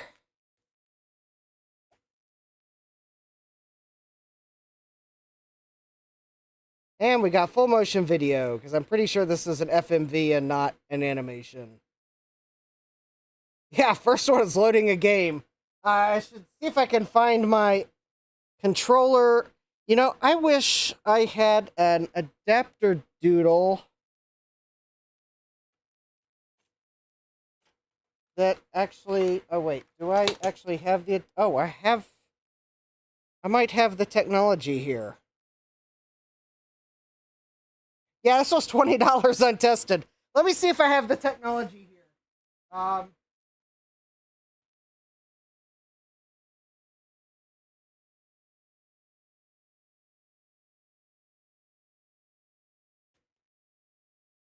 at least have that. I have some RCA to RCA couplers. I think I might actually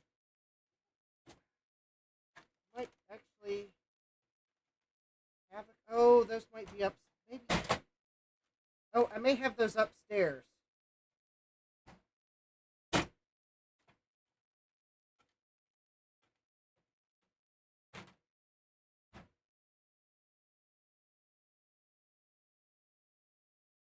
All right, let me go run up and grab the other 5 while we let the animation run. Let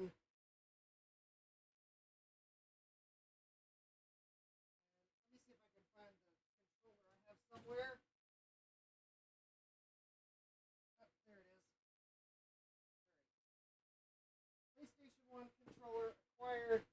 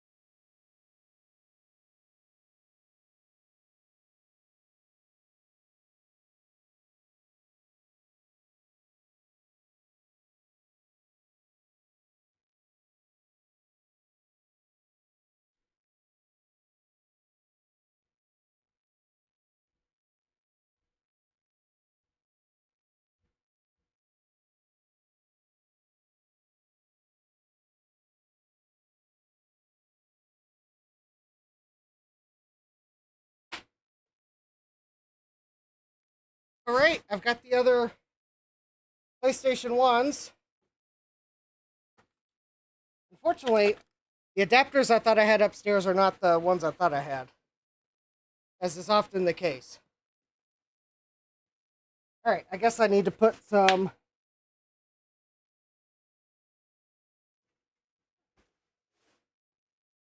RCA to RCA couplers in my Amazon cart.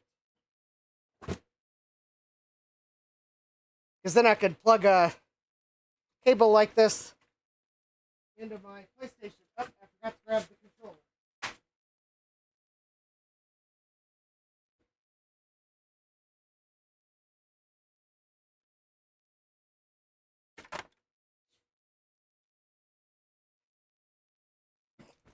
There we go. All right. Let's turn that off momentarily so I can plug in a controller. I'm also going to grab a memory card. Yes, at the arcade in Orange that I had bought a few games at previously. Oh, let's go ahead and go through that because I got to dig through the box.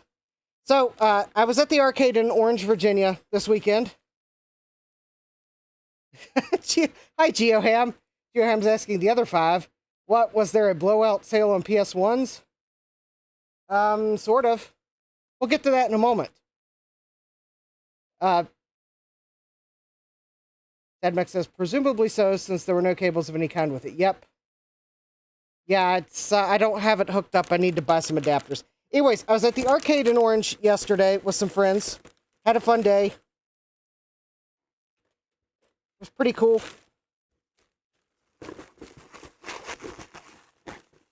He let us use the party room so we could have pizza while we were there. So really cool there. And did the all-day admission, so I was able to play as much as I wanted. And Crazy Taxi is an awesome arcade game. It's actually one of the ones where it's the sit-down driving game. And if you can't drive driving games, no big deal. It's Crazy Taxi. Anyways, he got out. He stopped selling used video games. In fact, he said, my friends walked up the counter while we were looking at these things. He was like, yeah, Justin's the last person that actually bought used video games from me. So he had a bunch of stuff out for free. The stuff that, I guess one of the video game places that'll buy stuff, the stuff they wouldn't buy. But anyways, he then, while I was at the counter by myself, he's like, okay, I've got these last 3 games I'm trying to sell because they are worth a little bit. And the first one was Mega Man 2, which I already have. I told him, yeah, I've already got that one. He's like, yeah, because if you didn't already have it, I was going to tell you $5.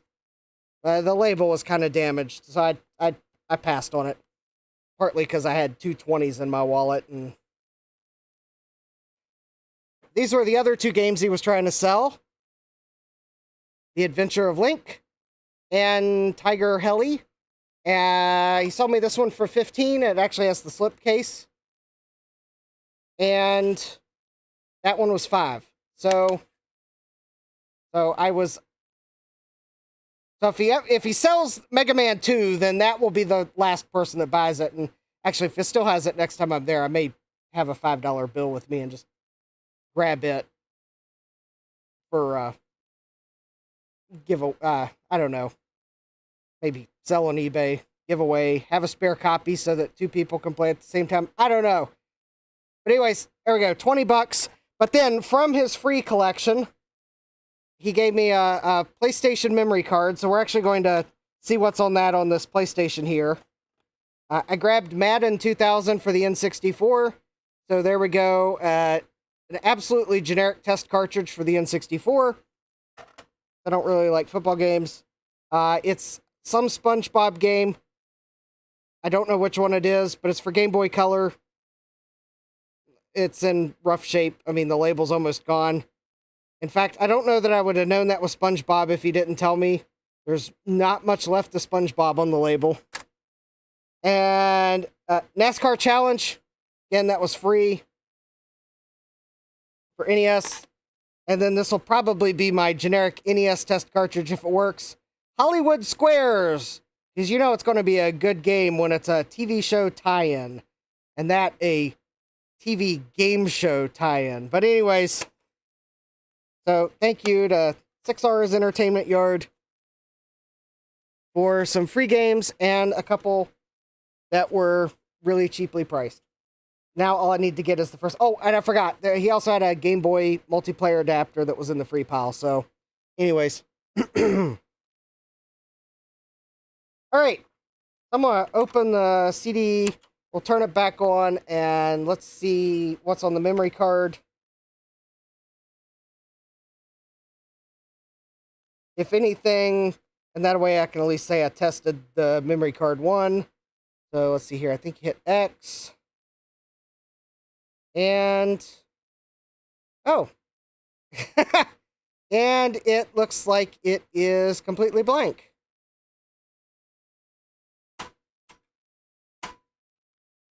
Well, there's one way to test that, maybe. Oh, this is probably the wrong game to test that in. Oh, I need to test the controller, though, so... I don't remember how long it is in Final Fantasy VII before you can actually save a game.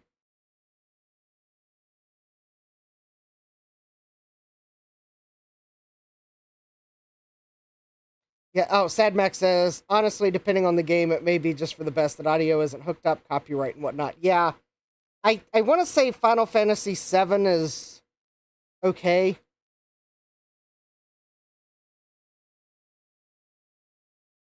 But yeah, you never know.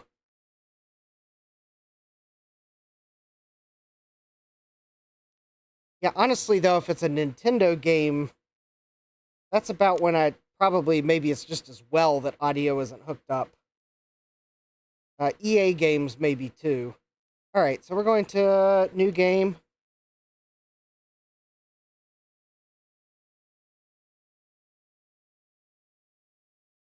Oh, there we go.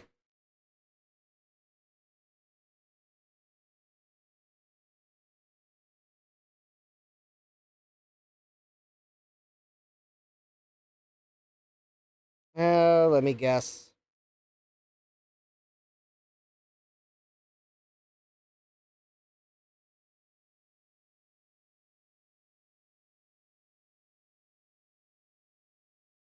Jesse says, I agree, yep. Oh, what a wonderful FMV sequence. We're looking at stars, I think. And I don't think there's a way to skip this one. Yeah, I think this is one that makes you play.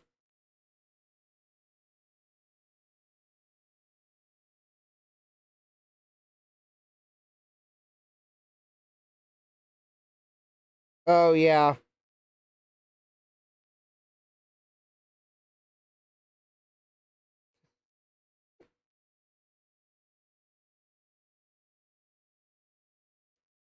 And, yep, for the young among you, yes, this is what we considered absolutely first-rate FMV in a video game. This would have blown our minds back in 1997. This would have been mind-blowing. Although, I will add, this is still a very solid game. The graphics are a bit dated by today's standards, but this is a solid game. Sea Turtle says, we are well trained in this game before we can save. Yes.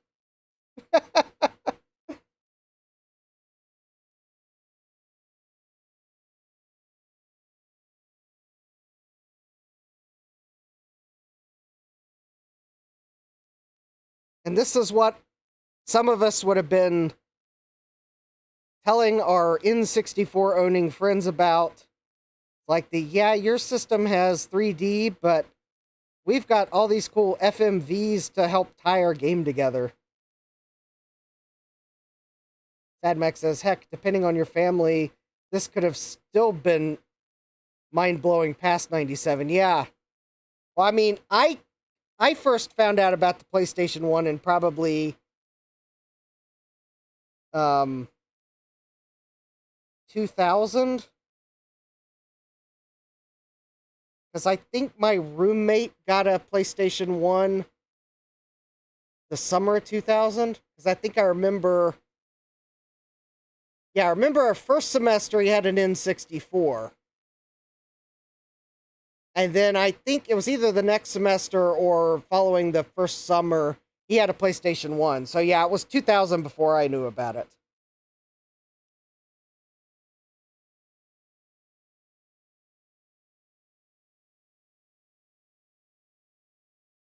Whoop. Just like a Nintendo game, this throws you right into battle.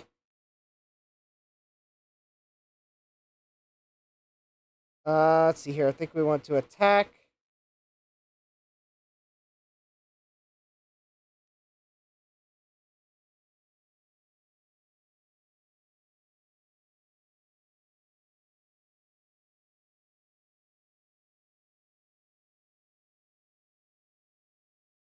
Cloud and his oversized sword.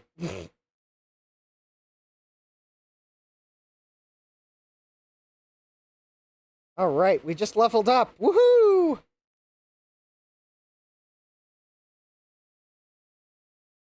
Sea Turtle says, I remember my buddy ripping all the movies off his disc to a PC somehow. Sadmax says, I'm young enough that my experience with the PS1 is one ended up at my grandmother's house for the cousins to play with in like 2013 or so. Yeah.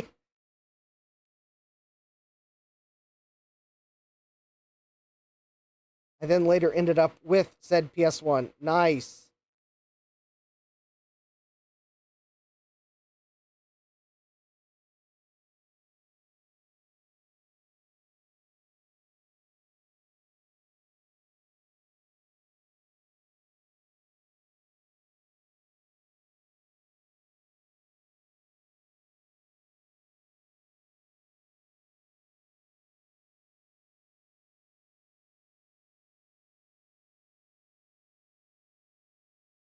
Of course, I'm gonna be Cloud.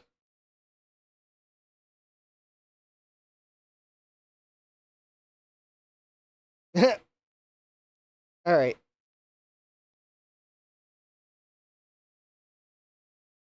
All right. Let's see if maybe I'm far enough in that I can actually save.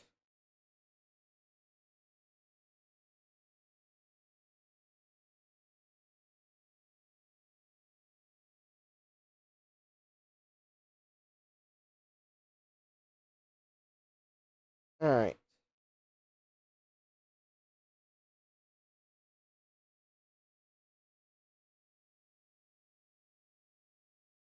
I think that stealthily went from animated graphics to an FMV, and I think now we're at animated graphics again. All right. So if I hit, is it select? Start. Triangle. Up.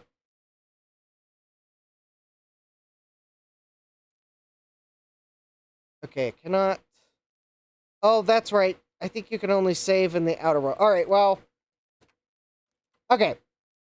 Good enough.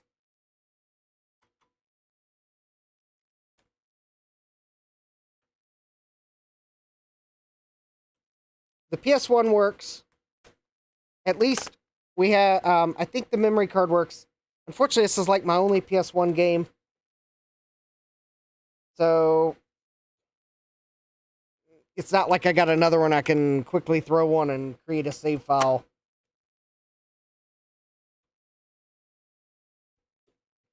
So there we go. Number 1. All right, now the story behind the other 5.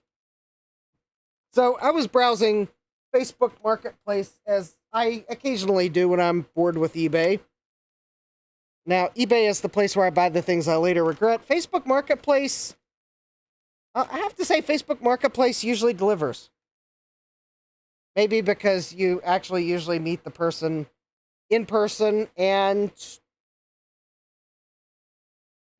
so you can actually meet and make sure it's what you thought it was beforehand. Anyways, I found a Facebook Marketplace listing. It was probably a month ago I found it. Maybe 6 weeks ago. It was like 5 PlayStation 1s for, and 2 controllers for like $100. Or some fairly high numbers. More than I wanted to pay. And then I guess a couple weeks after I first found it, the price had dropped to $50. And I'll let it sit and sit and sit because I was hoping someone would buy it so that I didn't. But then it finally got to the point, I guess it was the weekend of the swap meet. I guess it was that Friday before the swap meet. I finally decided that I was like, okay, I'm going to sell some stuff at the swap meet. Let me look at Marketplace, see if those PS1s are still there. And sure enough, they were there, and not only were they there, but the seller had dropped the price to $40, which is about what I wanted to pay anyways. And the thing is, they were just over in Harrisonburg, so it's really a drive over the mountain. Fairly easy drive. Harrisonburg's that's a nice college city. James Madison University's there. Have no problem with Harrisonburg. So I contacted him. I'm like, I could probably pick these up tomorrow morning. And then something told me to add in, or possibly tonight. And he replies back, well, yeah, I can meet you tonight. If you want, meet me at Valley Lanes. My shift starts at 8:30. And I was like, okay, that sounds good. 8:30 gave me plenty of time to get over, to come home, set the packages inside, and drive over to Harrisonburg and get some cash. So it was like, that worked. Obviously, he wants to meet at a public place. That's great. Valley Lanes, okay, that's easy to get to. It's like, it's the bowling alley. I was like, his shift starts at 8:30. So I figured, well, he's either probably the manager or the owner. Or both. I was like, okay, $40. We're meeting at a public place. Sounds good. So I get there at the bowling alley. I get there before he arrives, so the person at the front desk knows I'm looking for him. A few minutes later, the front desk guy weighs me down. He's like, yep, the person you're looking for is here. I forget his name. He's like, all right, you Justin? Yep, follow me. And he takes me back to some back room that obviously at one point was like a party room or something, but they don't use it now. And he had a whole bunch of stuff lined up on tables. Obviously, I think I recognized a few things as his other marketplace sales. I was like, he said, take a look at it, make sure it's what you think it is. And, yep, he presented me with to look over. Now, don't fall for the N64 adapter that's in here. I brought that downstairs for reasons. But anyways, it was a box of 5 PS1s, plus the 2 controllers for $40. Although, technically, it cost me, like, well, gas money, yes, but technically it cost me more like $50 because I passed Klein's Dairy Bar on the way there. And if you've ever been in Harrisonburg, you know that Klein's Dairy Bar is really good. And it was a Friday night. And Klein's has fresh ice cream. And so I stopped and got a milkshake on my way back out of town at Klein's Dairy Bar. So it was more like $50, but that was for a milkshake from a local establishment. That is like top rate. So, anyways, I was not kidding. 5 PlayStation 1s and 2 controllers. So, we've got a very dirty PS1 controller. And we have a very dirty, that is definitely not a PS1 controller. Any discs or memory in them? Well, I have not inspected these. Past confirming that I have, I think, I pulled them out and looked at model numbers. So I think I have 2 1001s. Or no, I think I've got, I got 2 1001s. I think a 5501 and 2 9001s. That's it. I have not. Oh, and I don't think there's memory in them because that's pretty easy to tell. But discs, I don't know. There's no power cables. There's no AV cables. It was just the 5 consoles and the 2 controllers. And as you probably noticed, one of the controllers isn't even a PlayStation 1 controller. So I am going to stack these up.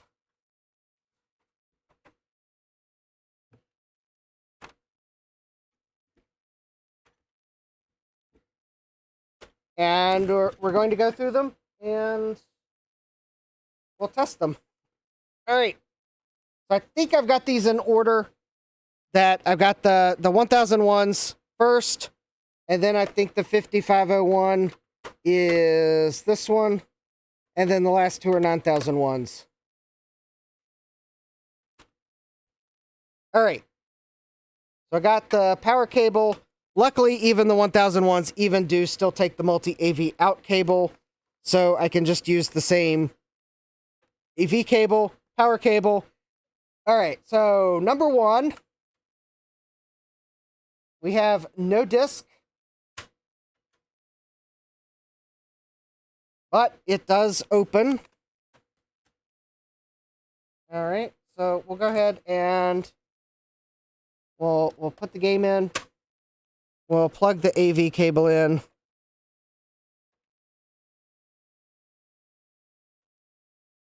That was a bit crunchy. All right, we'll plug power in. All right, 3, 2, 1. All right, we got a power light. I've got a ticking noise. That is probably the... And we did not...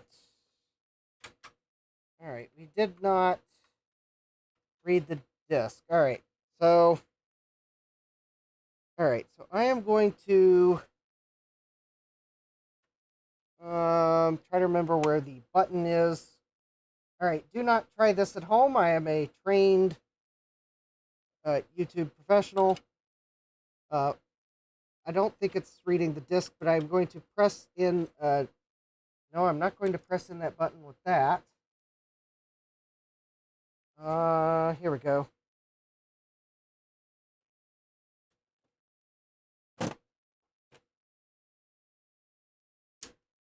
There we go. I think that will fit in. Well, oh, there we go. Oh. Oh, there we go. All right.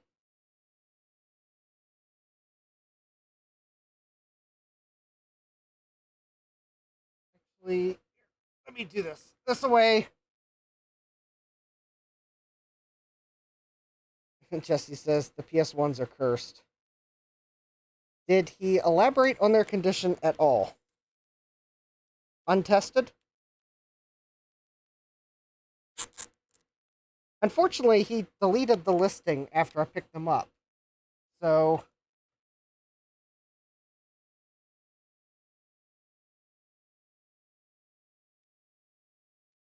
instead of marking them as sold. Anyways, so I'm using a Q-tip to press down the button. So it is spinning up.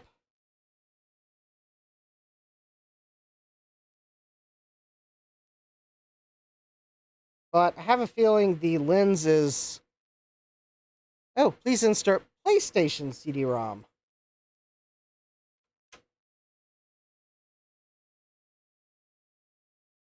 All right. So this is definitely a... don't try this at home. And I'm going to tilt this to where I can't directly see the laser, but I'll be able to see from the camera.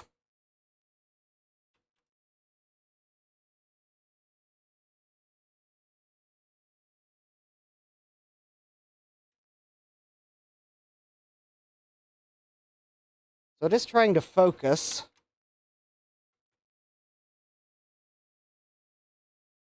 So it is, yeah, it is detecting a disc, as SadMax says. Yeah, no story other than that about them.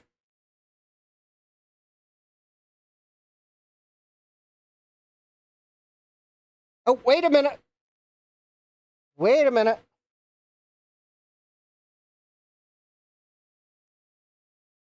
It read the wobble track.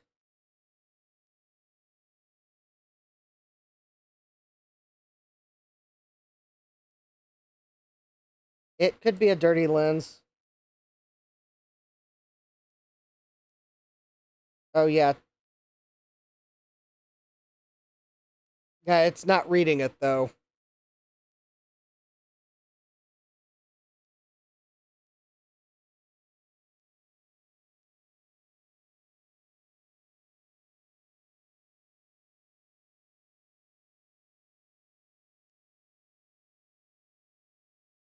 Okay, it's not reading.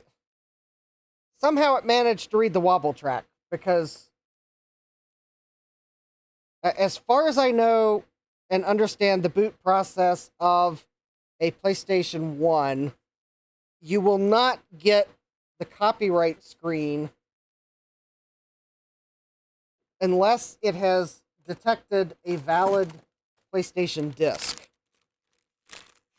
Which would mean, in the case of a otherwise normal PlayStation 1, and I'm just going to very carefully clean the lens with a foam swab and some isopropyl alcohol. And I'll let that dry. That would mean that it has been able to read the wobble track. I think that's the technical term. Basically, a PlayStation 1 disc in the pre-groove area has a wobble track. And the way that it knows it's a PlayStation 1 disc is it has to read the data on the wobble track and authenticate it with its internal whatever it compares it with. So it will only give you the copyright screen if it's detected a authentic PlayStation 1 disc.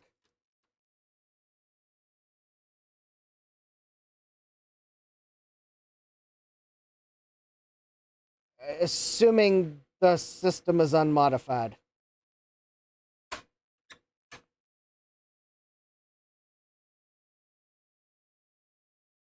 However, since it did tell me to insert a disk once and didn't do anything once, or it went to the memory card menu once, I have a feeling there's not been anything done to this system.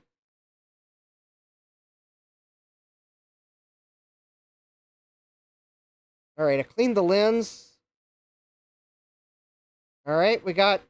Oh, wait a minute. I think it read the disc. I think it's reading the disc, folks.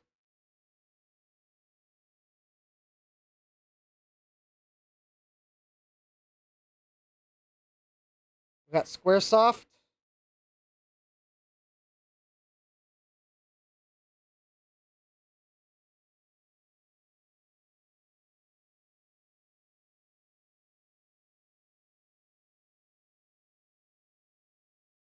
Oh yeah, we're playing FMV.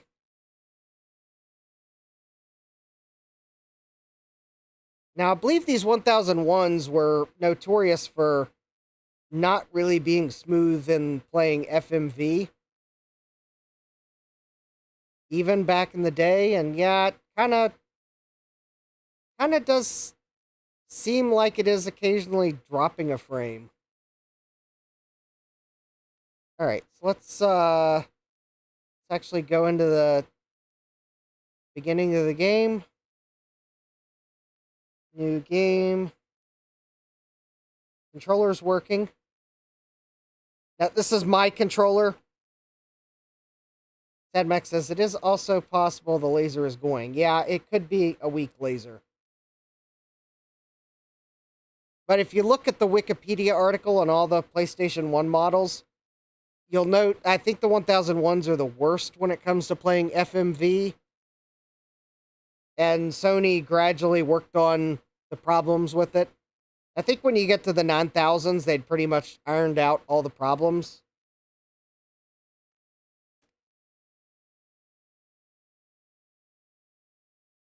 I mean, I do know one thing about this one. It does have a slight yellowing issue.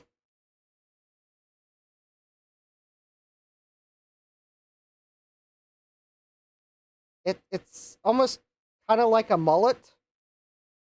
Party party in the front, business in the back. Or no, business in the front, party in the back. Yeah, you know what I mean. It doesn't really apply to this, but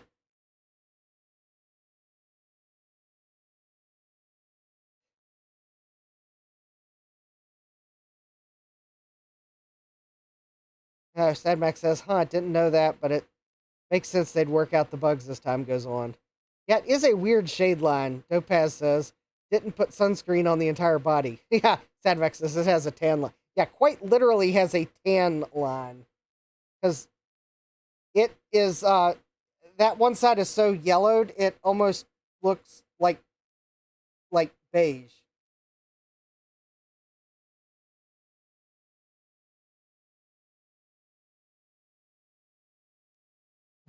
Jesse says farmer's tan. Topaz says, yeah, must have been sticking out and only getting light on that side. Yeah, must have. Joe says, Final Fantasy VII, yes. Topaz, the rest of the shelf recovered. Yeah, hi, Joe. We are testing a stack of PlayStation 1s. And this one seems to be working after a laser cleanse. Laser clean.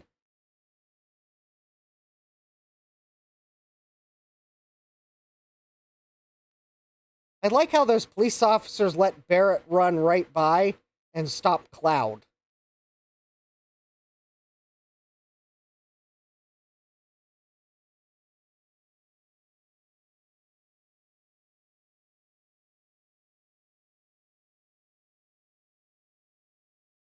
Francois says, should really go home. It's 3 a.m.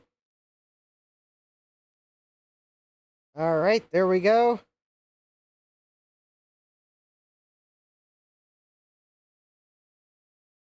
Yeah, this PlayStation 1, all right. It appears to be working.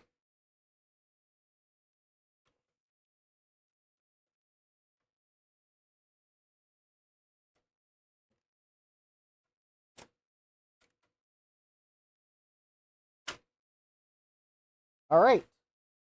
PlayStation number 1.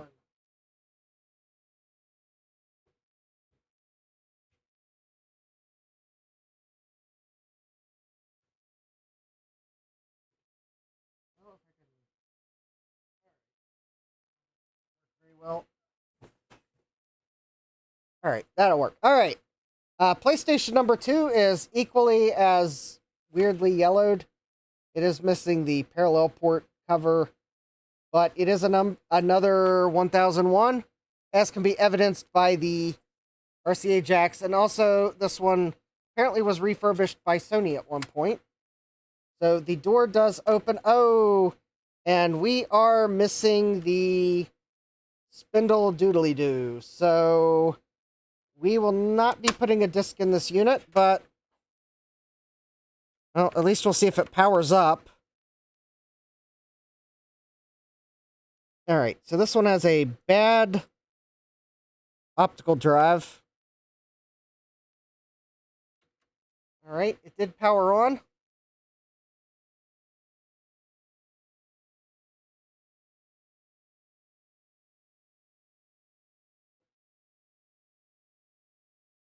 All right, well, I guess let's see if the controller works.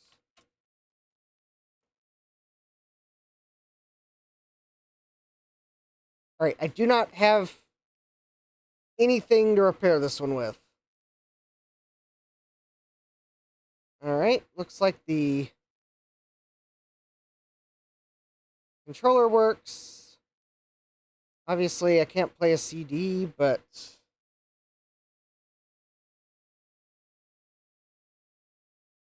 I can move the controls around. I don't have a memory card with any data, but I can move the buttons around. All right, so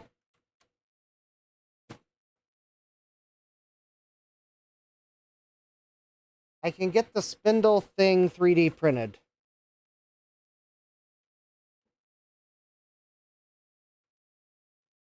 Well, I can't believe how a 3D printed spindle would be very strong, but alright. I guess there are some pretty good plastics out there.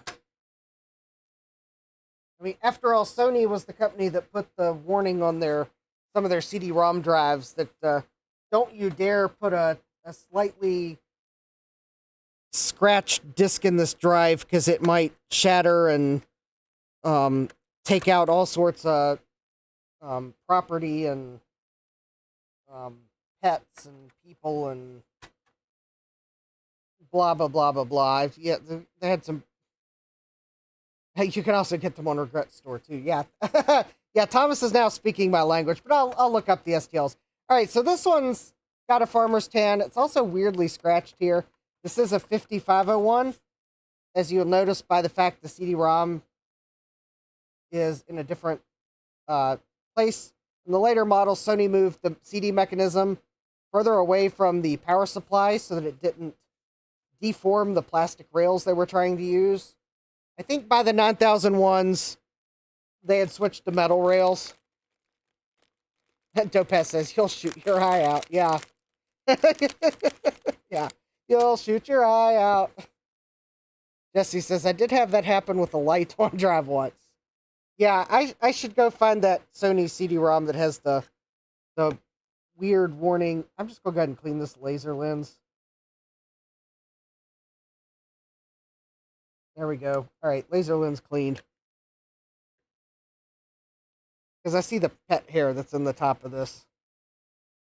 All right, we'll let that flash off for a moment. Actually, while we let that flash off for a moment, let's see if that at least powers up.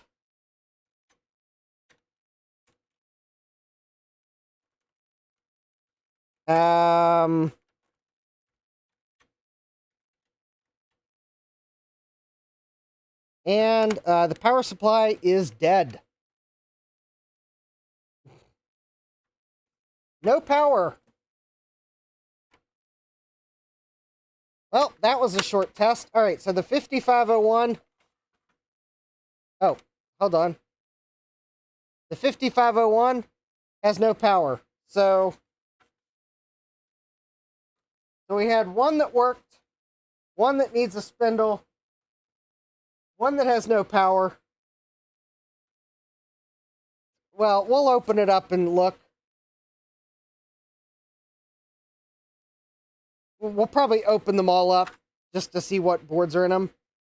All right, so this is a 9001. I think that was the last revision of the PlayStation 1.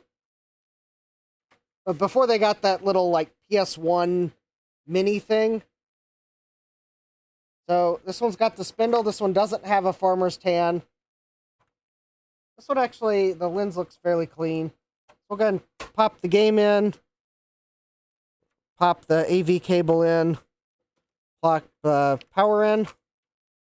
And, all right, we got a light. Oh, probably help if I plug the controller in. All right.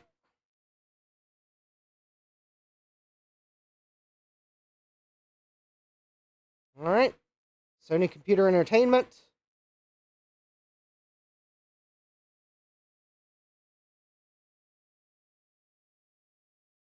I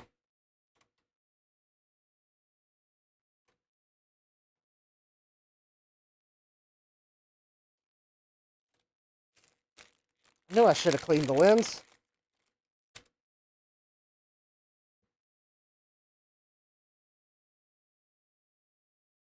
Jesse says, this year, actually, I had to drive an hour to replace the DVD writer on a client's machine.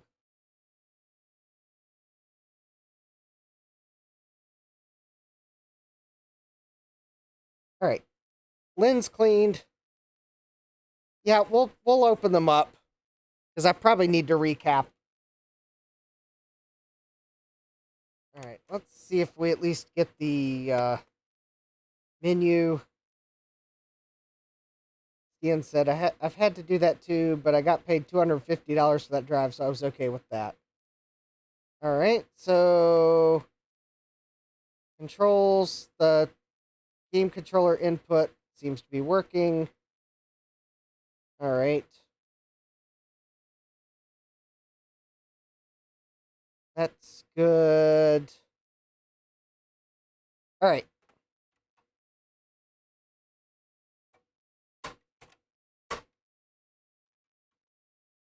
Whoop, the CD tray is. I need the open button is sticky on this one.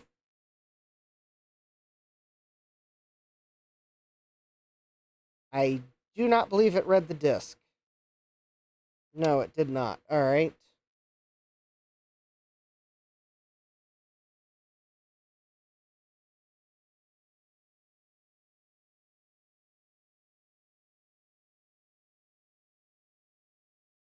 Do not believe it's reading the disc.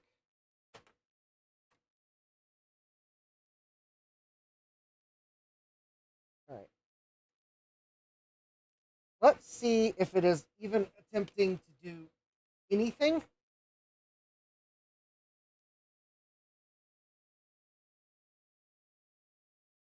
Okay, so I do see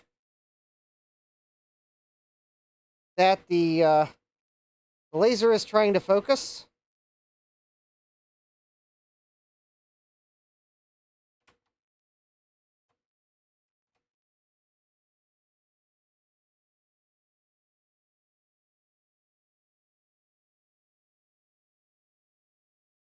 Oh, it is oh,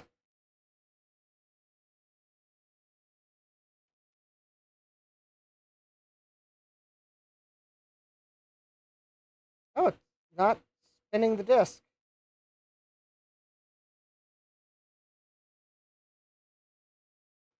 And yeah, well, that would be why it's not spinning the disc. My patent pending disc button presser, so I can see the disc spin fell out of place.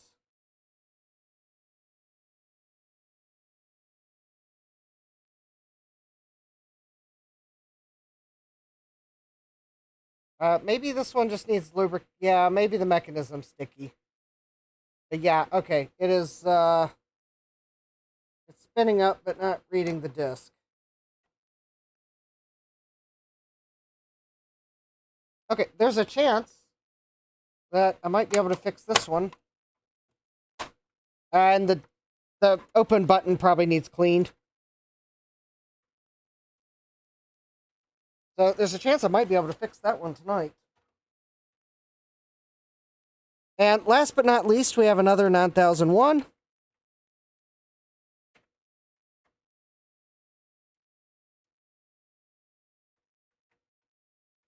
Which is already powered up.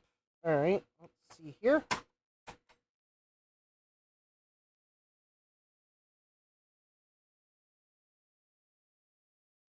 So amazingly enough, 4 out of 5 of these powered up. And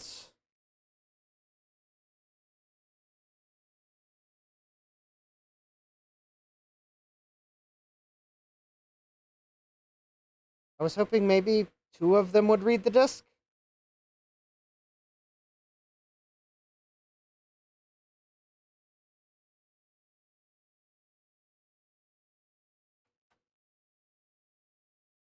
Yeah, let's see here. This one I'm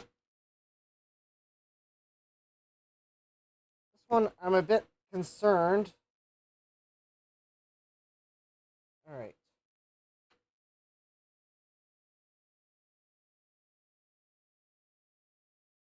Because we didn't get the copyright screen. I guess I could try cleaning the lens.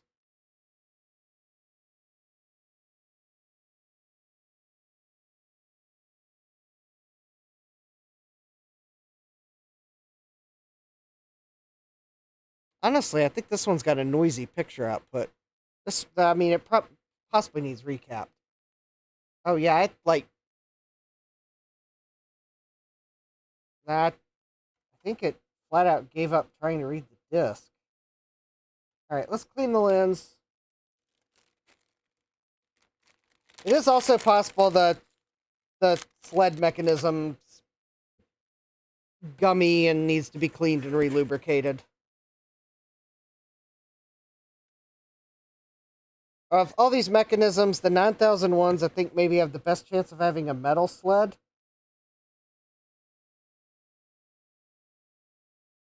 I don't remember when Sony went from plastic to metal. I definitely know the 1000 ones are going to be plastic sleds. For sure, hands down. But by the 9000 ones, I think they might have switched to metal sleds. So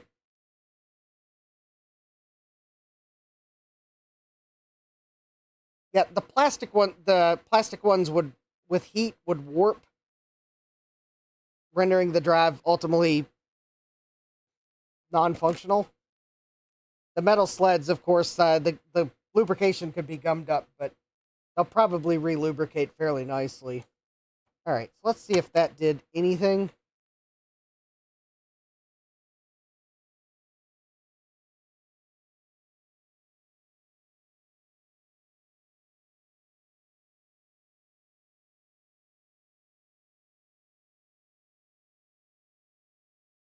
I should have probably... Oh, no, it just spun down the disc.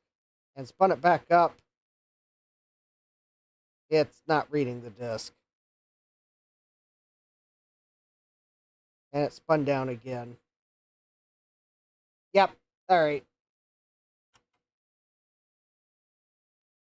So, of the 5 PlayStations that I got off Marketplace for $40, 4 need repairs of some sort. I can't say that I'm entirely surprised.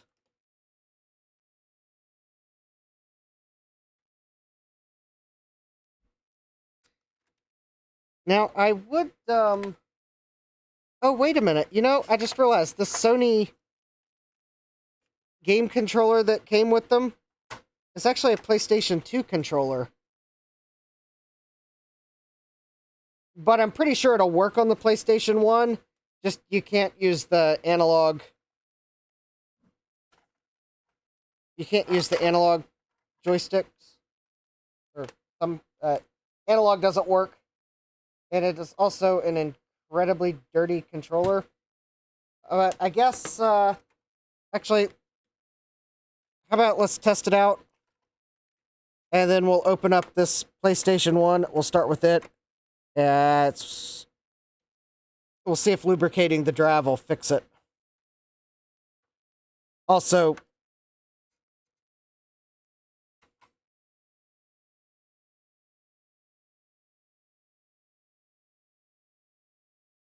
T-Torto says, please save PlayStation's family. Yes. Alright, so let's see here. Alright, the direction pad seems to work. The X button works. Alright, up, down, left, right work.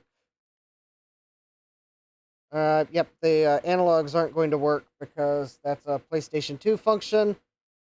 I'm presuming start and select are probably going to work.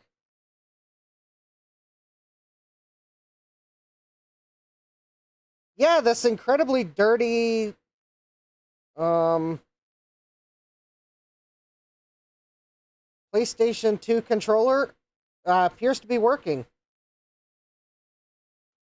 It just needs a severe cleaning.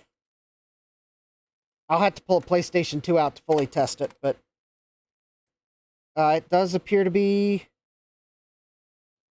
working. Yay.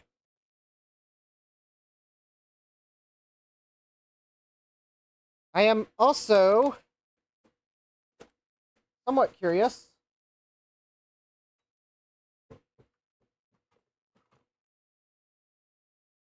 And I almost kind of want to... So the Nintendo 64 power supply that the eBay seller sent me that is not a US power supply.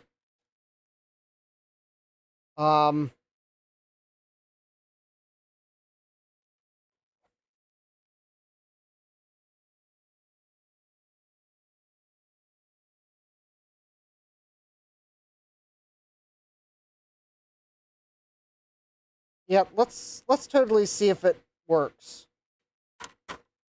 So luckily Nintendo put the pinout on the power supply so we can check voltages. So I'm just gonna plug it in and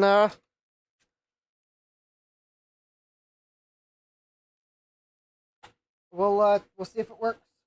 And if it does, we'll try to power on my N64 and test that other controller that came with this set. So anyways, all right, so this should be 3.3 volts. That's 3.47. That's close enough. 3.46. Yeah, I think that's close enough. And that should be 12 volts. 10.8. That's a bit low. But it's probably fine. It's not loaded, so it'll probably be fine when I give it a load. So let's all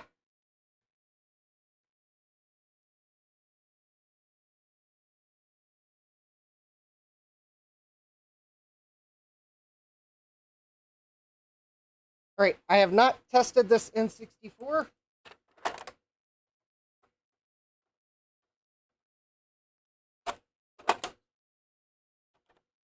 All right, now we got power. We have an AV cable.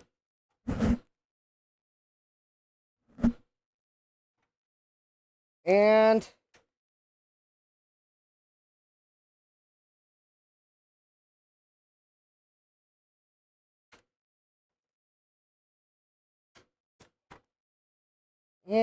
well, sure enough, I think the eBay seller was right. It has no power. So I'm going to pull the jumper pack out. I'm going to spray some contact cleaner down in it.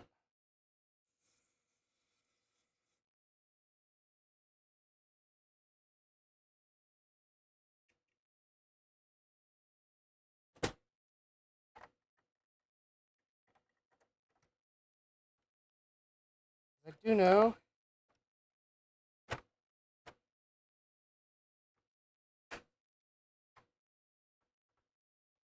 machines will not power up if the jumper pack's not installed. All right.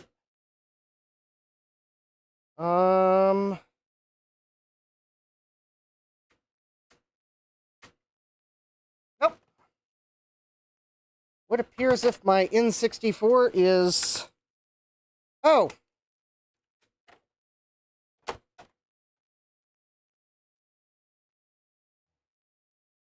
Fun fact! Power supplies will not work when they're unplugged. Oh yeah, we totally have a red light now.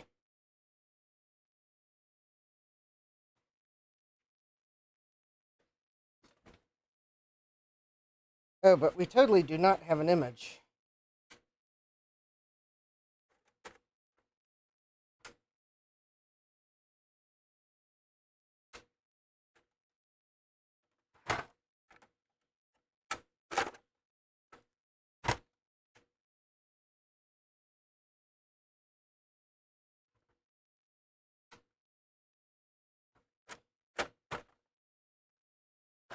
Bruce says he's recapped a couple of N64s. Yeah, this one is... I bet this one's going to require a recap. Let me try Madden 2000.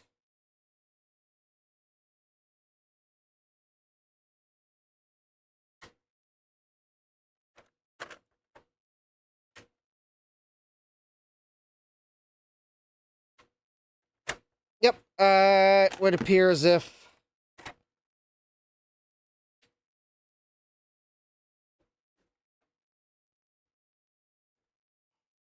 What appears if my N64 has no power, exactly like the eBay seller said. So actually, it looks like we need to open up the N64 as well. So I'm actually going to open it up first because I need to see what cap kit I need for it, because I think there's a couple different revisions. Thomas says, is this the one with the right angle card adapter? I do not know. I have never had this N64 open.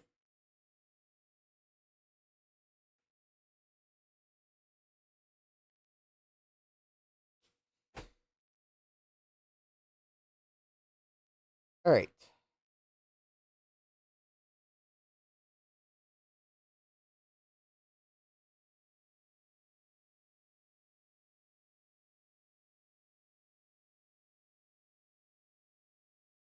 Let's see here.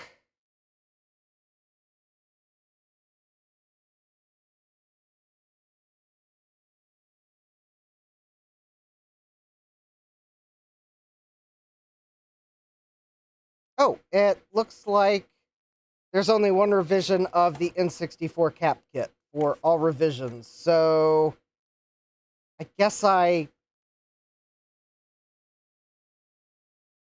don't need to open this up now.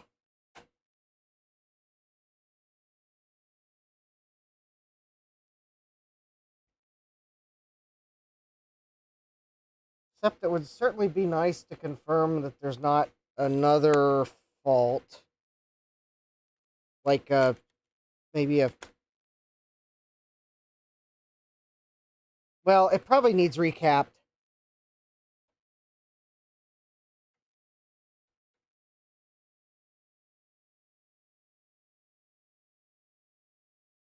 Alright. Since there's only one revision of the cap kit, we don't need to open it up. I'll just add one of those cap kits to my wish list. Oh, while I'm at it, because I think Console 5 does have fuses.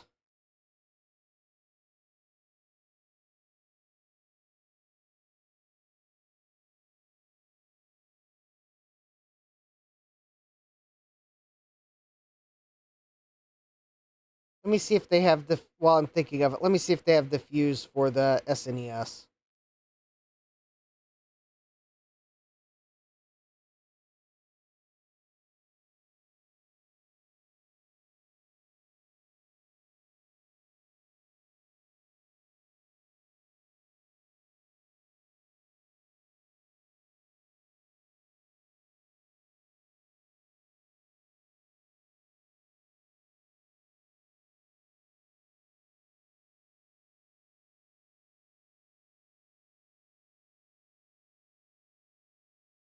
Ah, here we go.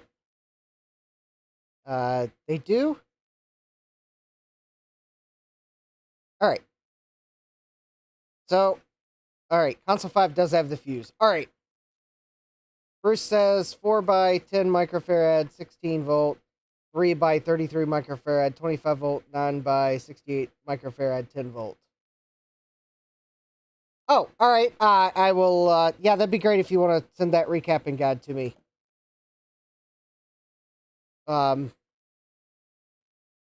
Standard parts. Well, they might be standard parts, but that's not a guarantee I know where they are. I probably have them floating around somewhere, though. All right. Even though this one worked, I'm tempted to just pop all these open and just take a look at what cap kits they need, because they probably need recapped, truth be told. So this is the one that I bought untested for 20 bucks, and it totally worked. I kind of suspected it would probably work. After all, I have misplaced my Game Boy Color cap kit and battery terminals, so if I've misplaced that small item, do you really think that I could probably find standard random surface mount caps? Yeah, unfortunately, I probably misplaced those too.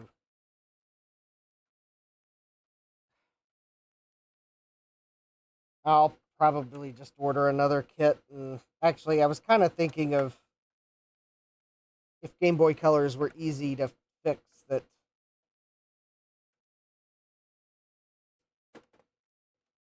maybe I would fix more of them. All right. Wow, that actually was fairly easy to open. Actually, that's right. The PS1s are fairly easy to open. And here we go. So the power supply is just like right here in the open. So I'm going to assume this might still have a charge on it. The caps do look okay on the power supply. But, alright. But I am going to go ahead and at least make a note of what these all are. So this one is a Mitsumi power supply. So let me go to, alright, Sony PS1 power supply for 120 volt.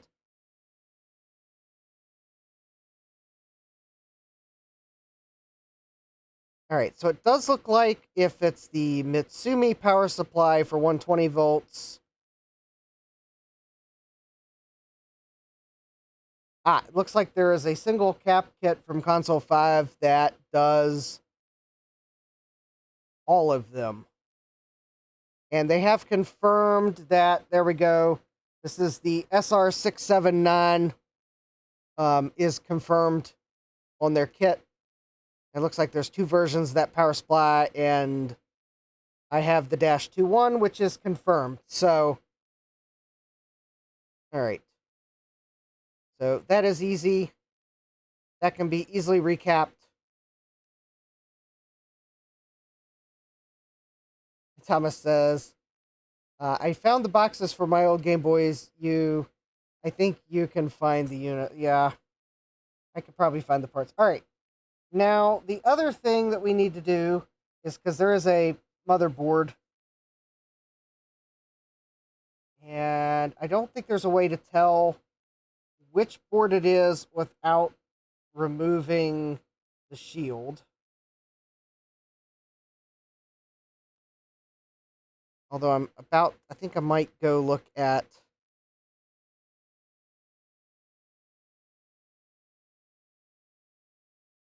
Although, if I had to guess,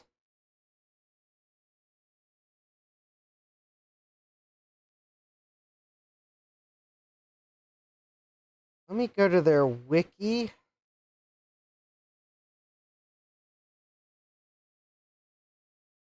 Oh, their wiki doesn't really say. Okay.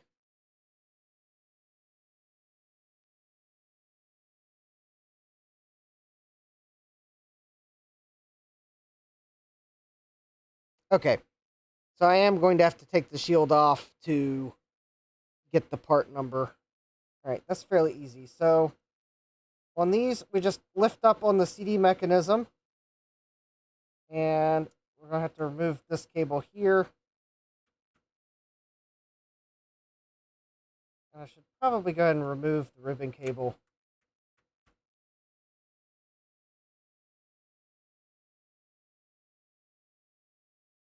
Oh, I think this one might be a metal CD-ROM mechanism.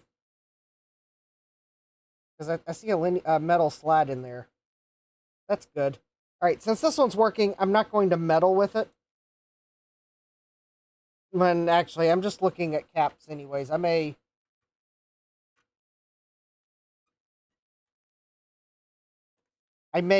lubricate it when I take this thing apart to recap it.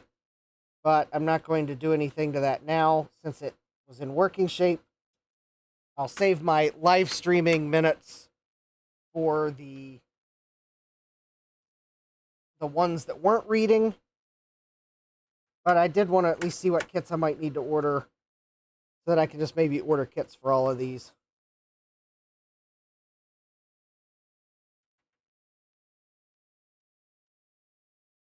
Also, this is the cool way to see if anyone's modded any of these PlayStation ones. All right, so I think with those 4 screws out,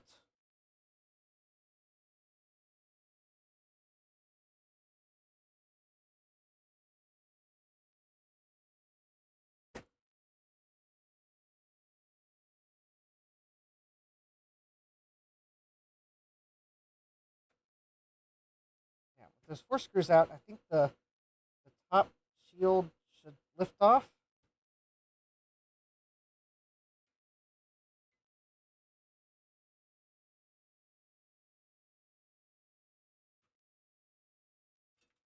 Yeah, there we go. It does press into the bottom, but all right. So with that shield off, there should be a board revision printed somewhere on it. I think it may be under the shield. Ah, there we go. This is a PU18.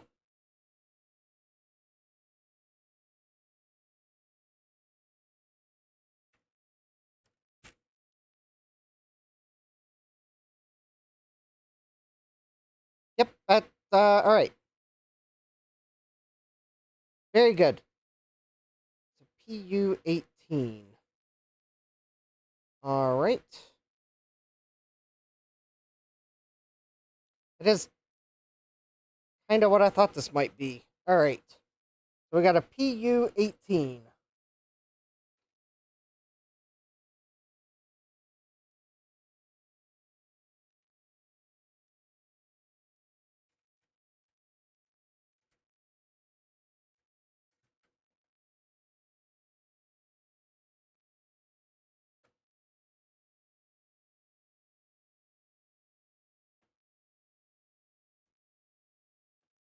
All right.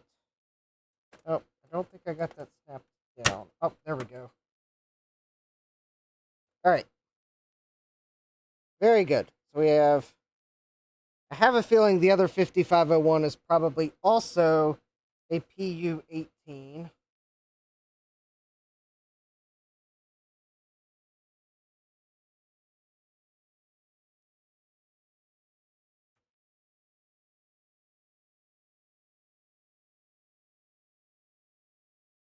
Well,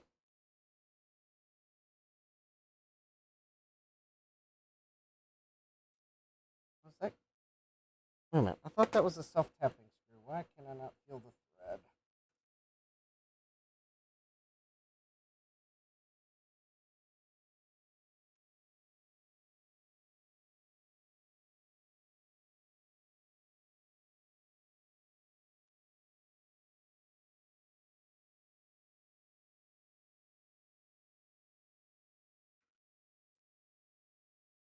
All right. I always turn the screws backwards to try to line up the screw with the thread, and it just doesn't seem to be working.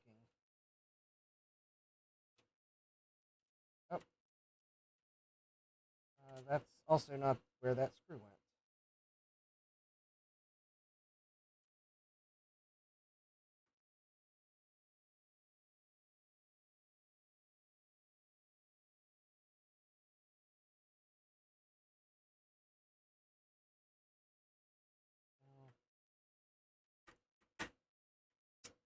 Maybe these are going into metal inserts.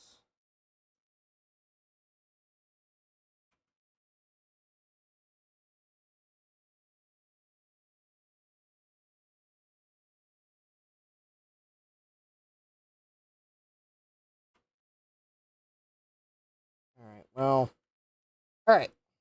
We'll just put it back together because the backwards turn trick is just not working.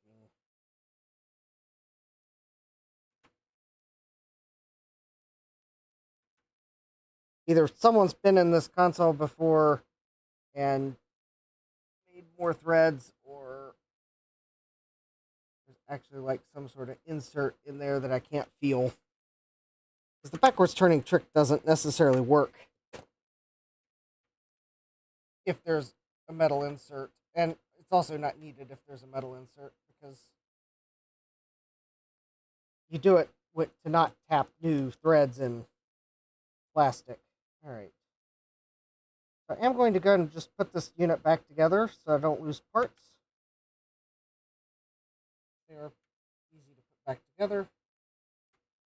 So this one is the $20 thrift store not tested, and it just worked unit. So it's got a PU18 motherboard and a Mitsumi power supply. I'm going to go see if I can find a roll of tape.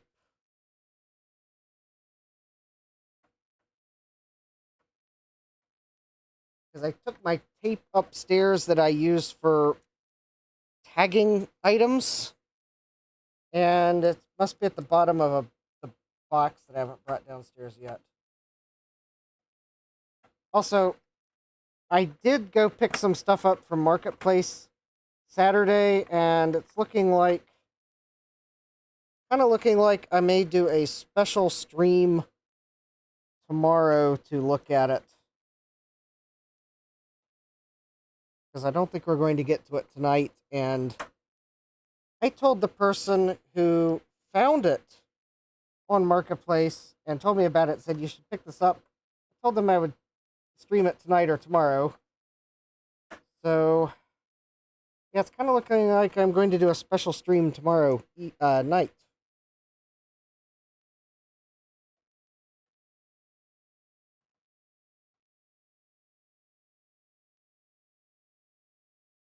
Which is just as well. I wanted to keep this stream to video games, even if I sabotage repairing some of them. Alright. But, you know, this one's got packing tape on top of that label. So, I think this one, I'll just use the Sharpie and write on top of the packing tape. So this is a PU18 and a Mitsumi power supply. Alright. So let me go set this to the side somewhere where I won't knock it over.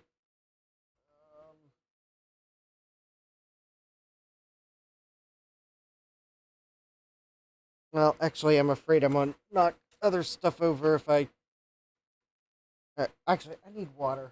I guess I am going to get a chance to go look for my... look for a roll of painter's tape that I use. I use that to mark things. Because it'll just peel off. Let me grab a bottle of water and...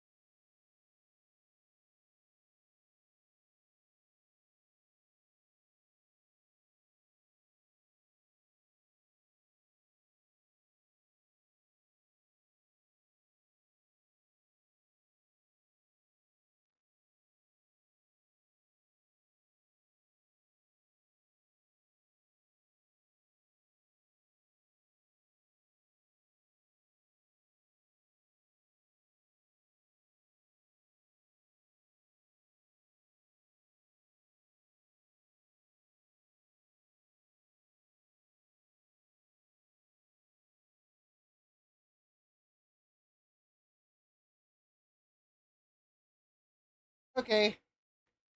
Not sure where my other roll of painter's tape has gone. Could be that I just don't have a second roll. Alright. Time for tomorrow's special stream, probably 9 o'clock.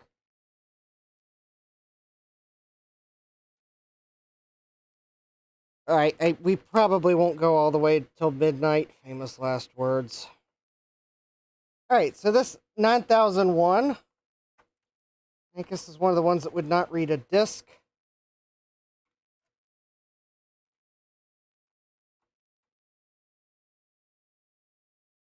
Texas, famous last words indeed.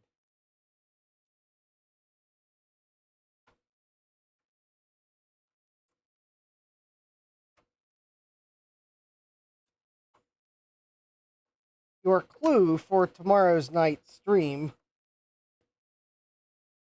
potentially has a radius card.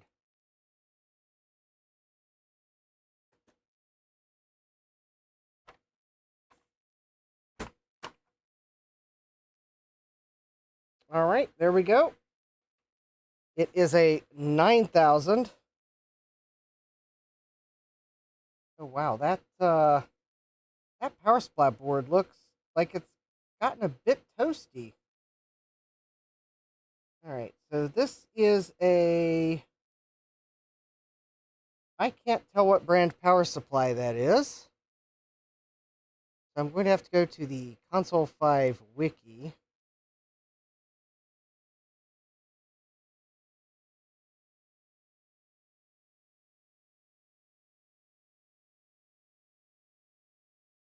Oh, I bet that's a Nichicon. Okay.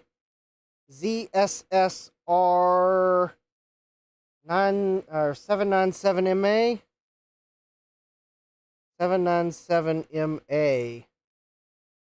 146830712. Oh, it's a Nichicon brand power supply. Interesting.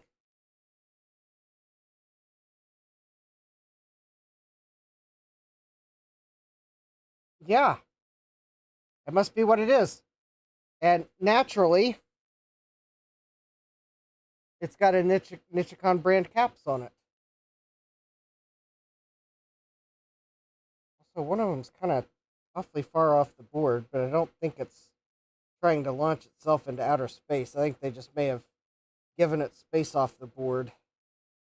Yeah, that power supply kind of looks like it's got a lot of use on it. So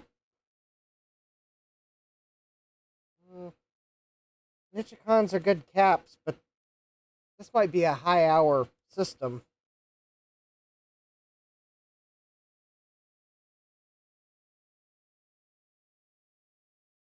Great. So let's go ahead and this one I might actually try to lubricate the mechanism.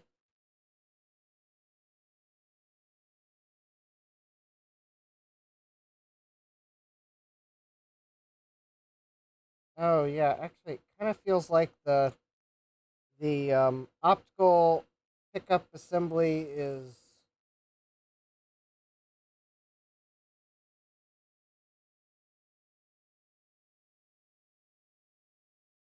Oh yeah, this totally feels like a plastic assembly. Yeah, I think this is entirely plastic.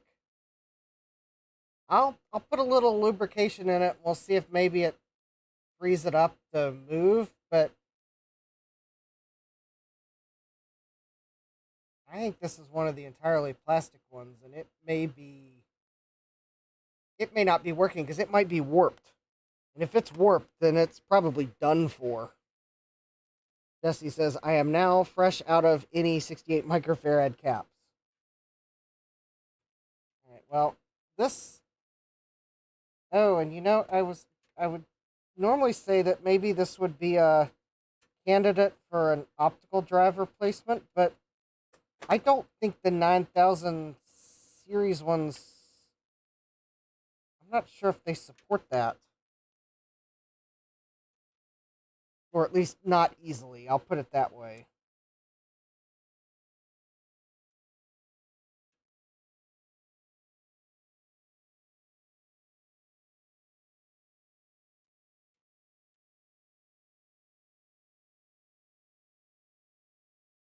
Although, I'm not going to say that it's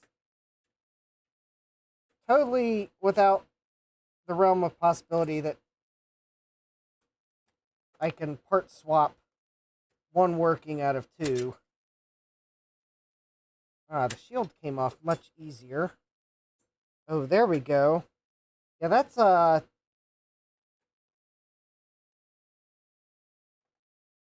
PU23 board, and that board is actually smaller than the others.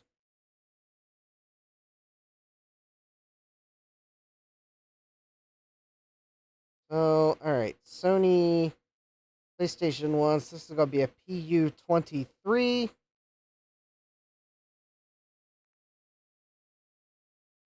and a Nichicon. All right, I don't know where my painter's tape is, so I'll just use gaff tape. This is a PU-23 and a Nichicon 797MA.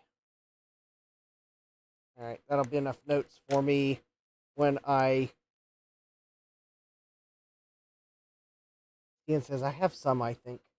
Oh, maybe this is maybe the problem is it's not a candidate for like some of the like what do they call them, like single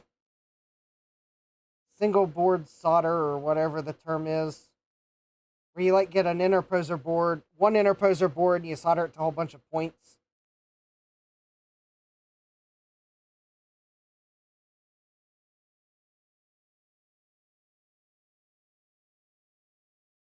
But yeah, this is a PlayStation 1 in a nutshell.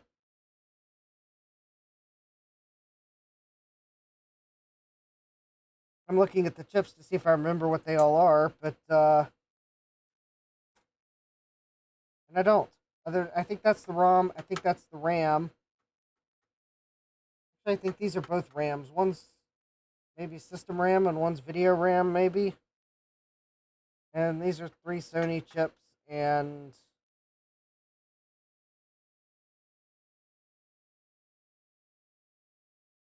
yeah. Anyways, there we go. PlayStation 1 PU-23. Ian says I ordered like $200 worth of caps I didn't need. Ah. My usual one is I order caps I need, and then something happens. Either I like lose the kit or I misplace the kit. I do eventually find them though. That's the embarrassing thing. Or actually, I'll misplace them or I'll forget that I ordered them and I'll order them again. So there are some computers that I just need to remember the next time I go to order caps that I actually have it already if I just go look in a box. I actually have created a box for the orphan cap kits.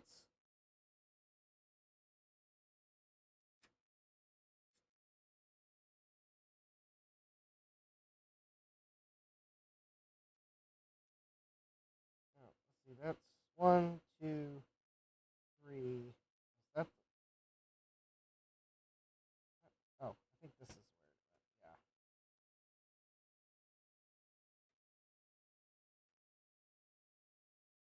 Thomas Armstrong's asking, are the optical units the same across the PS1 versions?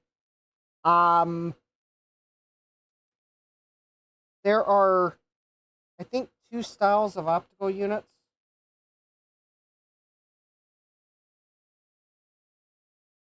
The very early PlayStation 1s had an optical unit where the sled for the optical unit.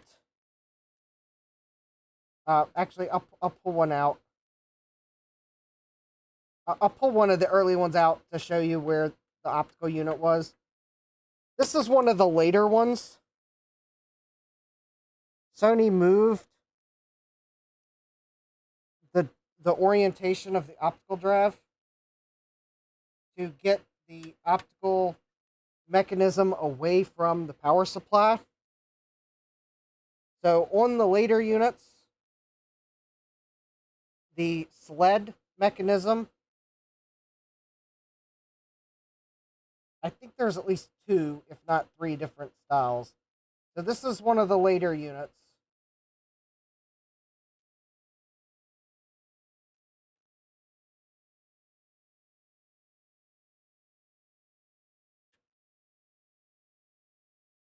And the sled is over this way, away from the power supply. So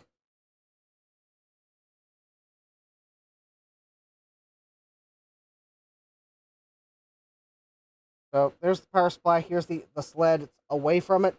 And then on the early ones, though, the sled was actually more like this direction. So it was like closer to the power supply, and with the heat the power supply can generate, it was warping the plastic sled mechanisms because I guess for cost reasons, Sony was using a plastic sled. So I think the first thing they tried to do to improve reliability was just move the sled further away from the power supply. But then I think they finally did go to a metal sled. But this one is a plastic sled. Oh, I was going to try to lubricate it, but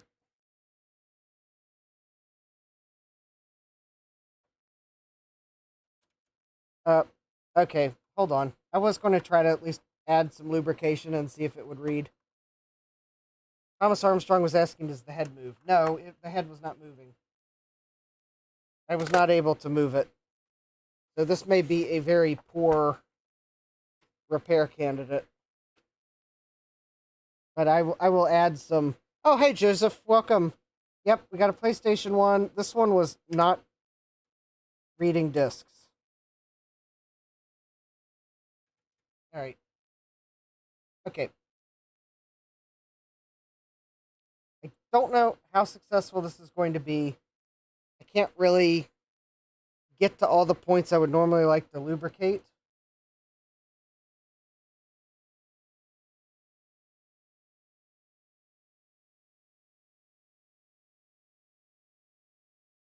But I will at least try.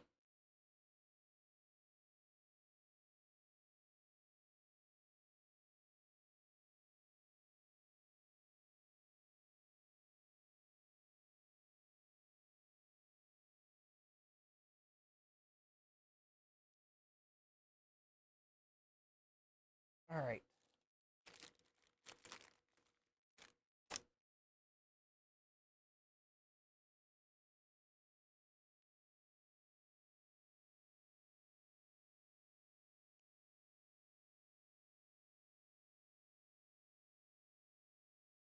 All right.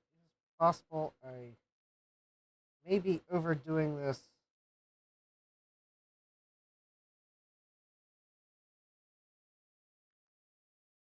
But the way this was constructed, I kind of doing this blind. All right. Okay, so that was deoxit grease.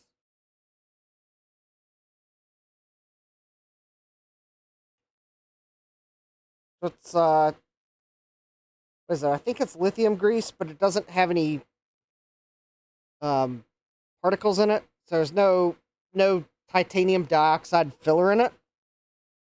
And it does have some deoxidizing. It's got some deoxid in it too, so it does have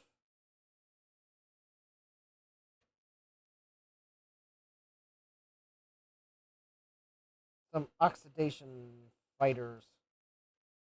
Although this being a plastic sled, I don't think oxidations are a problem. But well, if there are any metal parts in amongst the plastic parts,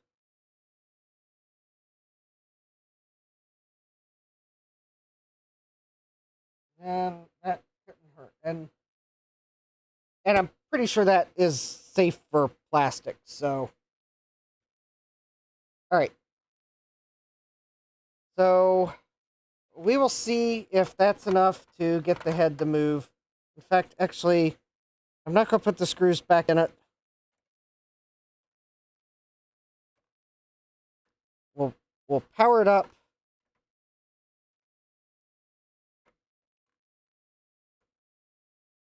We'll plug the controller in though. Oh, looks like I turned it on. All right, I turned it off.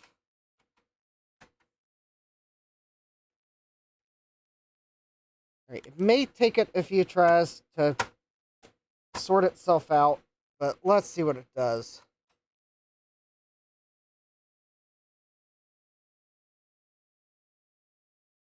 Oh, I'm on the wrong input.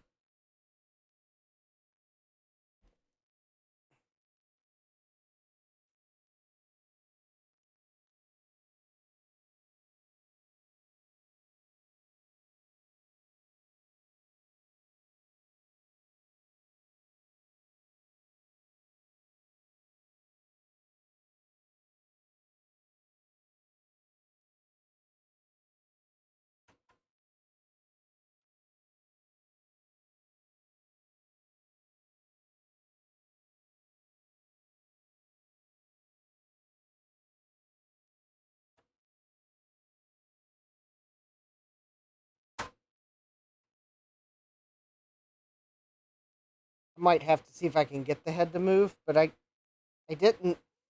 I don't. I don't know if it just freely slides or if there's gears or how it moves. I didn't want to force it.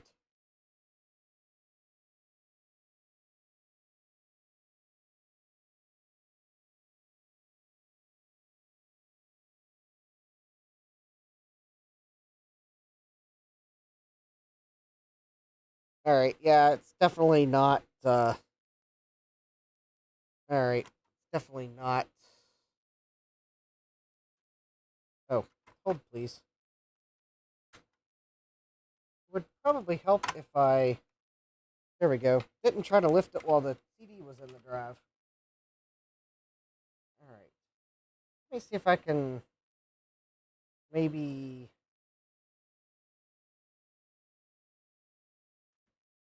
All right. With the note that yes, the power supply is plugged in. So I should probably unplug it. All right. The power supply is no longer plugged in, but it definitely is something I want to not touch.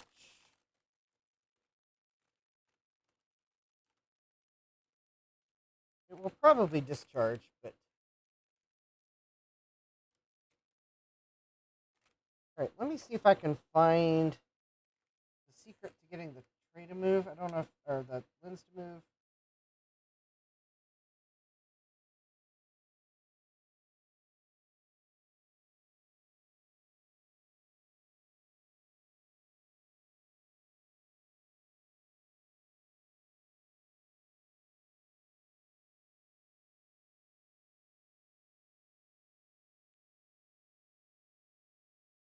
I think this gear assembly might be what moves the heads, maybe? Yeah, the heads kind of feel jammed.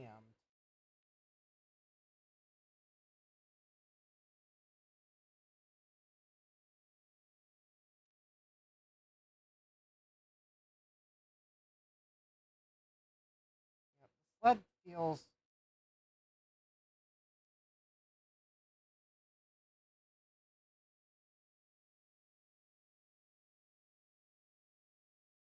Ah, okay.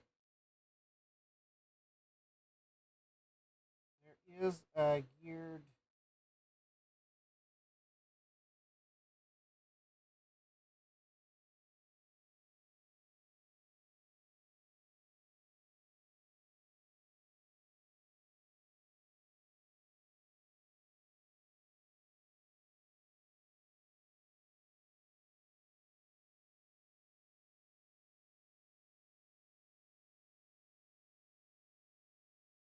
Here we go. Okay, I figured that out. I'm moving the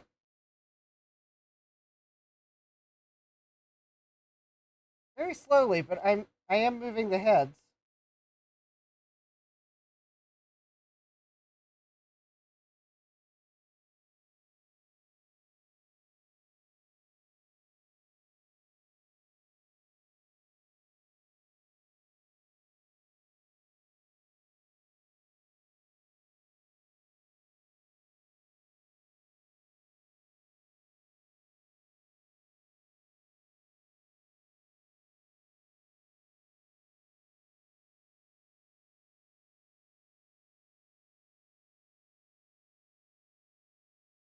Okay.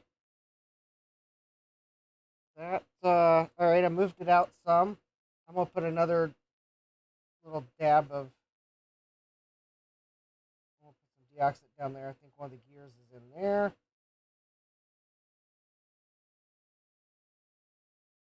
And put some there. And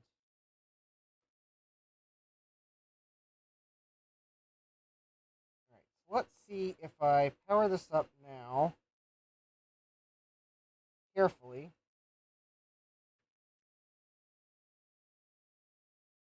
So you can see I got the heads.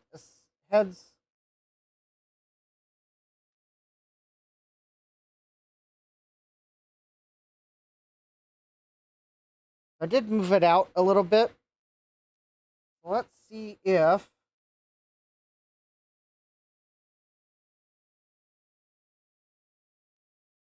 all right, very carefully.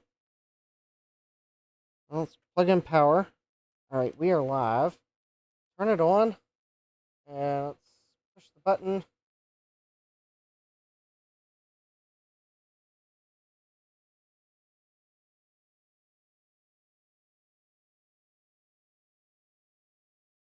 All right, I don't think it thinks there's a disc in there.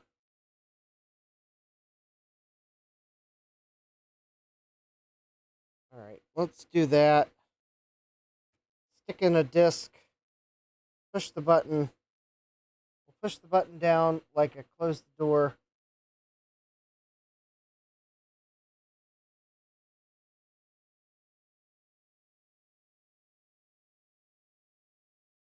Oh!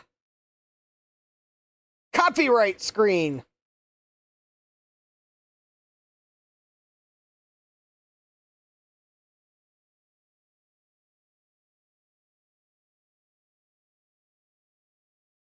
SCEA presents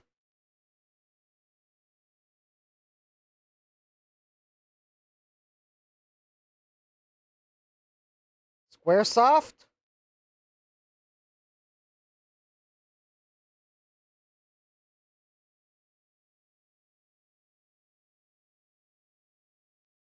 Yo! FMV!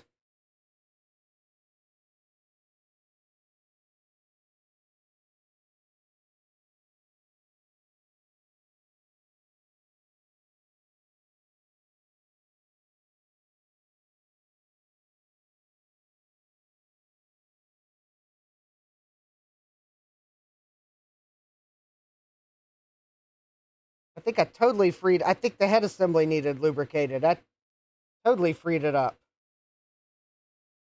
All right, so let's more properly test this because I don't like how close my hand was to the spinning flying disc. So we'll put the lid back on.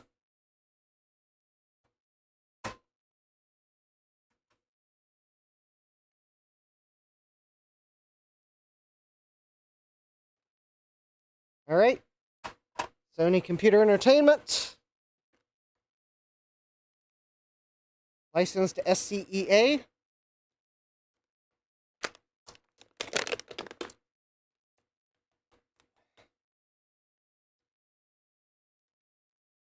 Sony Computer Entertainment America presents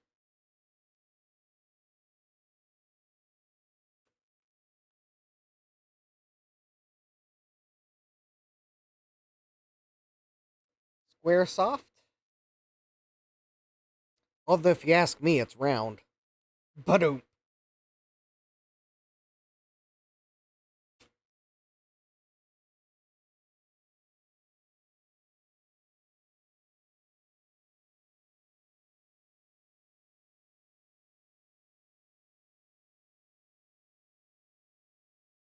yeah, Thomas says the $40 are doing better and better.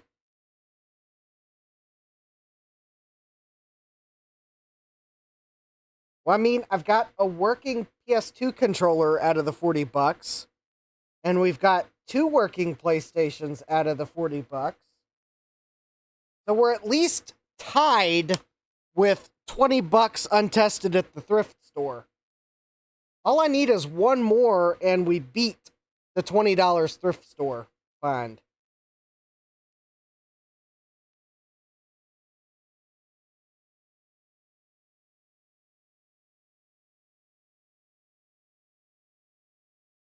Yeah, we should get to the save checkpoint on one of these so I can actually test the memory card interface. All right, okay, we'll play this one for at least long enough to get to a save checkpoint. But and my excuse is I need to let the deoxit that I put on the CD-ROM sled, I need to let it work in. So we'll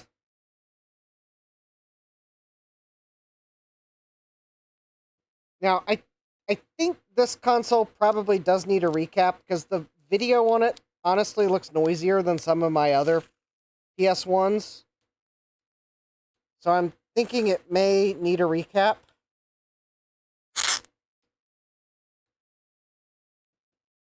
And it could just be that the fact that it seems like this was a high hour unit. The power supply board looks kind of toasty. This is probably going to be 240p for the FMV.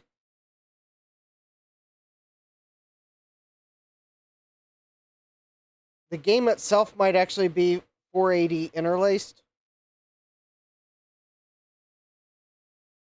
I think the FMV may be 240p. Unfortunately, I don't know that. I don't know if my scaler is gonna. Let me see if my scaler happens to paddle. Um.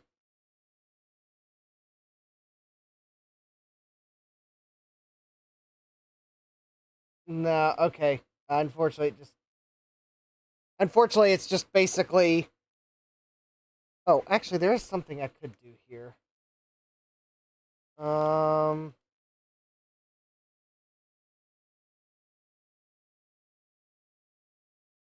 Whoops. Hold on.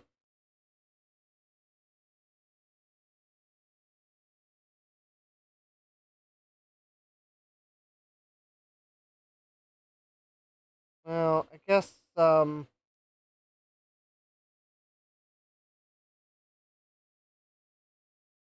right. Well, that at least doesn't cut it off near as much.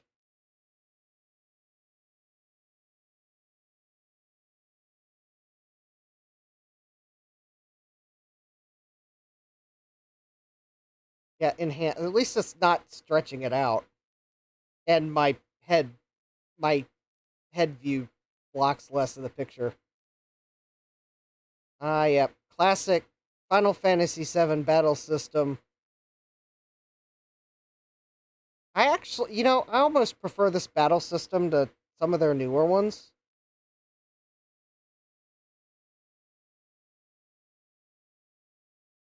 It just it works. Of course, granted, I don't know that I've tried. I don't remember which ones I've tried, but I mean, this battle system just works.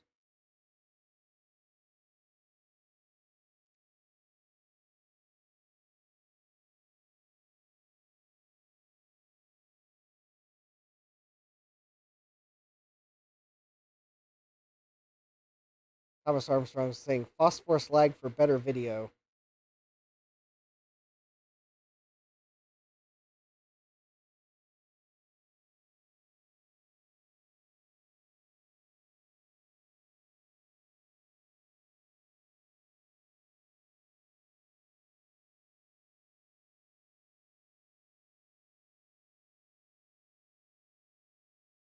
Sea Turtle says I'm about to play Final Fantasy 1 in Japanese, so I'm hoping it's just button mash.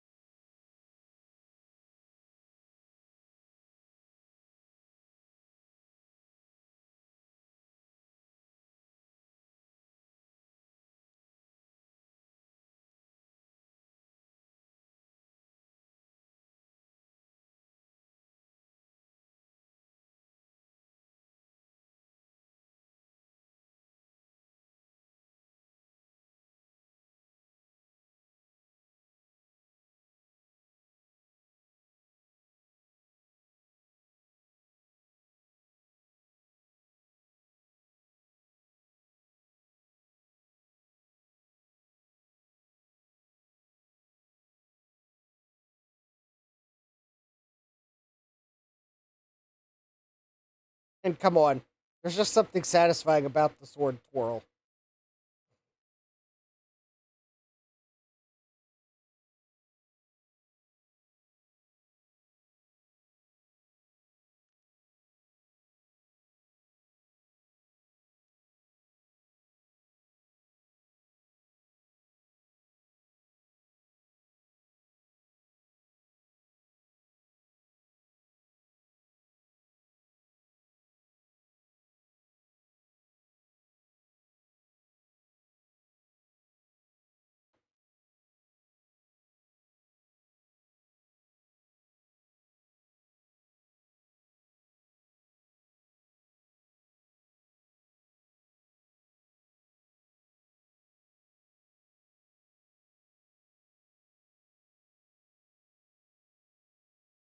Sea Turtle says, cat plus tentacle, nice. Whoops.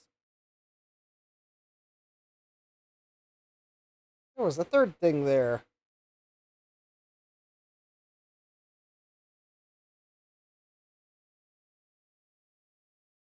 Awesome.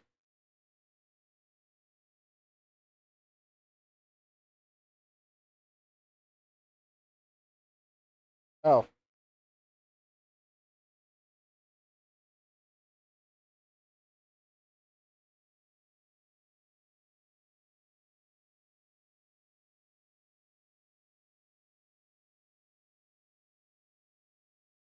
we too early to.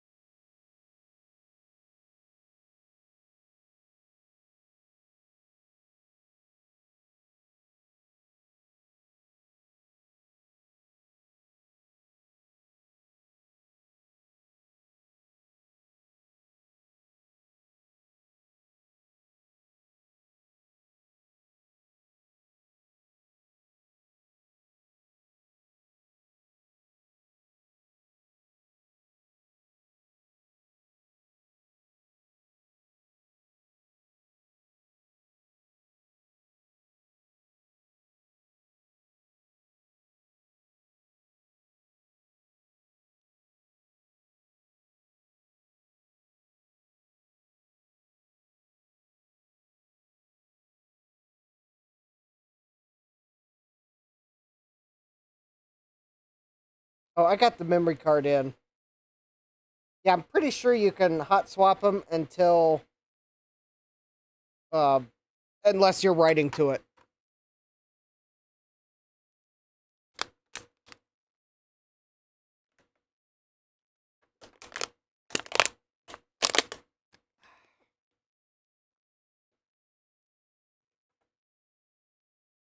All right, we'll get to the save checkpoint. I'll save, and then that way we can test the memory card, the memory card interface, and then we can jump into the game on the other consoles without having to put up with the preliminaries. Well, there we go.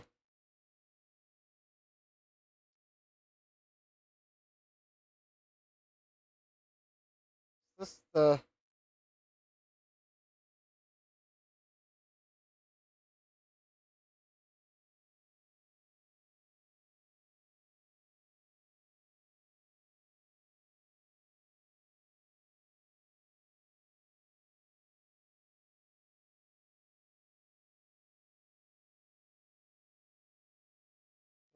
nice having two people. There we go.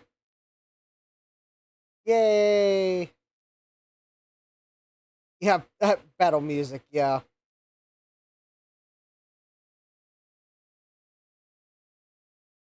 All right. So we at a point where we can. Nope.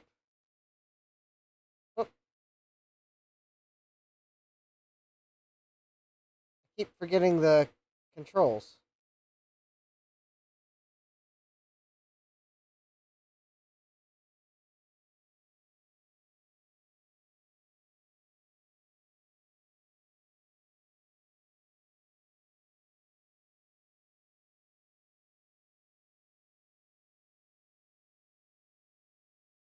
I was thinking we can save somewhere around here.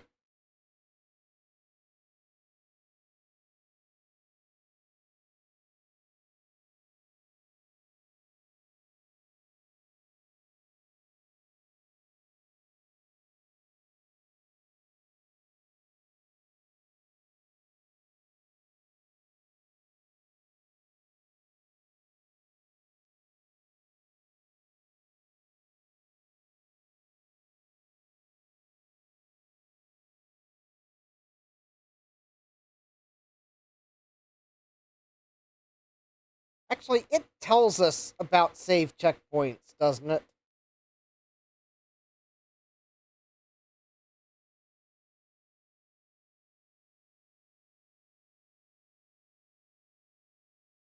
Oh, limit break. Yay.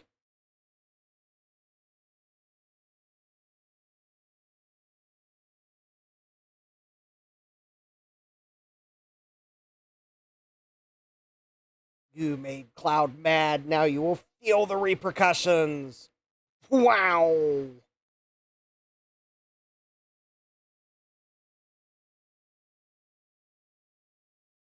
Yeah, Sea Turtle says it's a shiny crystal if I remember. Oh yeah, I think yep. I memory unlocked. Yep. I think I that's right. In the open world.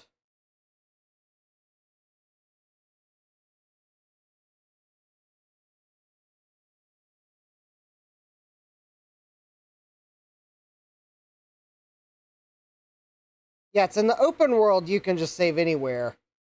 But yeah, in places like this there are save checkpoints. Oops.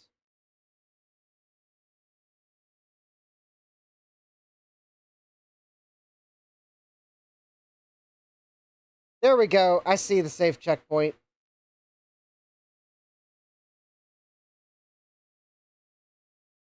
Yep, it's down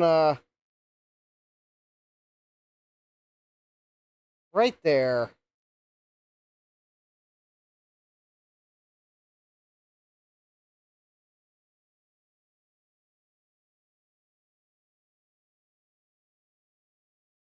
There we go. And now we can go to the menu. Now we can save. We can go to the menu. I can hit the correct button and save.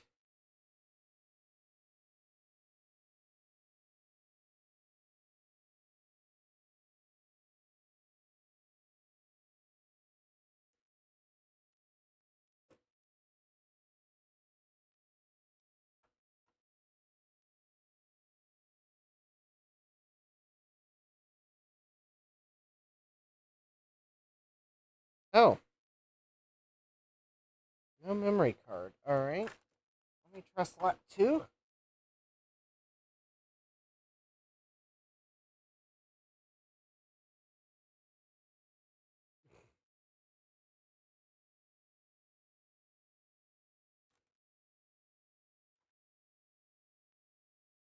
All right. While the machine sits here. Uh, oh no. Jesse thinks he just killed his good printer. Oh no. Yeah, I can't turn it off until I fix the card now. Yeah. Seriously. All right. Well, yeah, this is my only PlayStation 1 game.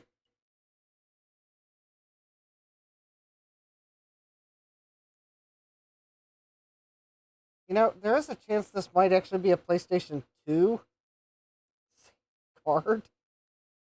Although I thought the PlayStation 2 cards had a, uh, I thought they said PlayStation 2 on them. All right, so let's open this card up. We'll clean its contacts. I thought it should just.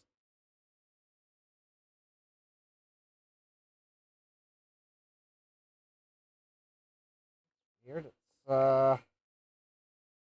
oh, yes, it's acting like there is a clip because there is. All right.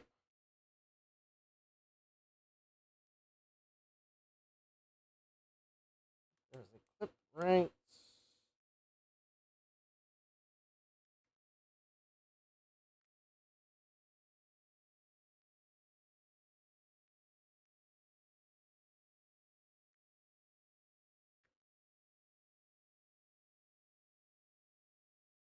Or are we being held on by the label?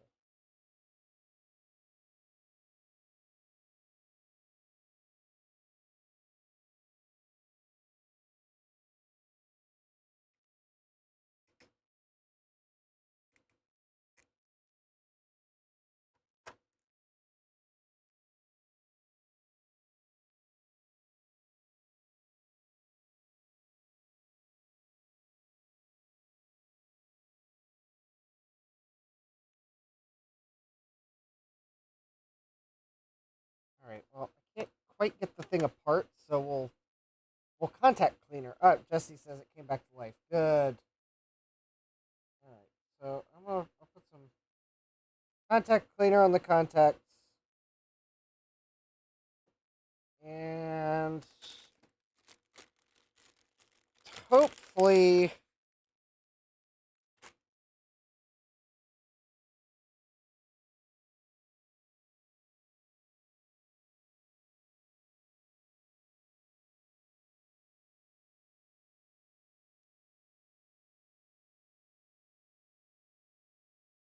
Maybe it's just dirty contacts. And actually, what I'll do is I'll put some extra deoxit on the contacts, and I will use the inserting and removing the memory card.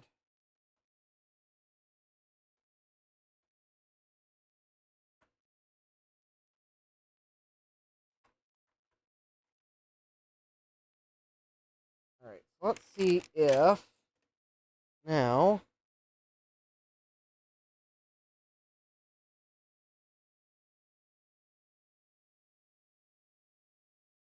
No.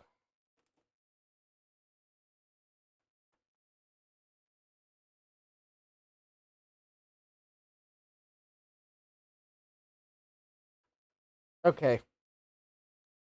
Now, this is the point at which, yeah, I just popped the disk tray open. Oh, you can see what I'm doing. So the game console is still on. I'm going to lift up here, and I'm going to verify that I actually plugged the. Oh yeah, the controllers are plugged in. All right.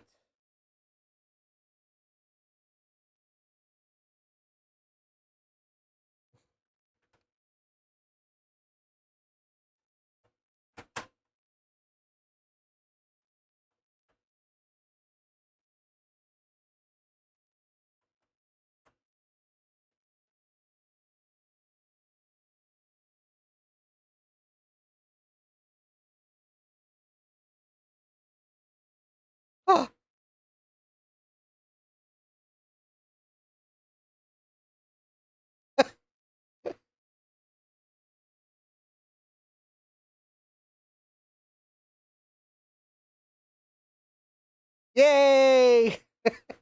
Oh, sorry. I got it. I got it to recognize the memory card in slot 2.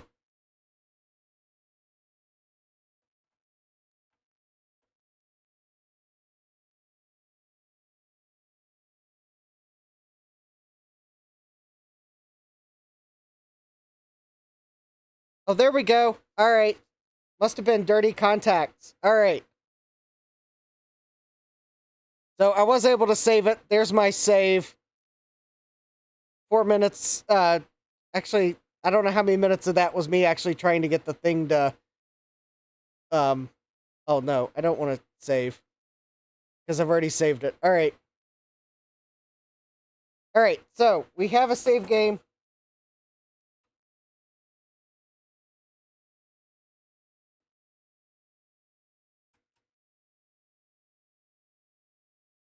Oh, actually, I'm gonna go to memory card browser.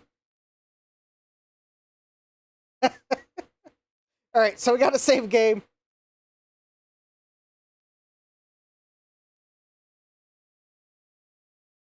And there we go.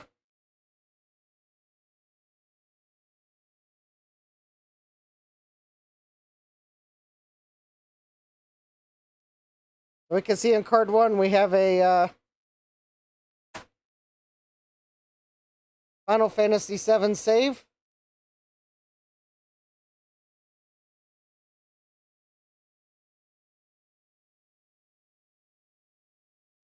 So now, if we go into Final Fantasy VII,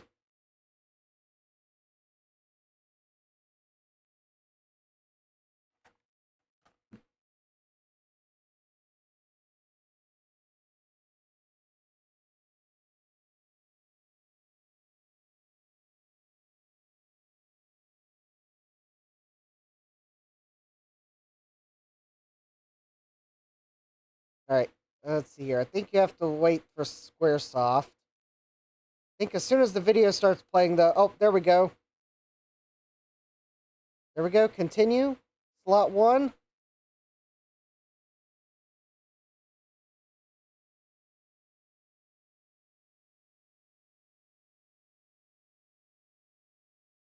And there we are. All right.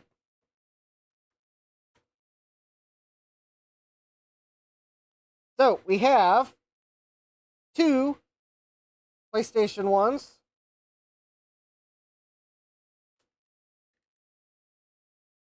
That are now working and reading discs. I guess I guess in thoroughness I should probably test the memory card in the first one, but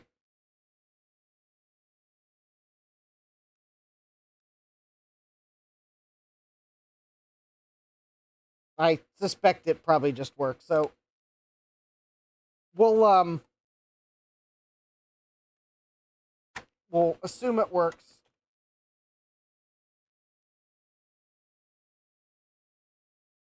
Because honestly, I suspect the memory card interface is probably pretty simple on these. And I suspect that if the controller's working, then I have a feeling the memory card interface is probably working. So we'll go ahead and button this one up and say it is good, although I'll probably recap it. Because the video kind of seemed to be a little bit noisy. And quite honestly, the power supply in this one looked like it had been run quite a while. Alright. But I guess we can say that this is something else I repaired. So, because this one wasn't reading discs at all, it is now. So I guess we can add 1 to my repair count.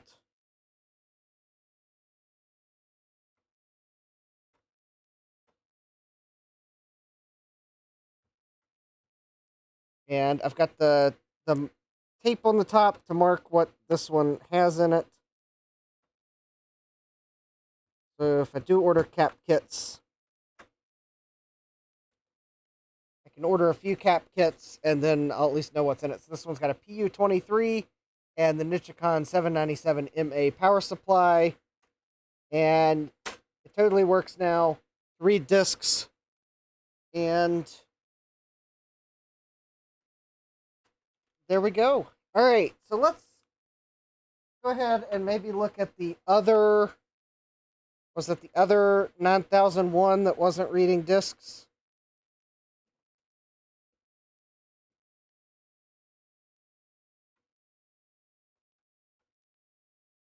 So I guess let's go ahead and pop it open, and we'll lubricate its drive as well. Hopefully it's the same fault.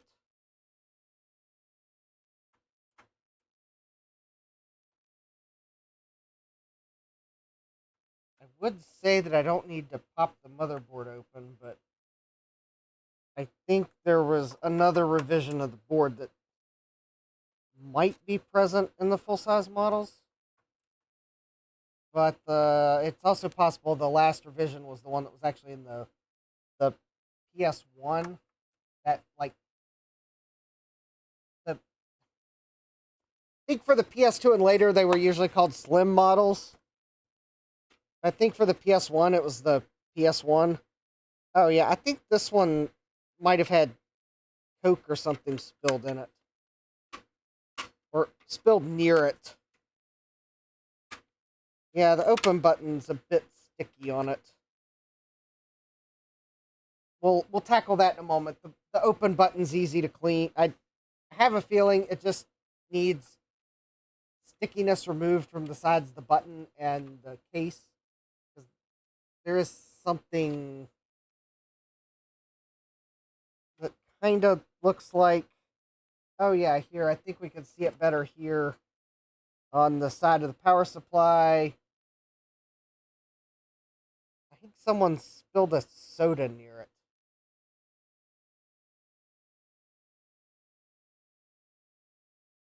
Ew, and it's like...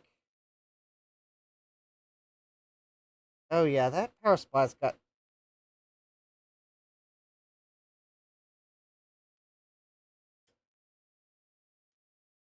Yeah, that's gross. Oh!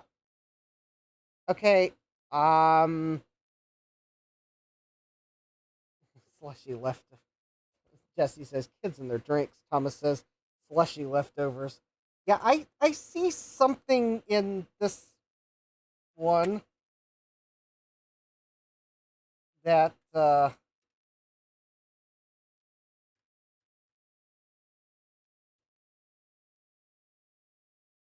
Alright, this is another one of those plastic optical drives. Jesse says, it makes a great glue for removable floor tiles. Yeah, yeah, we'll just say that I think there is a bonus item in this PlayStation 1.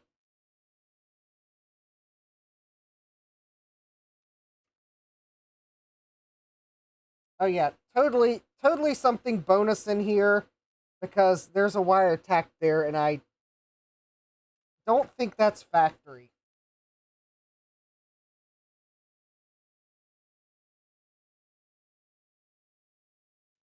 Due to not sure how various rights holders would appreciate bonus items in game consoles. I'm being dodgy, but someone's been in this one.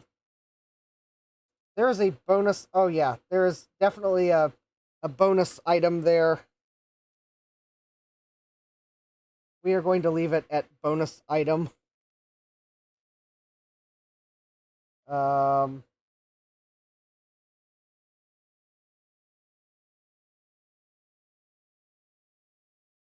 it's another PU-23 and Mitsumi. Yeah, same as the last one. Plus a Sea Turtle says she's stock. Yeah. I'm pretty sure the if a Sony employee did that, they would have no longer be a Sony employee. All right, so this one's also a PU-23. It's a Mitsumi 797MA, and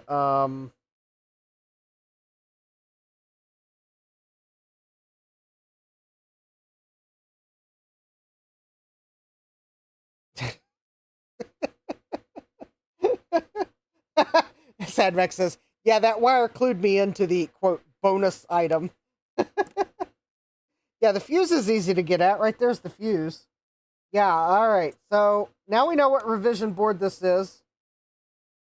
I do not know what revision the bonus item is, but I do know what revision the board is now.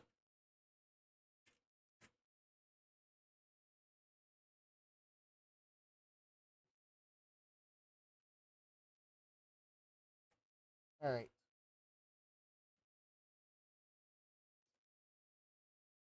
And for anyone that's not exactly sure what I'm talking about bonus item, you can ask me off. You contact. You can ask. Just ask a friend.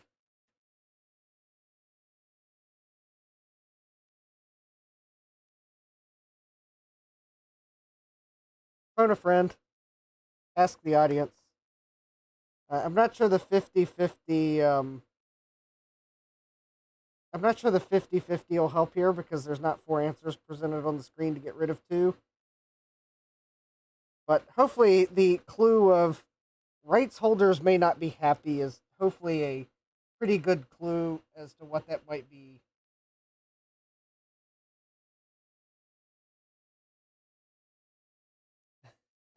Yes.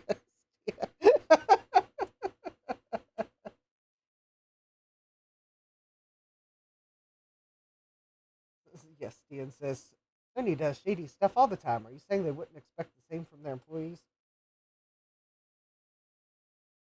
I think this is a case of where they would not expect that of their employees.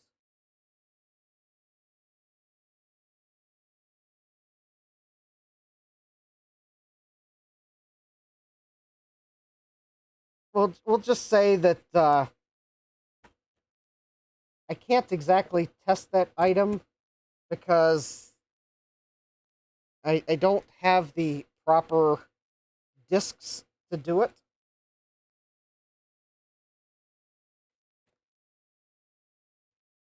Oh well, I mean it could be just simply to circumvent a region lock. Yes.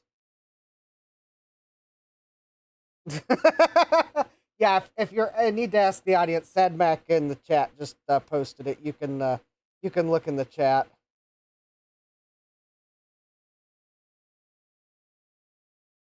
All right, so I'm going to put some deoxit on this mechanism.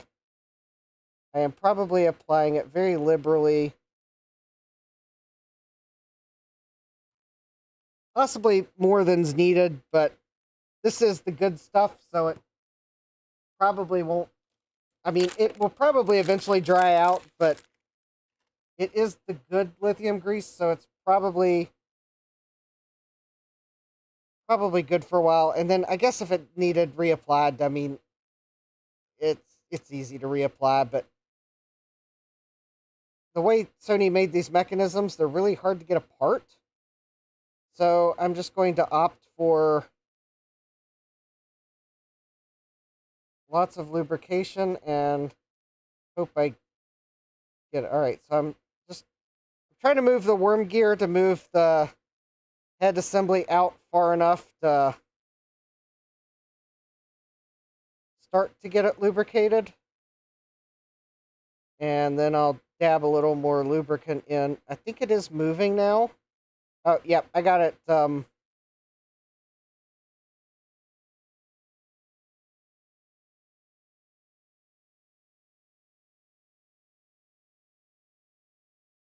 Oh yeah, I think I got the head assembly starting to move. So, all right.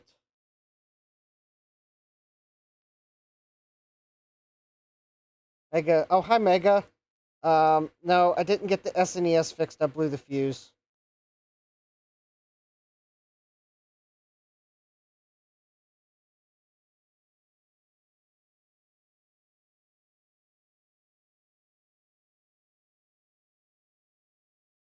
Yeah. As Stan says, more is more in this case. All right. So I think I got a pretty good amount of deoxit. So we will plug the CD-ROM drive in, obstructing the view of the bonus item.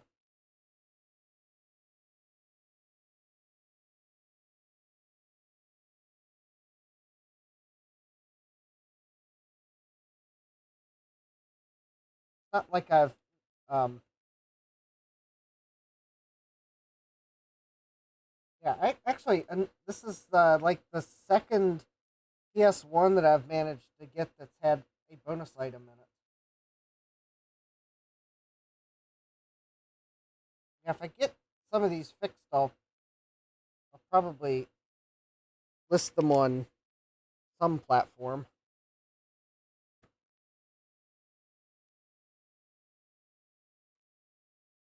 Maybe my coffee shop might be a good place to put them. Then I don't have to. Then I don't have to deal with the potential regrets of eBay selling.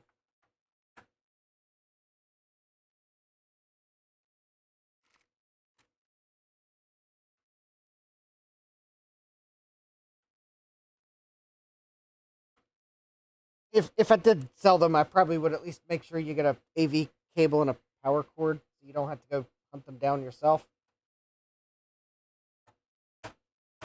But I'd probably also recap them. That way, you got a fresh system. Anyways, all right. So I lubricated it. Got the controller plugged in, memory cards in. This one is one that powered up. So I'm not expecting that it will necessarily fire up and read first time. It may take it a time or two to work enough lubricant in, but um,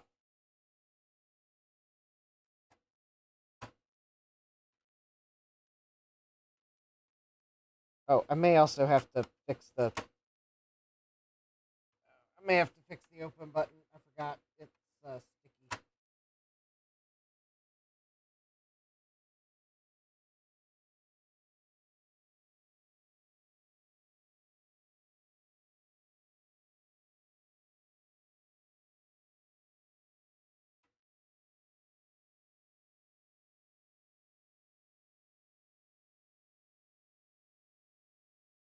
Okay. Jesse says PlayStation confused noise. How dare you wake us up during nap time? All right, so we are.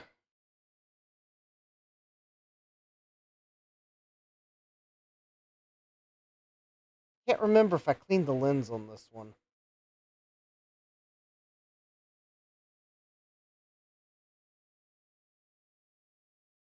All right, so this one is. All right, so let's say. All right, so I'm gonna take the. I'm gonna take the open button out and clean it. So let me go ahead and clean the lens again. Or for the first time, I don't remember if I cleaned this one or not. I may also need to work the sled a little more.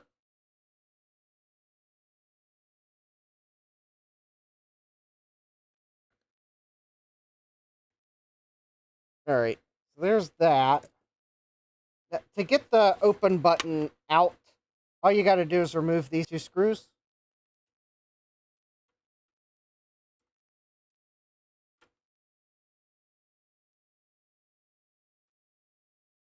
And I think you might have to remove the spring.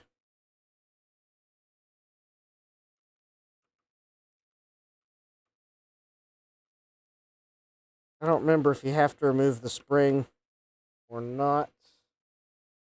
So remove the two screws and oh, there we go. No, you do not have to remove the spring. Um,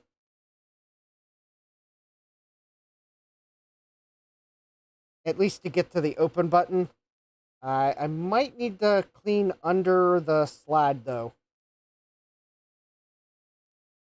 And then to get the open button out, after you do that, you just pinch the two sides and should start to pop out.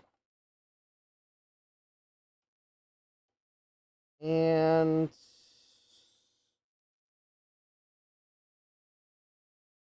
then I look at it and I'm like, oh, I don't see any excess crud, but given the fact that it looks like someone spilled the soda in this one, I would not surprise me if after I find the paper towel and get some Windex and start cleaning it, if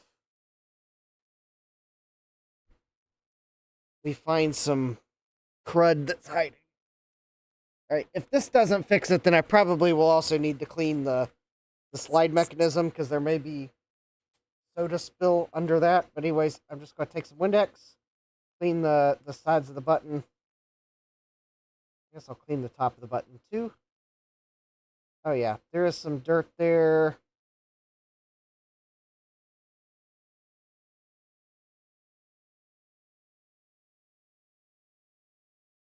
And I'm going to clean the sides of the button housing with some Windex. That should be enough. And that's really not... I was expecting more.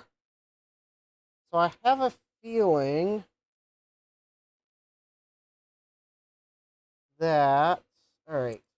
So to clean this, I am going to have to just take the spring and... There we go.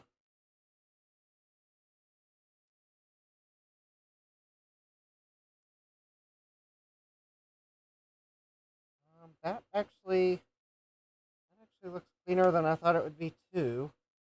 Maybe...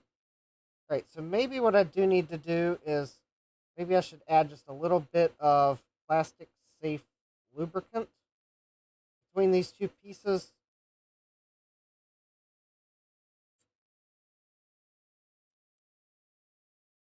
And maybe that's all I need to do, because maybe it's just a bit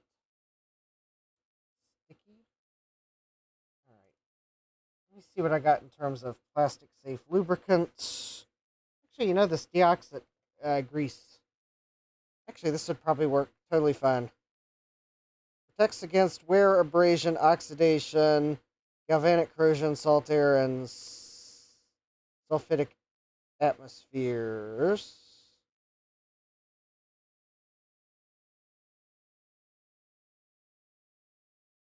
Um,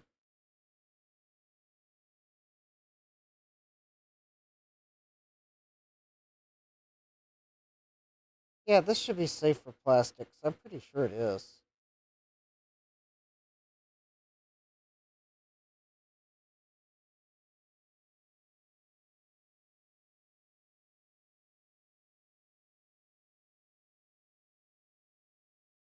Yeah, how about what I'll do? Because I'm pretty sure this is safe for plastics. Is I will just put a little dab.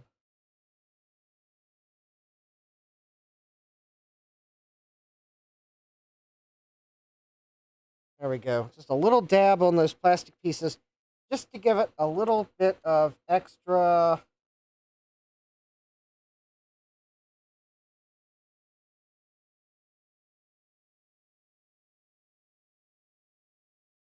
Sliding ability. Oh, actually, let me. Just realized where the friction point is. I should probably put just a little bit there. Yeah, there we go. Okay.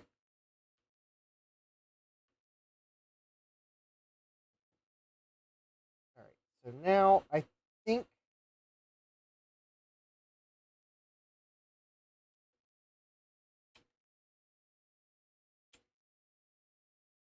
All right, I think that.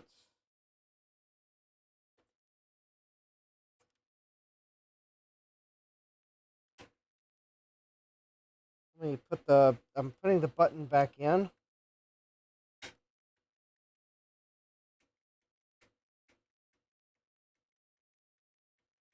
All right. So either the little bit of dirt that was between it or the little bit of deoxit that I added to help the plastic pieces slide, that appears to have fixed the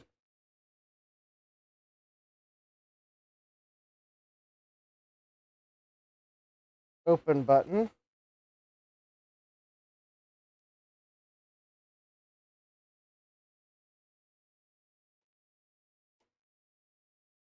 Alright.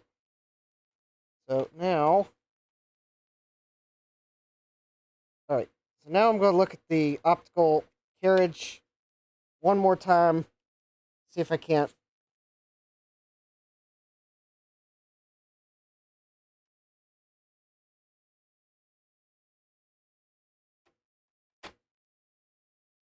check it.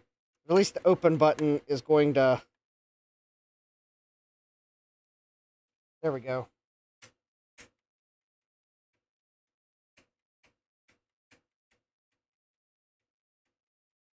There we go. Alright. Now, obviously, this system needs cleaned because of the soda spill.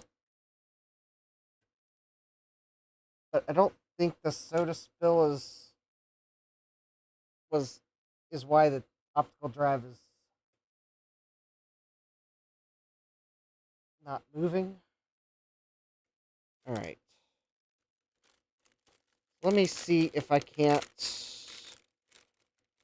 get the carriage to move far enough.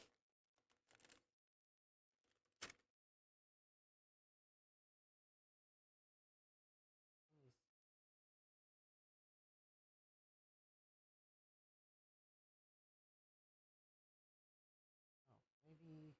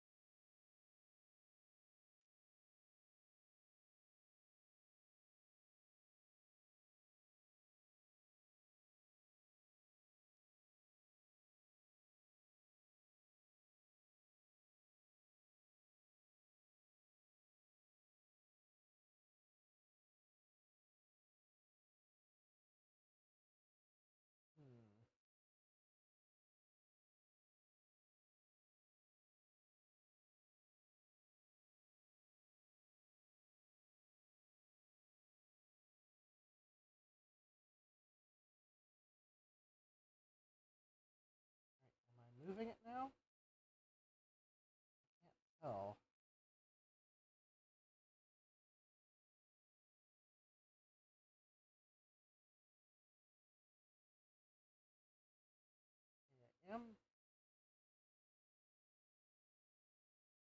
I am moving the worm gear.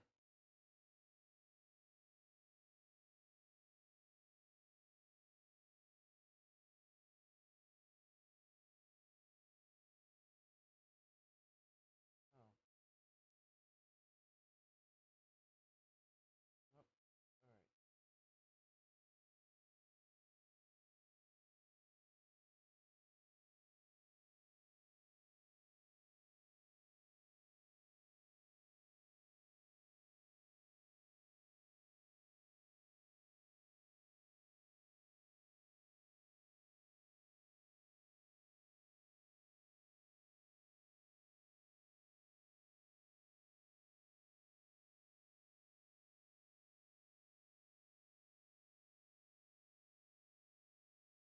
There we go. I think I'm actually moving it now.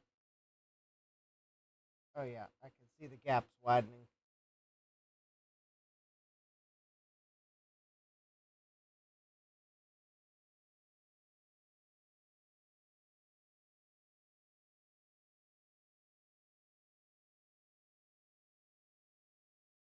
I'm trying to move this far enough to where it will be obvious if the heads move back to the inside of the disc.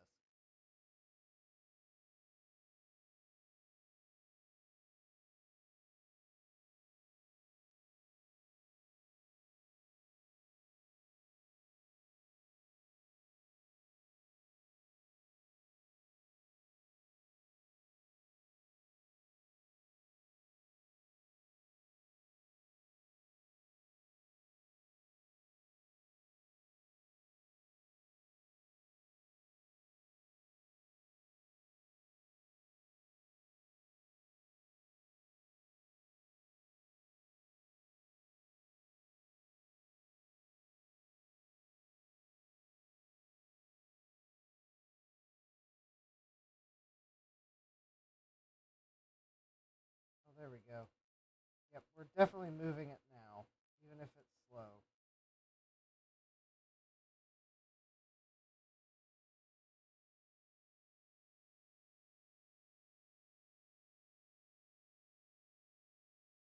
All right. Now that I've moved it back, definitely far enough that we'll see if it's working. I'm going to add a little bit more deoxit here to replenish what I might have wiped off, and we'll even get a little more down in there.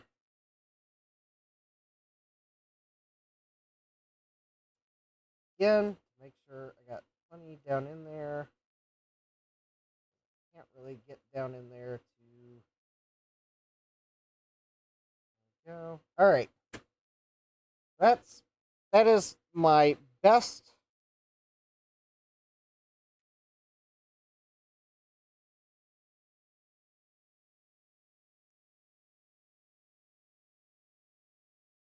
last attempt. We'll give it a couple tries. That doesn't fix it, then either the laser assembly is worn out or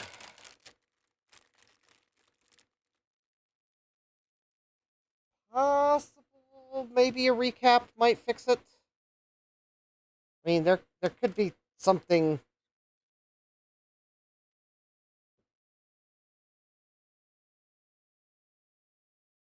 All right, I'll even clean the laser again for good measure. All right, got that plugged in. That's plugged in. That's plugged in. Power supply's plugged in.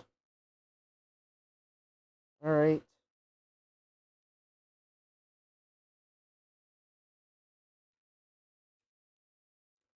Put the case top back on. We'll click her open.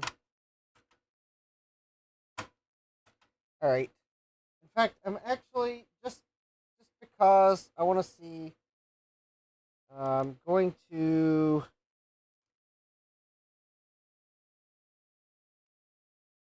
Well, actually, no. There's no use to me doing that. It's not like we'll see the head move with the disc in, anyways. All right, 3, 2, 1, 0. Oh, I heard the carriage move. I definitely heard the carriage move.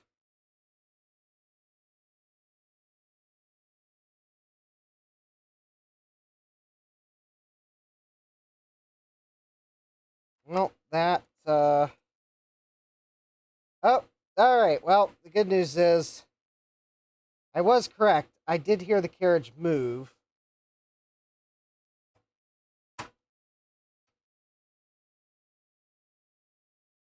I think I heard it move again.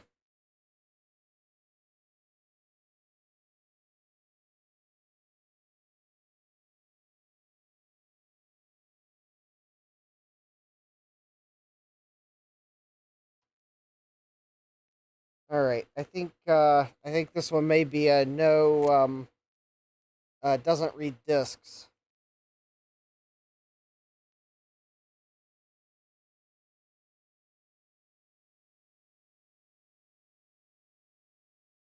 All right. All right. Soda spill.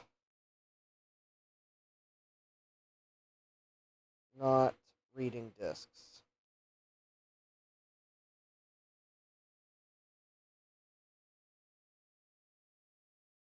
I mean, it's not.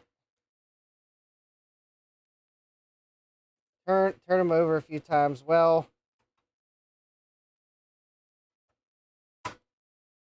I'll give it another reset or two, but it's possible that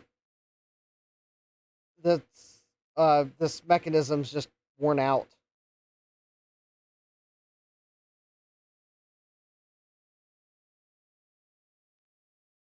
Or a sea turtle says, "Nah, it's conclusive. Soda pop." Yeah, we'll blame the soda spill. So now the good news is, because this is one of the newer models that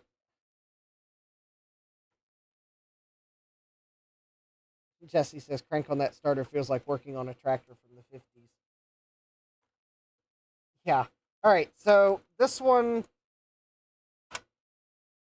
I'll look and see what there might be available in terms of replacement lasers. I do know that it being a 9000 model does present issues for non-optical options. All right. Let's see. This one here was the 5501. Oh, hold on.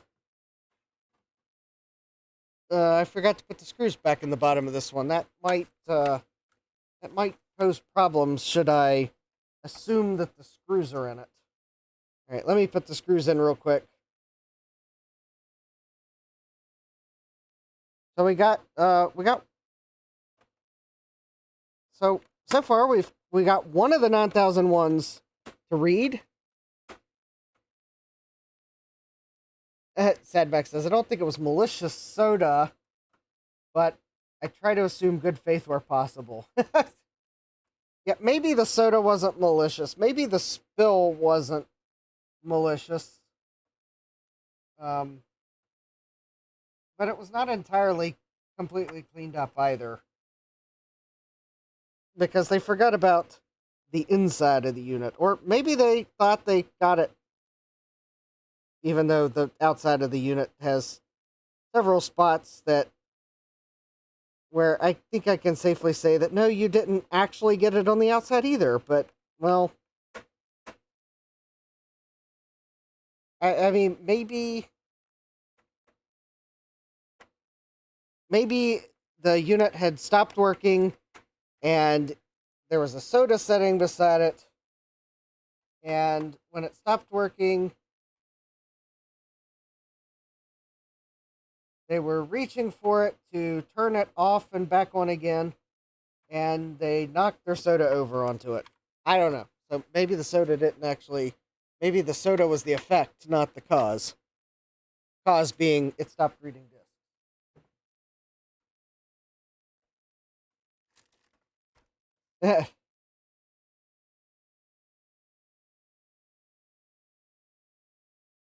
All right, so, oh, this one has been opened before.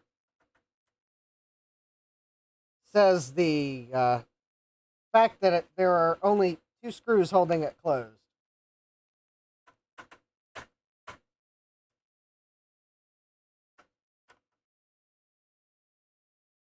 Okay, this one was the one that wouldn't power on. What's the chances that it doesn't power on because the power supply's unplugged?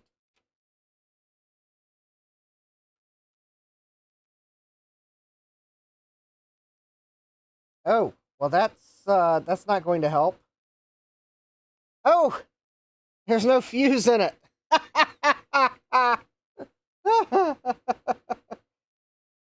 Well, that's a problem. There's no fuse in the power supply. Which probably means this power supply blew, or something blew the fuse. Says Captain Obvious. Oh, and we're missing parts. Oh. All right, so what parts are we missing? Someone has been in here. Not my night for fuses. All right, so we are missing a fuse. We got this cable. Oh, we are missing screws. All right, we are missing this cable. We are missing this cable. So yeah, this optical assembly is...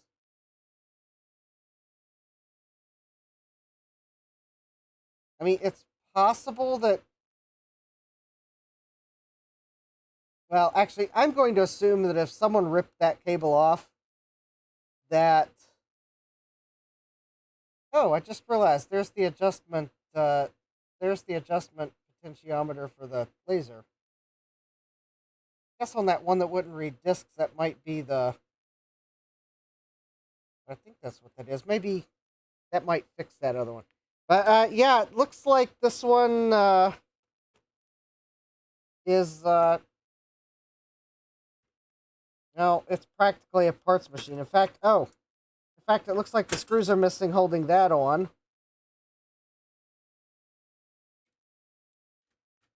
Uh, that's not even secured. Yeah, someone has.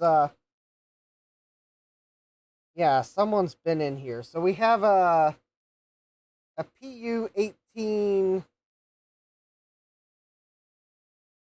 I mean, this motherboard might be okay.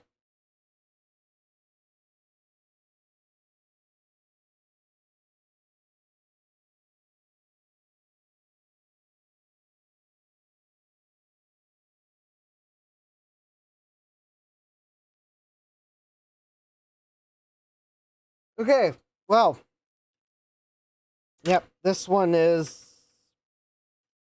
parts.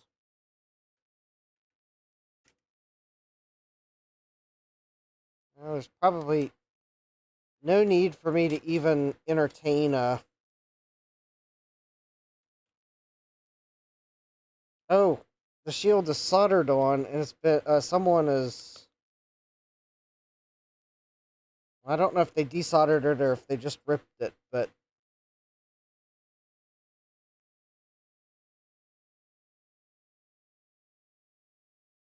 all right.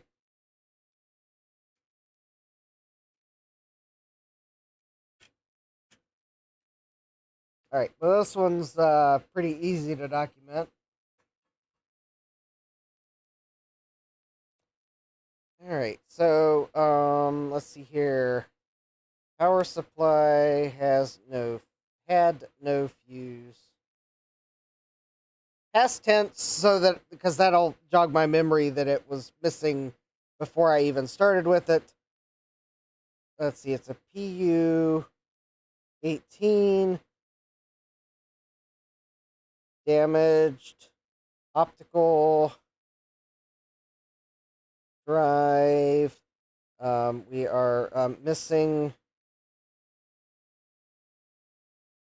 cables.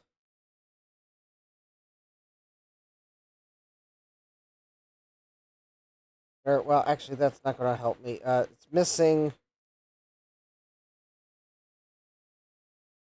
the front port ribbon cable.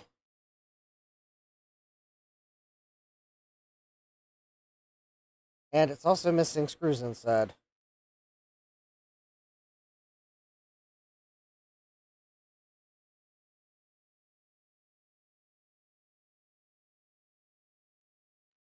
All right. So there was no chance this one was going to work.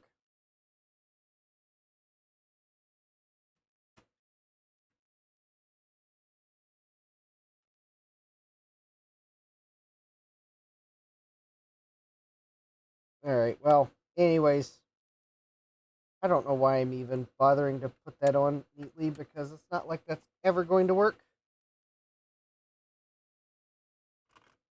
So this one's probably a parts unit, which is just as well. That one's pretty scratched up on the side, anyways. I mean, maybe at some point when I've got another one apart, maybe I'll pull this motherboard out and put it in another unit and see if the motherboard works.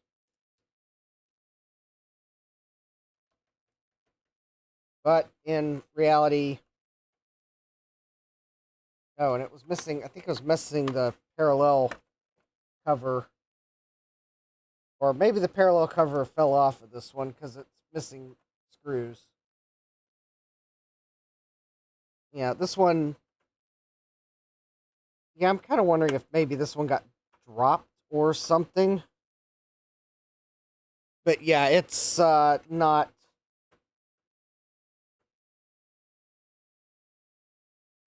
Yeah, this one's not a. This one's a parts.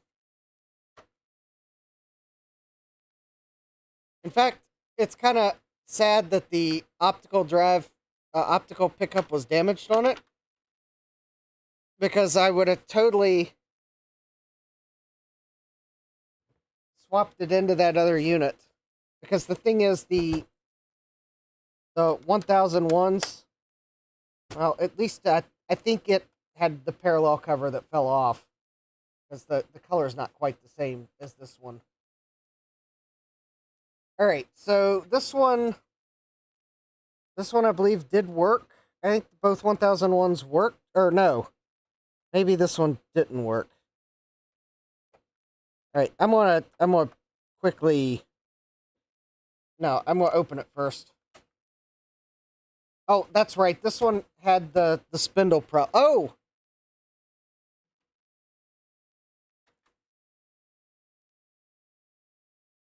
Oh, I think the optical pickups are different. I don't know if that spindle will... Alright, I'll have to research it whether I can remove that spindle and put it on this drive. I don't know how the spindle detaches. I mean, I guess I could, I'll have to look that up. Hi, Hardware Hacker. Welcome. Alright, so this one has a damaged spindle, so I can't even see if it'll read discs. Oh, someone's been in this one, too.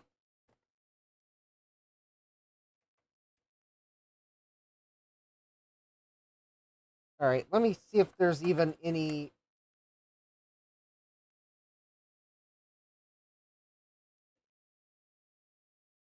Alright. Anyone want to bet whether the cable's ripped on this one or not?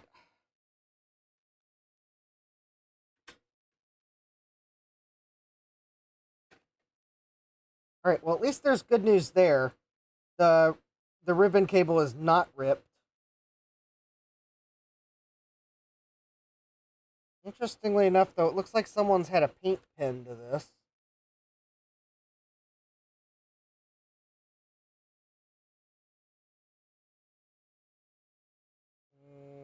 Or, well, I mean, I guess maybe... I mean, I guess that could be factory. Alright, so... The optical...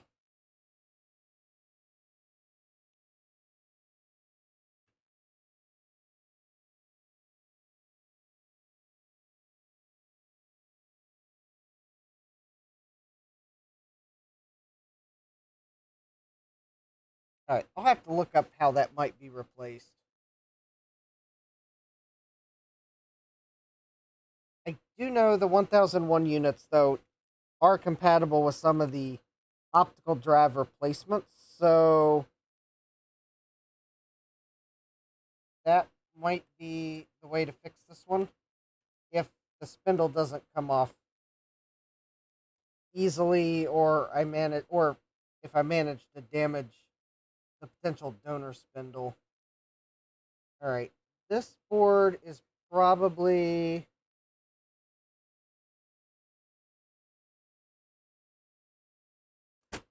Alright, I'm kind of hoping it's a PU8.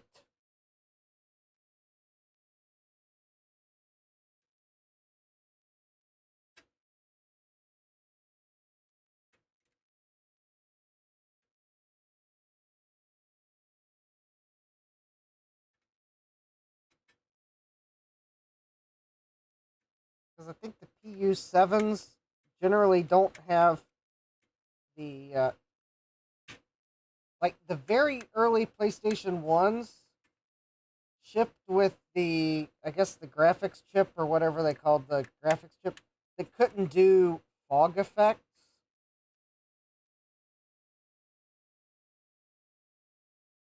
I don't know why Sony shipped it that way, other than, I presume, probably to meet a deadline of... They said they were going to release this game console, and by golly, chips that aren't doing fog effects aren't going to stop us from our target release date. I think most of those units, though, are Japanese units,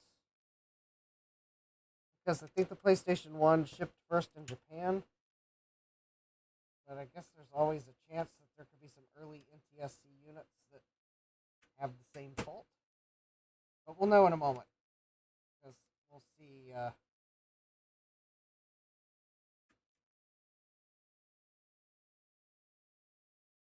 We'll see what revision is. I think the PU8 is the most common of the 1001s.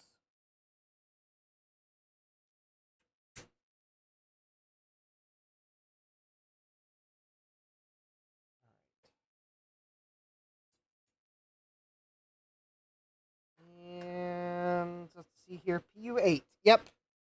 There it is.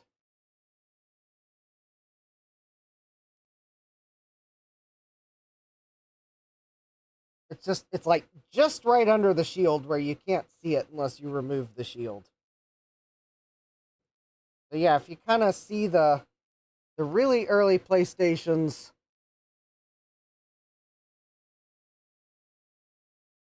have a lot of chips, and then they started to slowly reduce the chip count.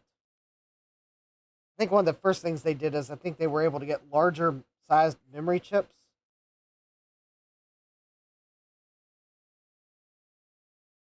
Because I think there's 4 memory chips on this, but I think that one of the later revisions was there's like a single chip to replace all 4 of these. Also, there's a Motorola part right there. And a Samsung part. Oh, that's going to be memory. And these are Samsung memories. And that's a Hitachi memory chip there. And I think the rest of the chips are all Sony. Alright, but indeed we have a PU8 and a Mitsumi power supply. Let me...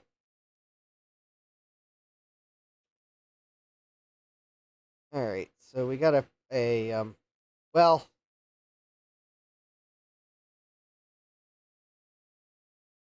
Alright, so we got a hardware hacker says this makes me want to take apart my PS1 next week. Yeah. Alright, so we got a Mitsumi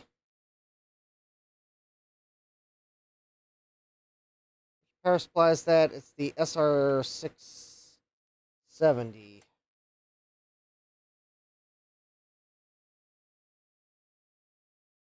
Or 147338115,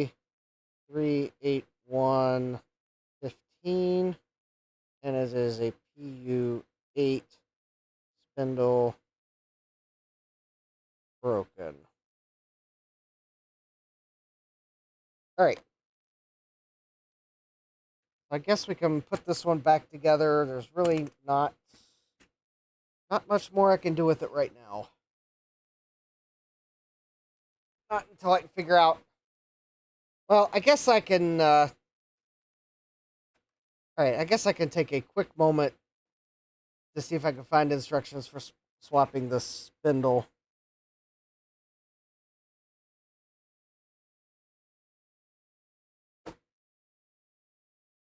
All right, let's see. First, you need to disassemble the laser itself. 2 screw, remove top cover. 2 screw, remove motor with spindle.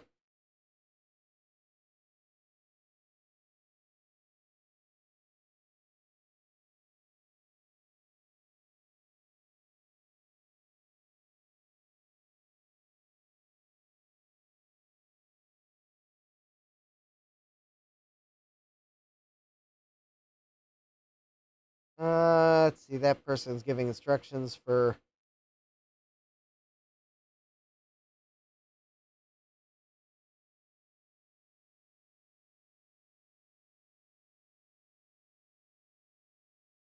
All right, there's a video, and it looks like there's the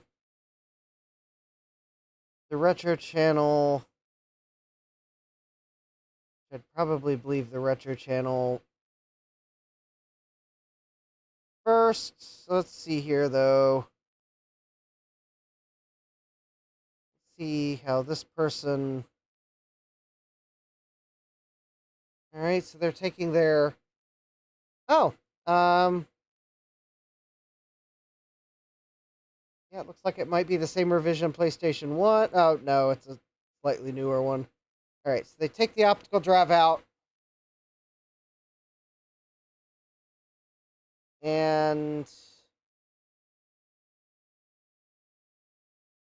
okay, so this is the one with the broken spindle. They've got a replacement spindle. All right, they unplug it.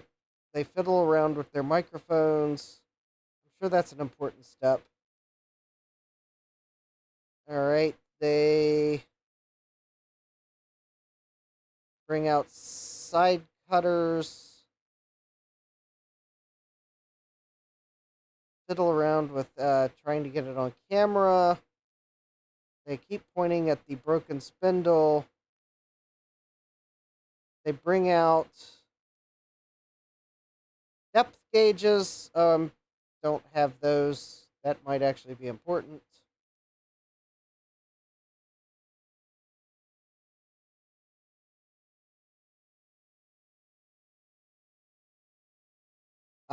This is really captivating watching it on mute.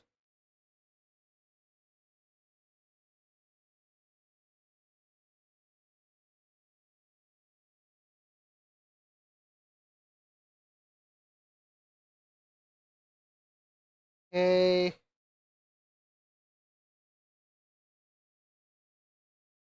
Now they're going to take a screwdriver and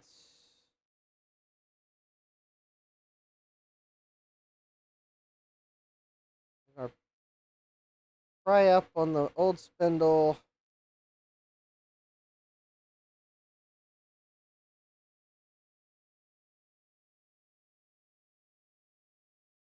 Okay, so they broke the old spindle off by prying it up. And then you got to press fit the new one on. Oh, this video is not going to help me because it is. Oh, thank you, hardware hacker. Yay. Extra towards the goal. Eep. All right. And, okay, this video is not helping because it does not say how to get the spindle off without breaking it. All right. Next video. All right. The Retro Channel video is probably about a year old. I think I remember watching this. So let's see here. CD. Yep. Optical drive has a broken spindle. So spindle. Okay. Let's see how he does it. All right. So he, oh.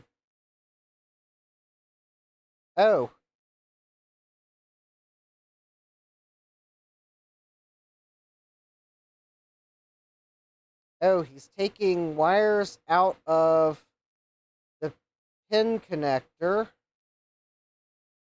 Oh, those must be the wires going to the spindle motor.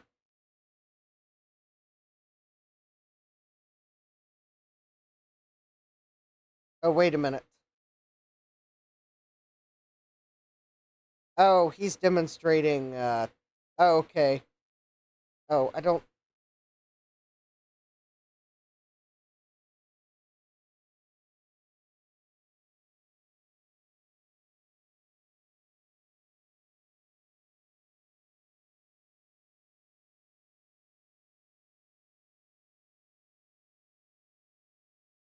Oh, okay. So he's got a set of, like depth gauges.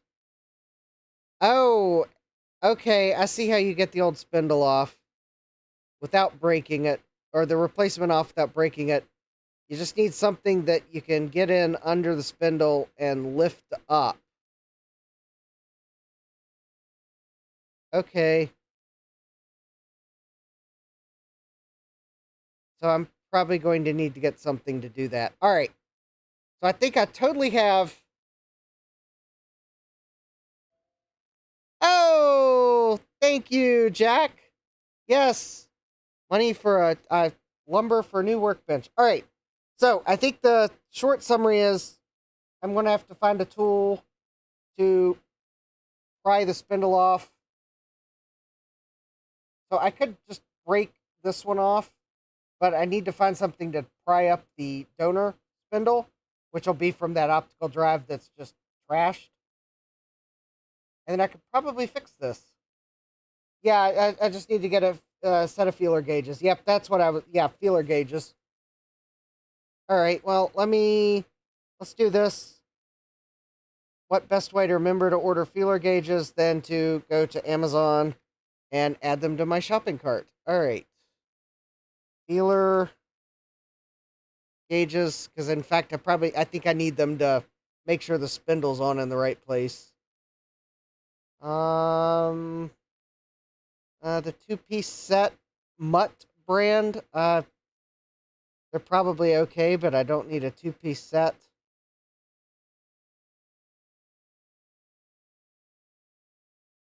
Oh, there's a one-piece set for $5. That seems like that might be the one I want. Because the two-piece set is $14. I don't need an angled feeler gauge.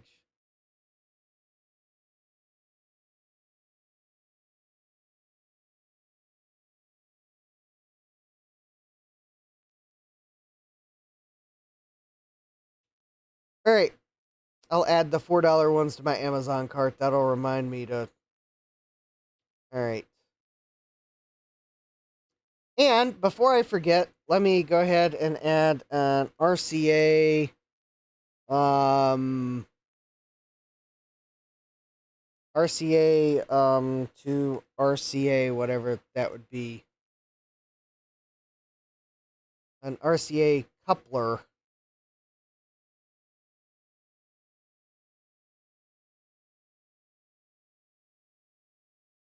There we go. I can get a 2-pack of some weird brand for $7.60, or I can get a 10-pack of. Oh, wait a minute. I bought some of these back in August of 2018.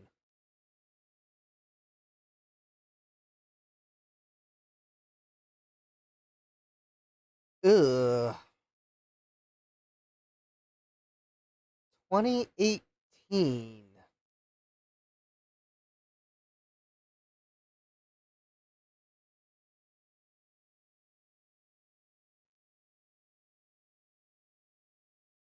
Okay, there is no telling if I even still have them. That was before I moved to this house. And I don't remember why I bought them. Although I may still have them if I really look. Because, let me see. Oh, okay. If I still have them, the bin they're probably in is upstairs. Because I have a bunch of stuff.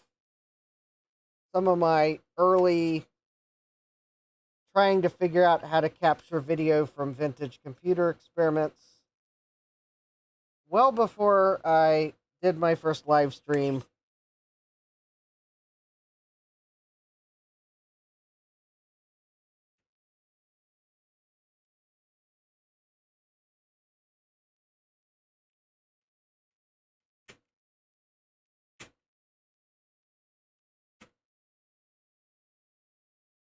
All right.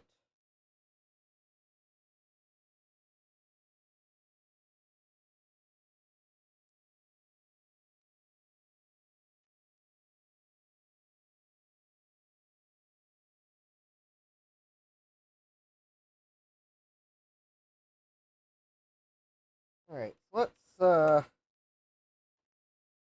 see if I can't remember where all these screws go.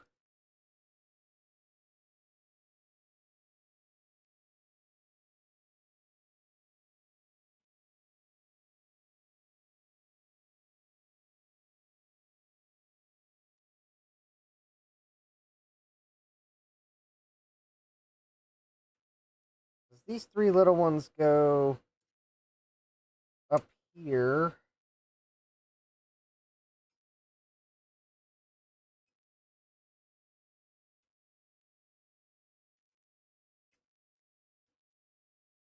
Yeah, there, and there.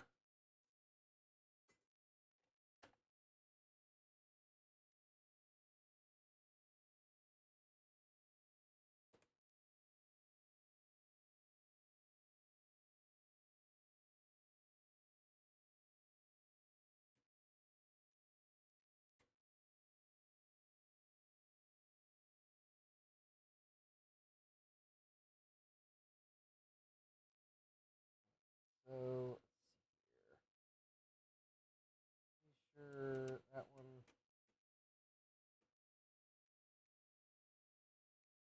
I think there's arrows pointing to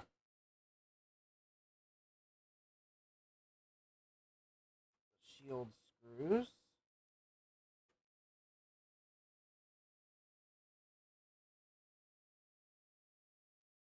So, an arrow there, there, there, there.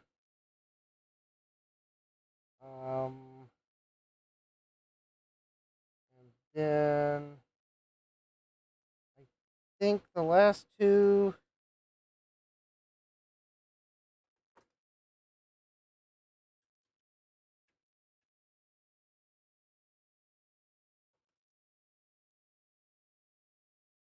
Go here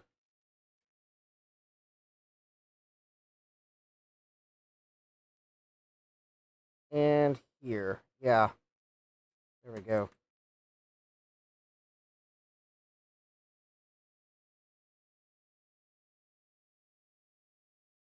Because that middle screw there comes up from the, that's one of the chassis screws, and these three short screws go here.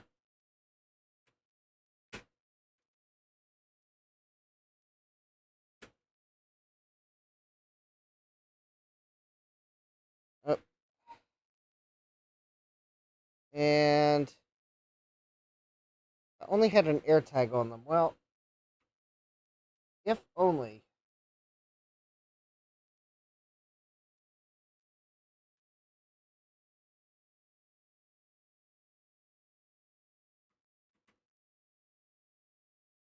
Yeah, I think they're, if I still have them, I think they're in a box of stuff for doing video captures.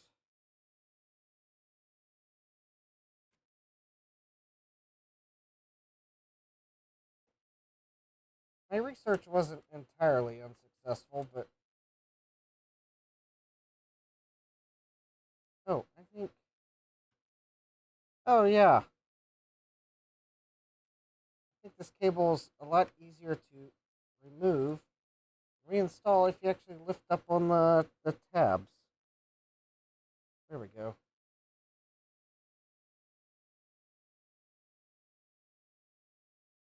Should, I think we can just push it in now.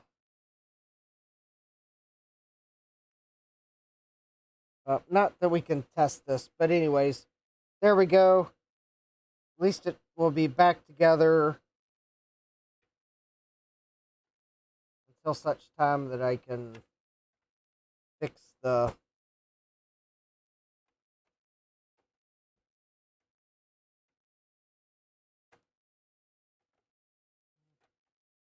plastic outer case feels a little bit warped.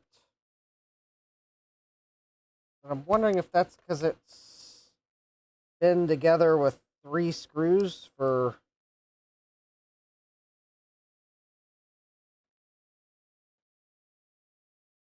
or two screws. I think there were only two screws in it.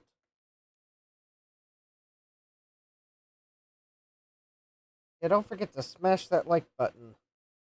All right, I'll have to.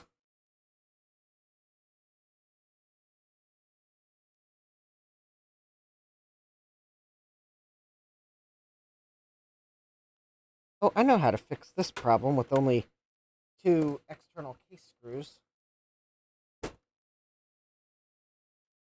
Remember our donor parts unit, the one that has a trashed optical drive. Well, it's got three screws in the bottom of it, or well, two screws.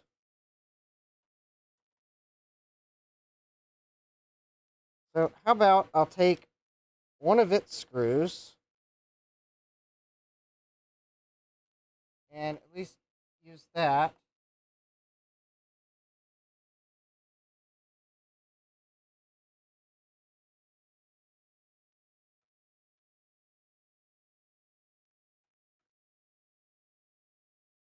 Hold the case on a little better, so maybe it won't. There we go. Won't be so warpy. There we go. That's better. So it's still missing two screws on the bottom, but at least it's got a middle screw here and two end screws. And now the case isn't. Oh, actually, I can tell you exactly why the case felt warped. Spoiler alert, I didn't get something lined up properly inside of it. That's embarrassing.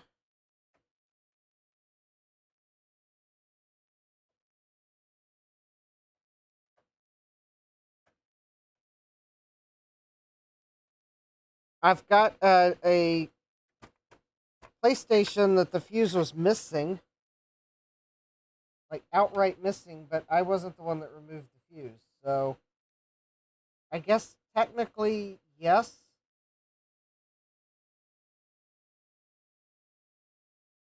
But I wasn't the one that blew the fuse.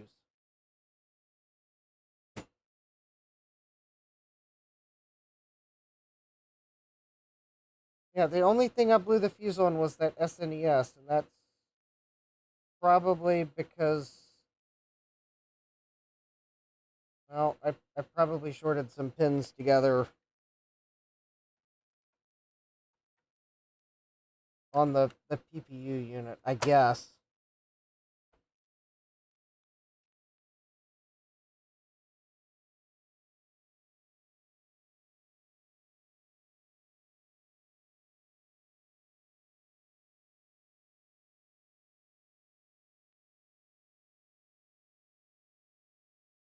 Of course, I have no way of proving the PPU unit I bought on eBay that was supposedly tested actually worked.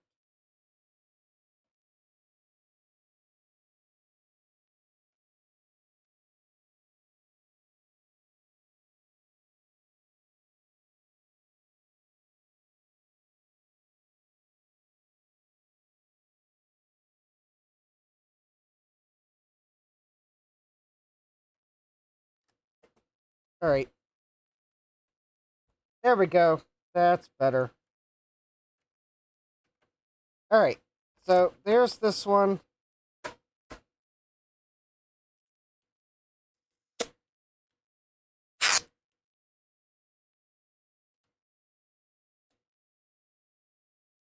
All right, it's a PU8 revision motherboard. It's got a Mitsumi power supply, and the spindle's broken. So, and then lastly,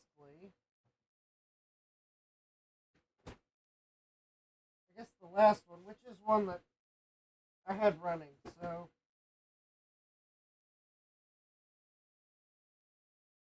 interestingly enough, it still has the original caps on the AV out. Or, wait a minute.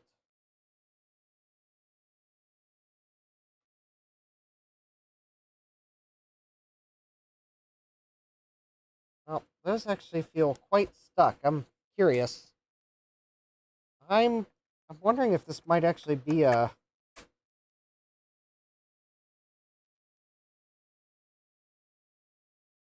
maybe they're just really on there because no one removed them and they've kind of shrunk over time, but Harder Hacker says shorted something. I refuse to believe it. Good one.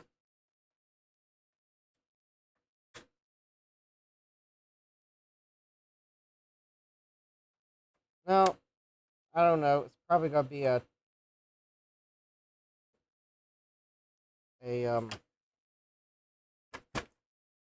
I made a mistake and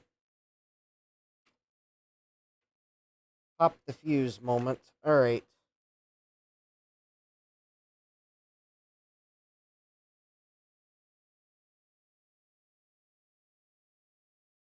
SR 670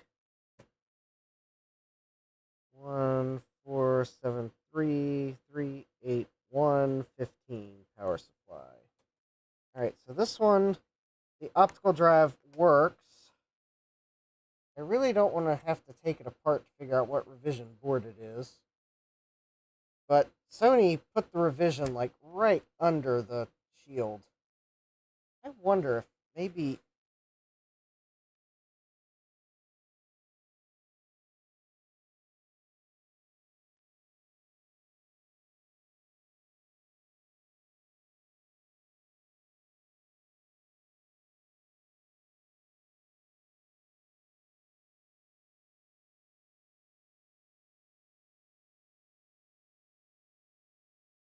if maybe if I can shine a flashlight under there and be able to see it without having to remove the shield.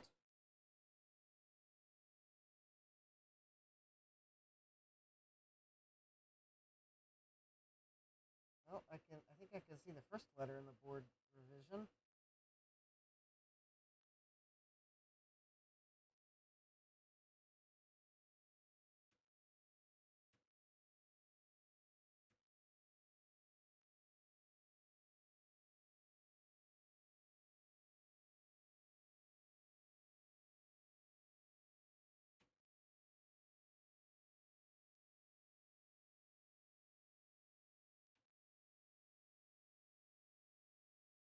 Kinda.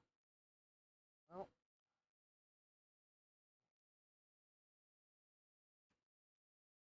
okay, there we go.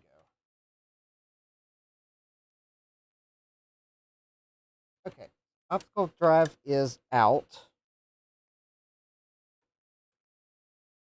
All right, I guess I'm gonna have to remove the shield to get the revision. All right.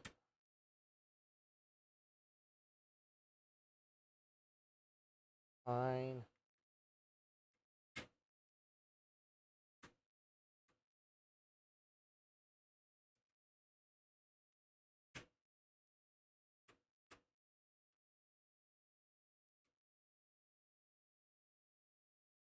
I think the ones that I'll probably recap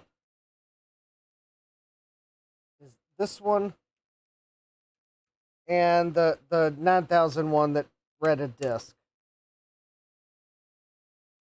And maybe the one that I couldn't get the optical pickup to, or the optical drive to read anything.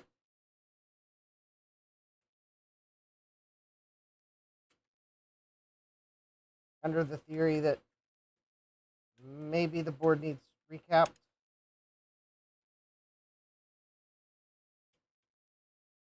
But probably the ones I'll recap are the two that are working. I'll hold recapping the others until I actually get them reading discs. What have I tangled on? Oh, I'm tangled on adhesive. There was adhesive there. All right. There's that and that. And then, yeah, no one's been in this one.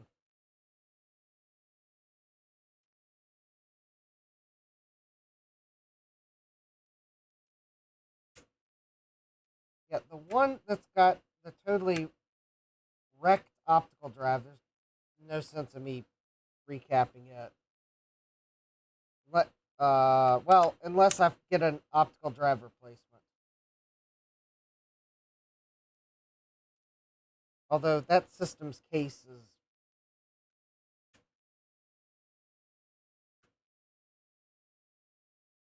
yeah, that is true. That one's case though had some road rash. I may just keep it as a parts machine.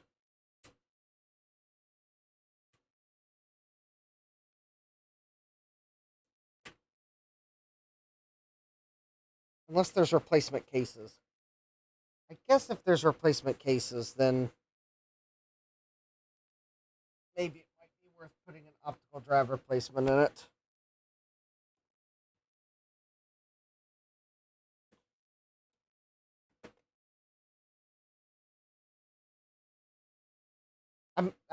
If I sell these off, I may just sell it as for parts and let someone else deal with putting an optical drive replacement in it. If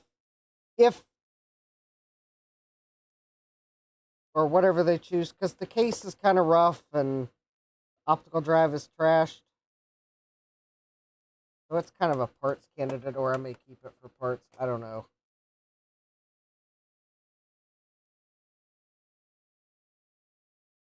And no surprise at all, this is a PU8 board. So, oh yeah, and now I see the revision is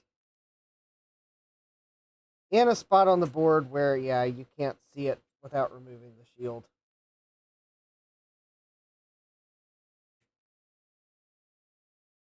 All right. Well, I guess at least I now know the answer to that.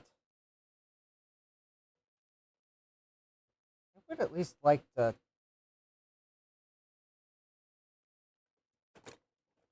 these caps on the AV ports.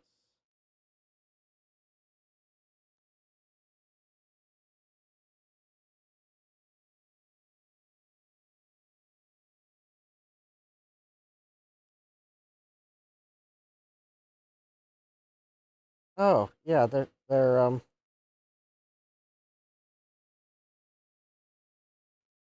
Oh yeah, there we go. They're just really stuck.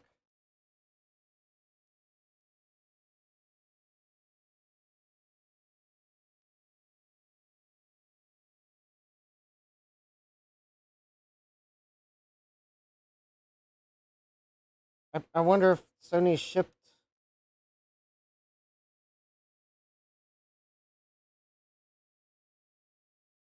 Maybe Sony shipped the console with these on it, and then if you were using the multi AV cable, then just left them on to protect the ports. But quite honestly, I think that's the one of the best features of these 1001s is you don't have to use the multi AV cable.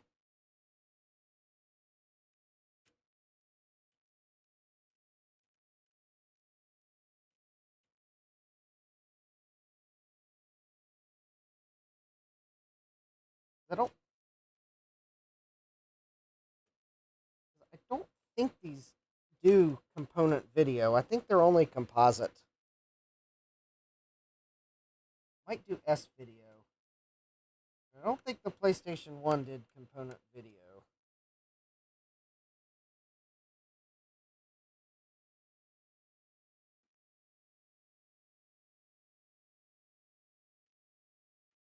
So, anyways,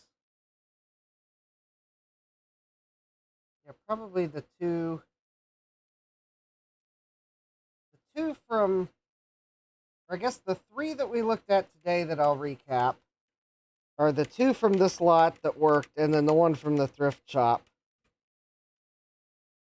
And then I've got two other PlayStation ones that I've got cap kits for.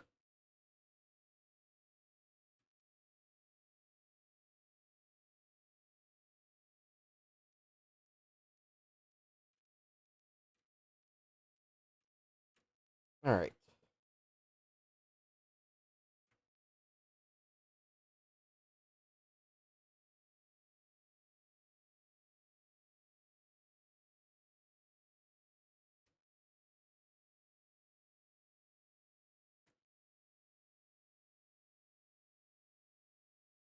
Where did I get those? So one of those PlayStation ones that I've got a cap kit for, it's waiting for me to get around to. I think was one I got at VCF East for like $20, untested. It had a yeah, it was untested because it had a sticky open button or something like that.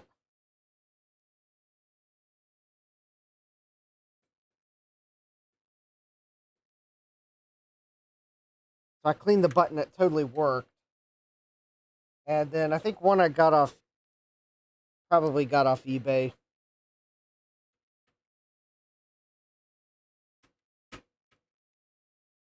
Let's face it, we know eBay was going to enter the chat somewhere.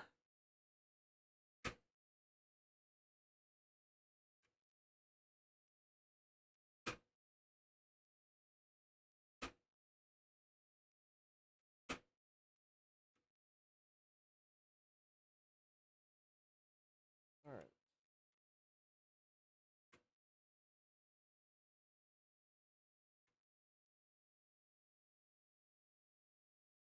So there we go.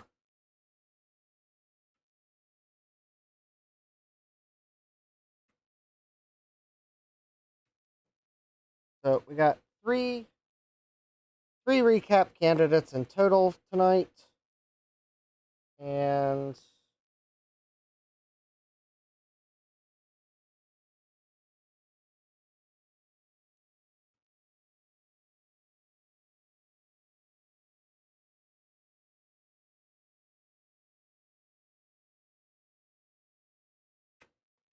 I guess at least one or two that we'll have to look at in a future stream. That maybe I can get them working.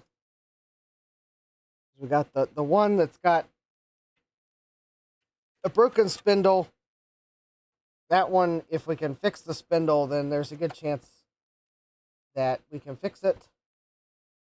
And then the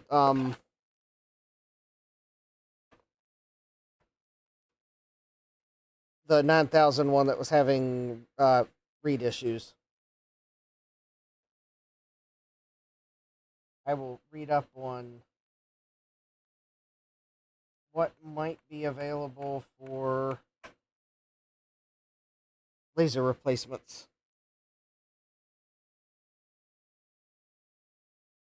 Or maybe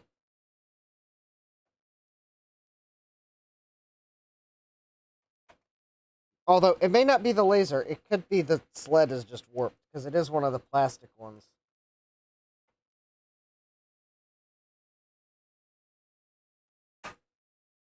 Thomas says they have spindles on eBay. Well,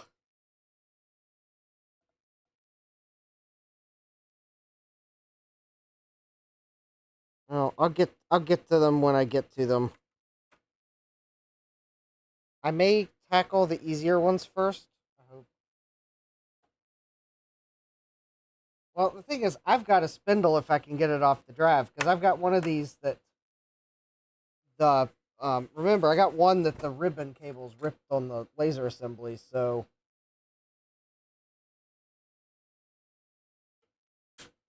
if I can get that spindle off, I have a spindle.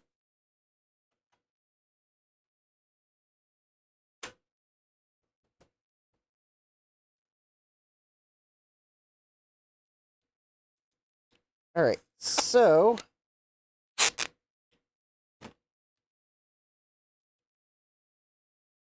I guess this is one of the recap candidates. So let me go.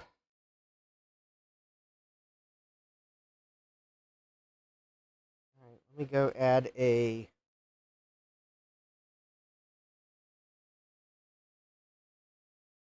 Let's see, add one of those to my wish list. All right, let me go power supply. I need a Mitsumi SR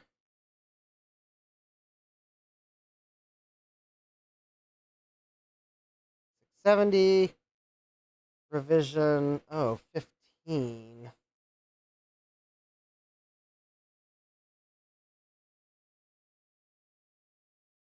All right. Excellent. So let's see here. I got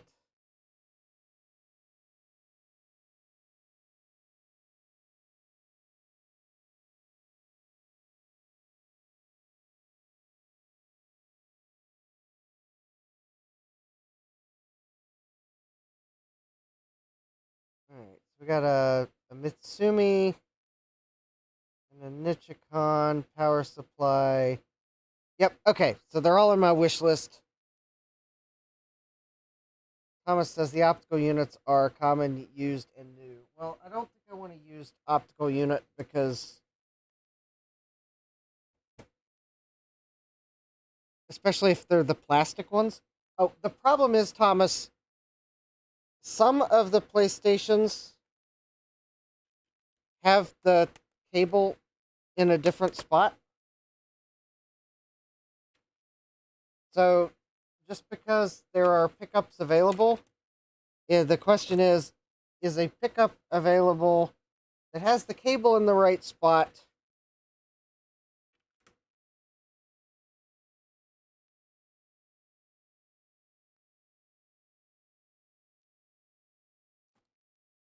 And I think for many of the early units, the answer is no. Or maybe it's the later units with the long cable that it's a no. I don't know.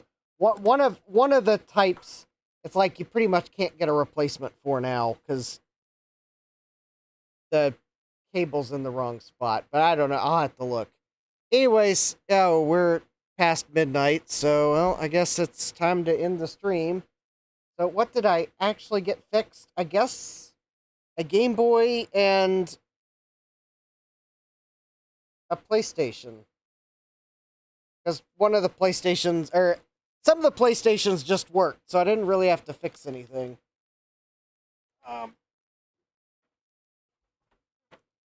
Yeah, I'm just moving PlayStations on my workbench because I had some of them precariously perched. Because actually, once I end the stream, I'm going to bed. I will move PlayStations tomorrow evening. So tomorrow, starting at 9 p.m., assuming I remember to come downstairs and move things off my workbench to make room, we are going to look at 2 computers plus a diagnostic tool I picked up on Saturday. I braved the traffic of the historic triangle in Virginia to go pick those items up. If you're wondering why in the world I would be braving the traffic of the historic triangle, I will just simply point out that this was Labor Day weekend in the US. And it's Labor Day weekend in the US. The historic triangle is the Williamsburg, Jamestown, Yorktown area of Virginia. And the part that you may not be realizing if you're not from Virginia, that Busch Gardens, a major theme park in the state, one of our 2 theme parks, is located in Williamsburg. And this was their last weekend of full operating hours. I believe they were open today, normal hours, or I guess yesterday because it's past midnight. I do believe Labor Day they have normal hours, but after Labor Day, I think they go back to Saturday, Sunday for a little while because it's still usually warm enough to be open. But yeah, this was like their last normal hour operating weekend. And of course, it's Labor Day weekend, so everyone's got a 3-day weekend. So yeah, I had to fight the traffic going to Williamsburg to be tourists to go pick up these items, but I did survive. Hardware Hackers asking about the N64. No video. We have no video. It did exactly what the seller said. I saw the red light turn on, but there was no video out, so I'm going to order a cap kit for it. That's about all I can figure. So, yeah, there was no repair attempted because I don't have a cap kit for it, so I didn't even bother opening it. I mean, maybe I should open it to make sure there's not, like, some weird item going on, but it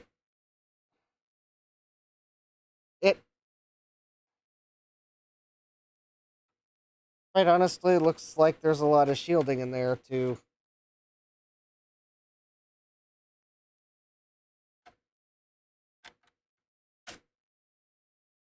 I'll probably just end up ordering a cap kit for it and hoping that's the problem.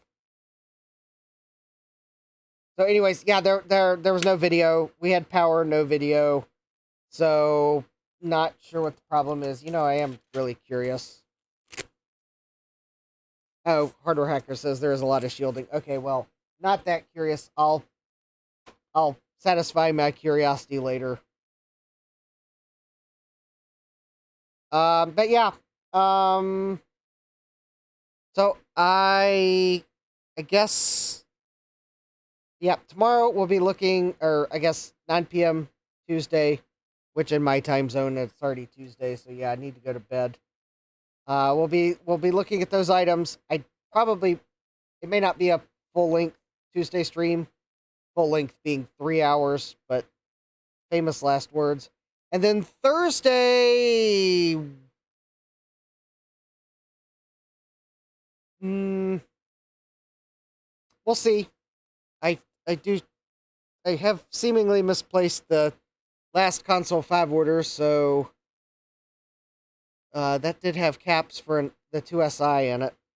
I haven't decided. I may go back to the SE because I do have the logic board cleaned.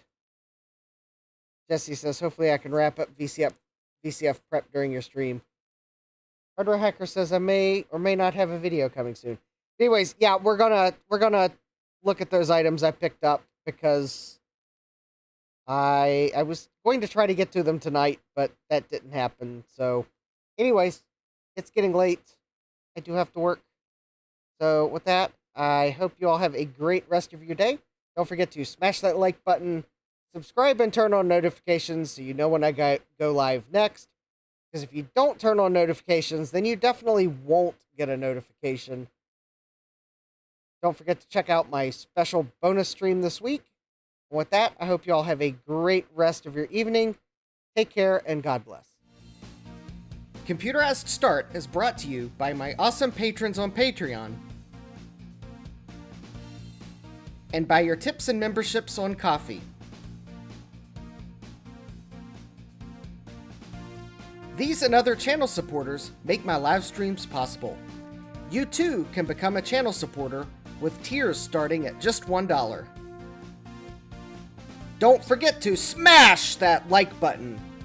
And if you've liked what you've seen, subscribe and turn on notifications so that you don't miss the next video or live stream. And as always, thank you for all your support. I hope to see you next time. And until then, take care.